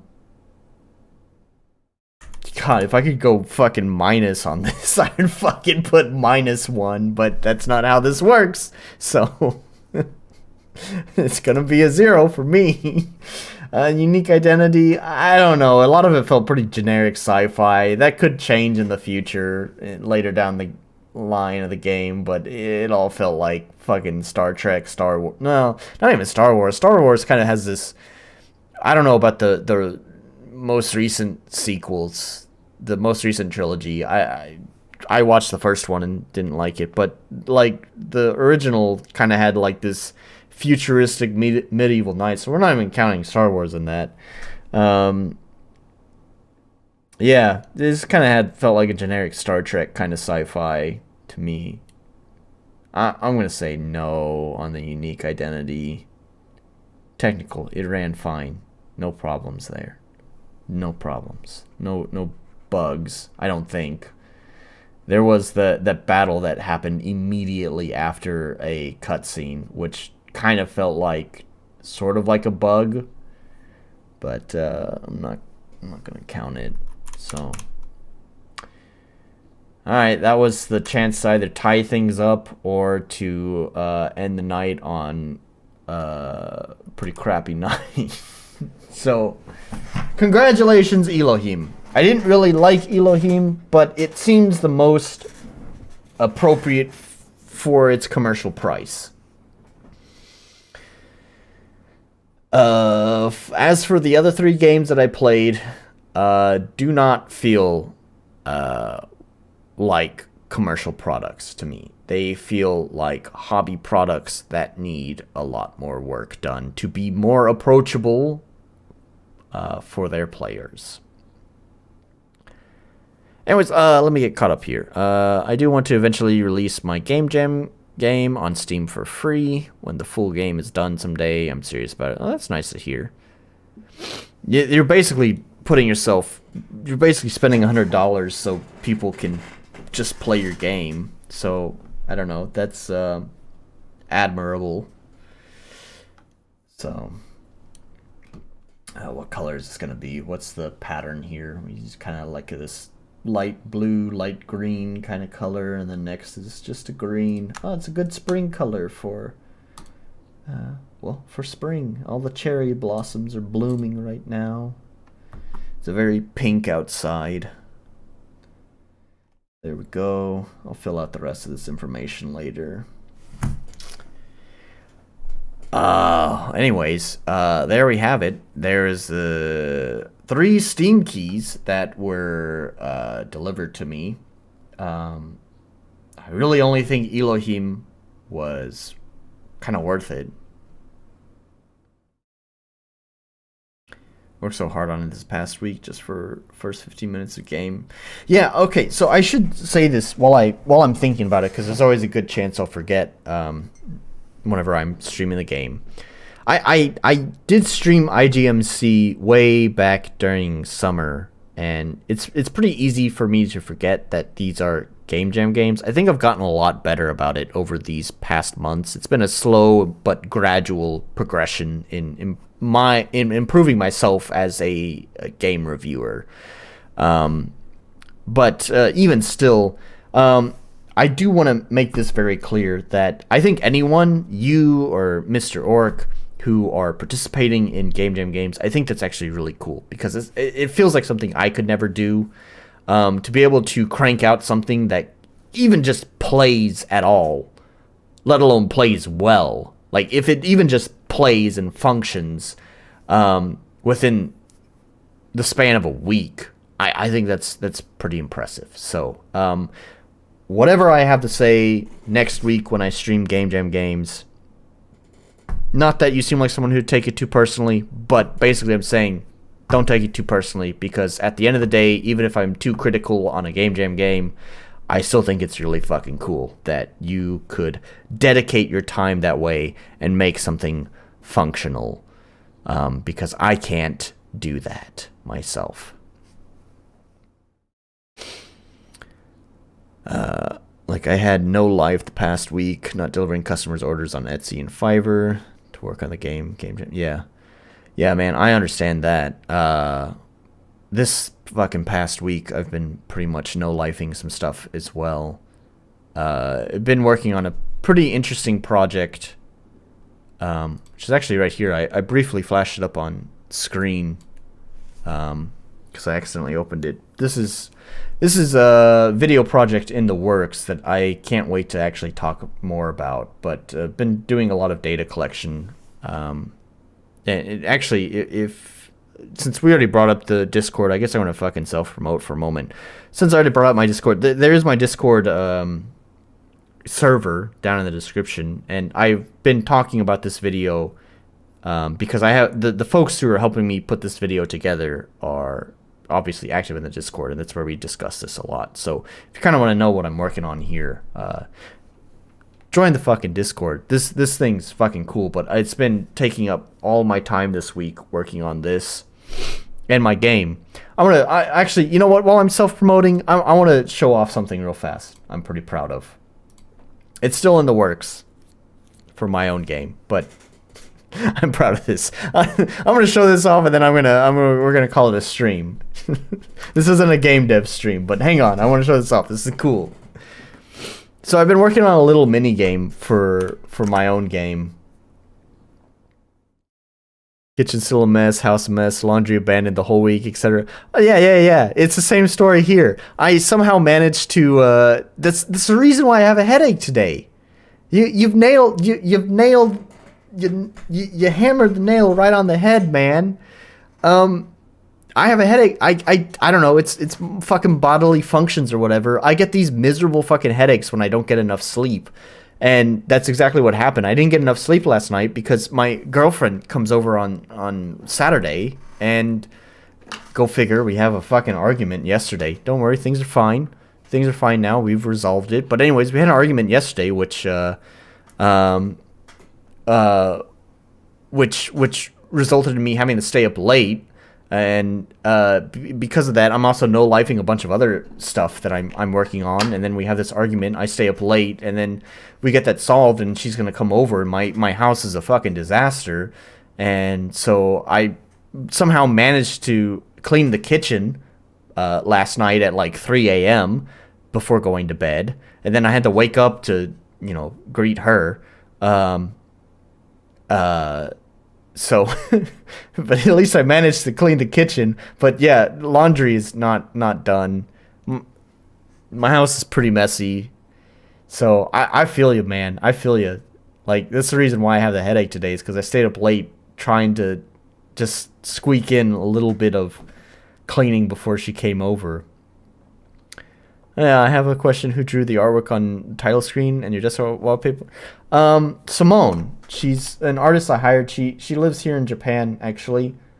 By the way, I know I'm a white boy, but I live in Japan. I'm an expat who's lived in Japan for fucking 6-7 years now. I don't remember.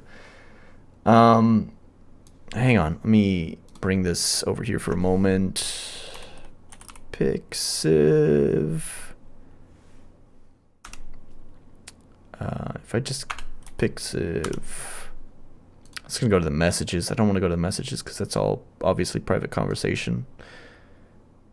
Okay, here we go. I also have links to her stuff down in the video description as well. So if you wanted to go check out her stuff for yourself, there's links down in the description for her page. Anyways, so she's the artist I hired to do the art for my game. I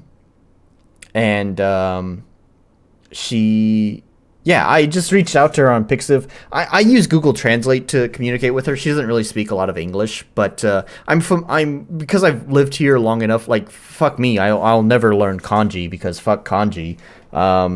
If you're actually Chinese, I don't know how anyone can read Chinese, because holy shit, what a disaster of a fucking writing.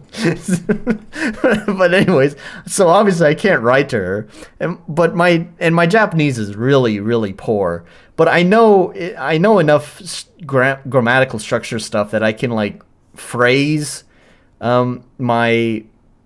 my English sentences so that Google Translate will translate them properly. It's not perfect, but anyways, I think she understands me pretty well. So all my messages to her are in just using Google Translate and translating my messages to her. And anyways, I just contacted her and commissioned her for some art. She's really nice. She's a sweet girl.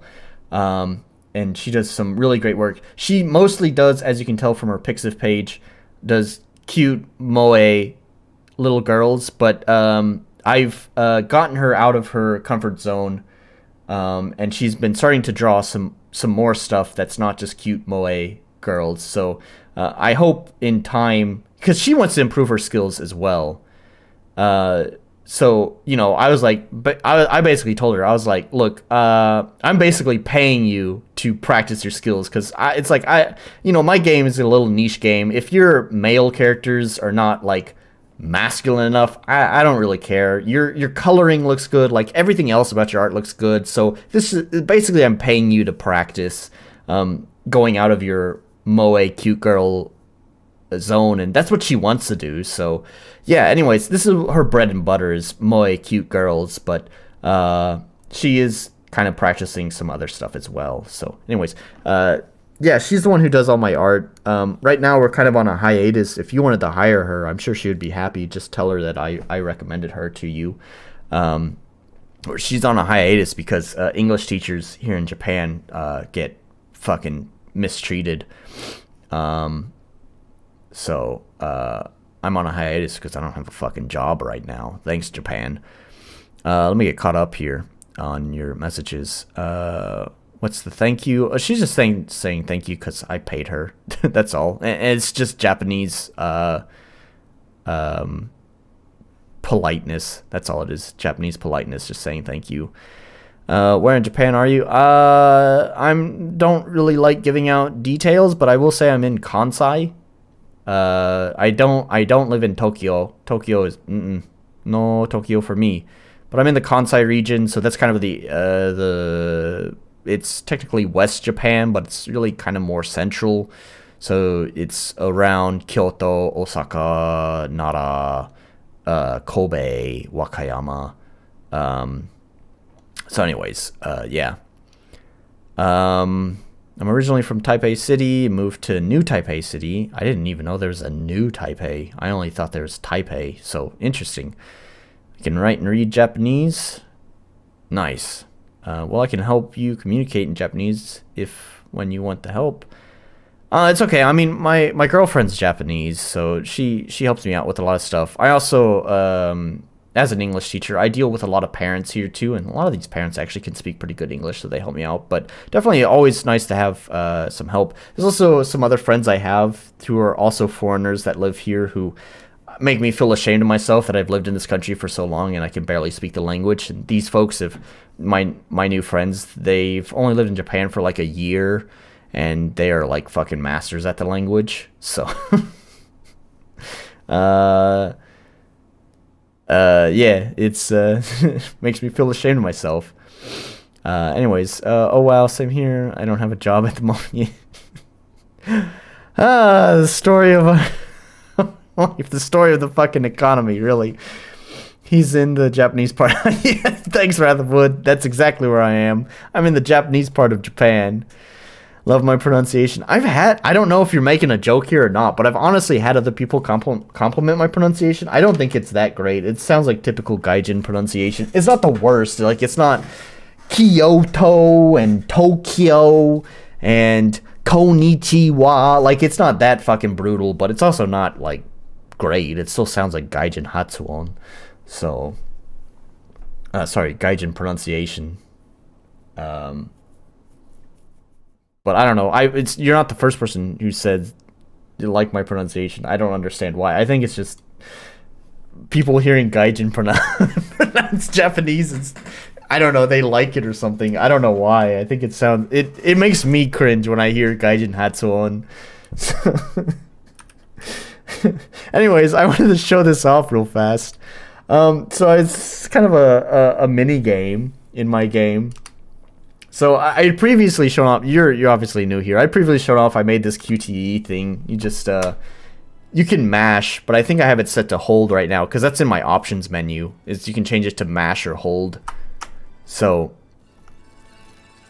oh, it's really quiet too. Hang on. Let's let it.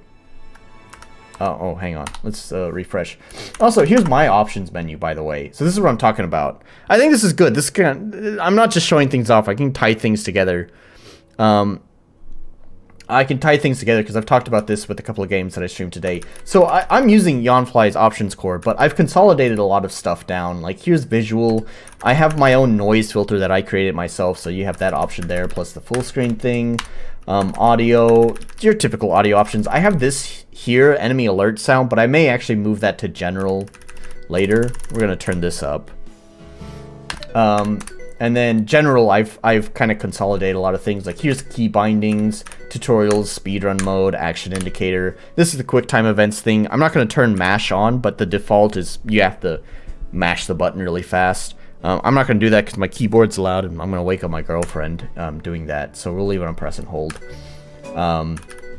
So anyways, all that stuff is here. I've consolidated a lot of things to make it more make more sense. And I have my game rules thing here, which is like kind of unique to my own game. I'm not going to go into that. I'm thinking about actually doing a devlog talking about the options menu and how I set it up this next week or maybe a week after.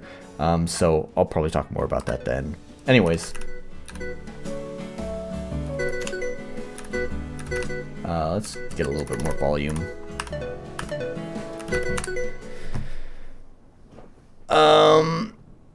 Let's see. I think you did great with pronunciation. It's also kind of amusing in a good way. So, well, thank you. Thanks for showing me how you do it. So interesting. Yeah. How much is the game done? You know, things are kind of slowing down because I'm taking things more and more serious. I'm really, really perfecting things.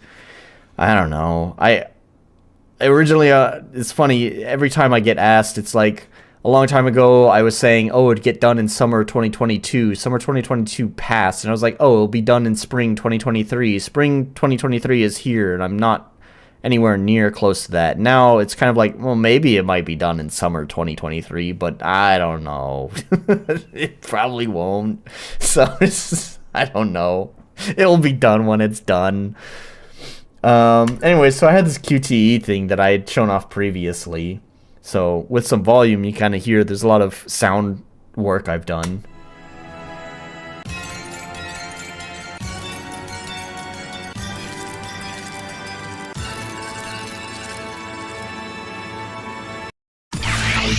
Well, there's a delay there. Thanks, RPG Maker.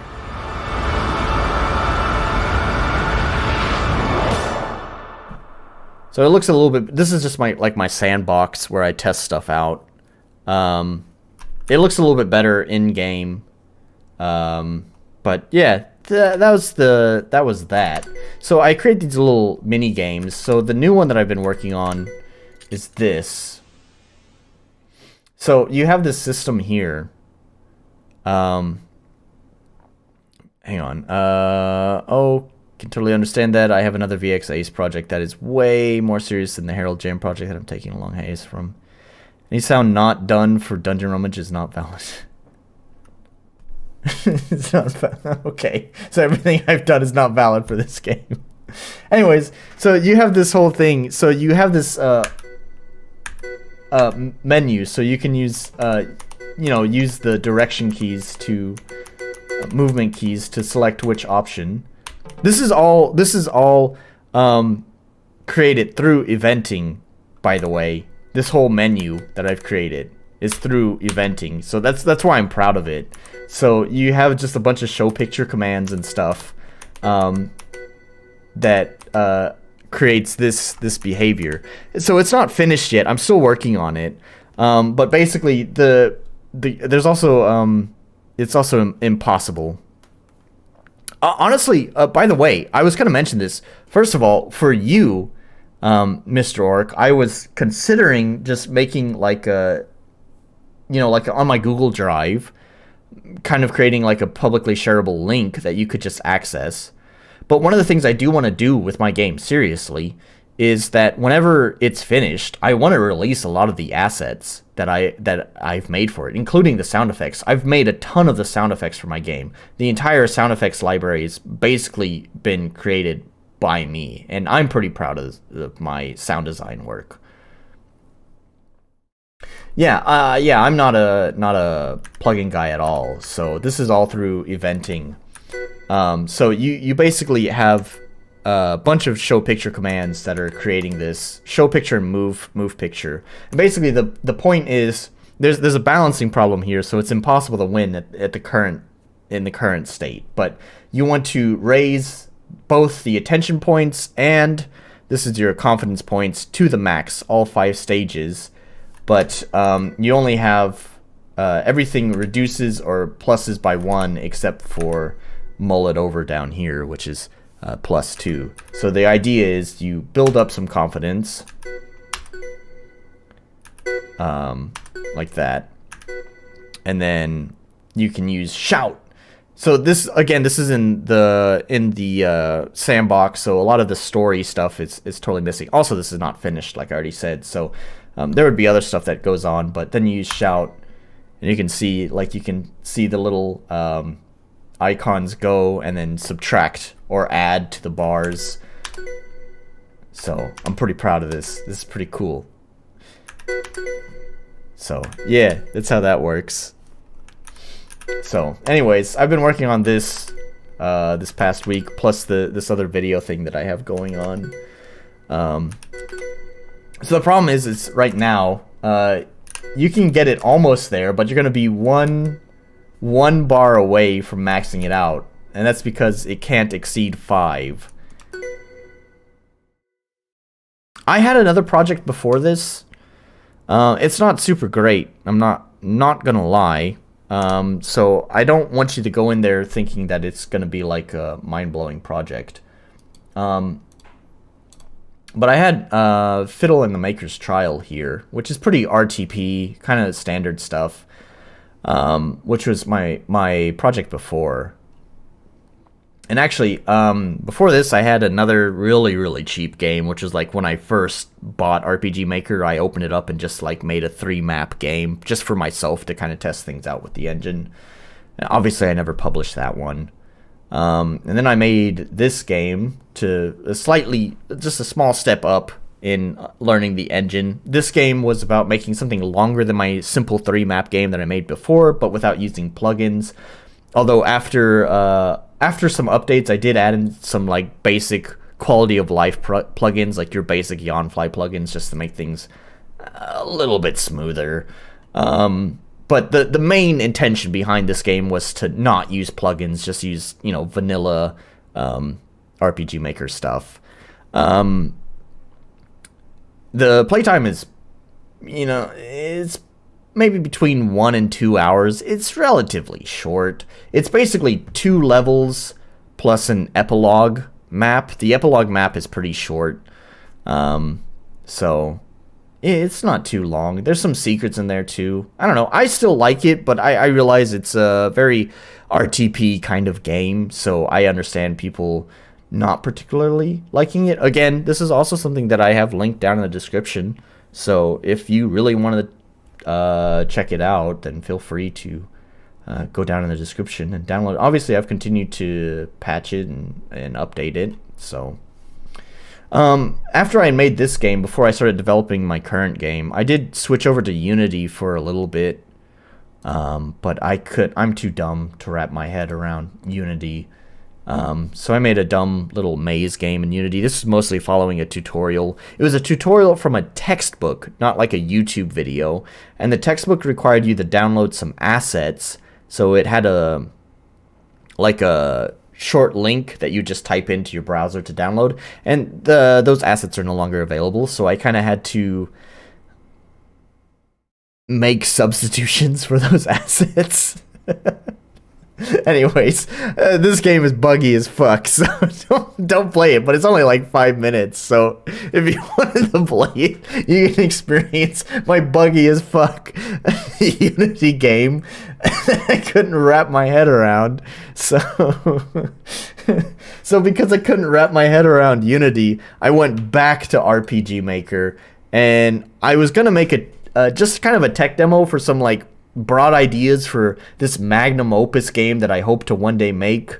And that's all this started out was. This started out as just like wanting to just test out a few ideas that would kind of just see how those might work in my magnum opus. Unfortunately, as is often the story with indie developers, this tiny little tech demo kind of ballooned into just kind of a full-on game. I'm taking it way more seriously, and there's been a lot more work put into it.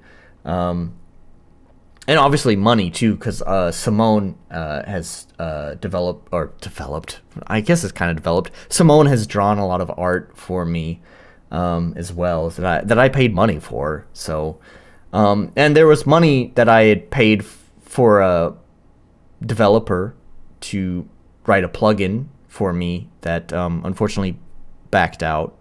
So I never got the plugin.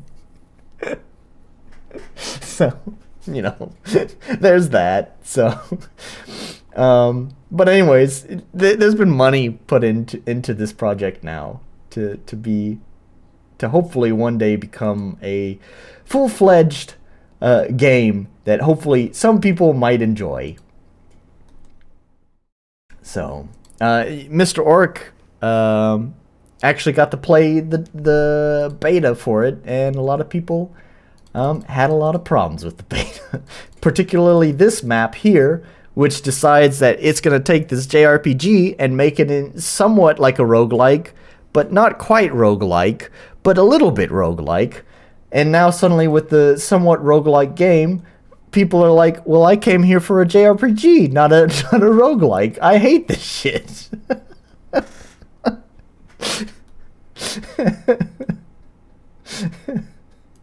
So anyways, that's the story of my game. I think some people will enjoy it. I'll enjoy it. So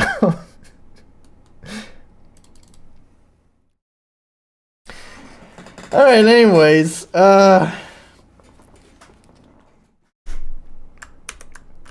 that's enough. It's 2:30, 2:35. Yeah, got a little crazy on the map. So anyways, yeah, really nice having you join me here, Kiyasu, and I had a number of other people join me throughout the stream, so it's always great to have all those extra folks. Of course, Mr. Orc is always here. Always glad to have Mr. Orc here. Next week we'll play some Game Jam games. It might just be 2 games. It might just be Mr. Orc's game, so I can hear my music being used, and then yeah, and then check out Kiyasu's game, see if it's better than Starshift Origins, because I'm not really a fan of Starshift Origins. So anyways, that's the plan for next week. But for today, this has been quite the long stream. So thanks so much, and I guess I will see you guys next time. Bye.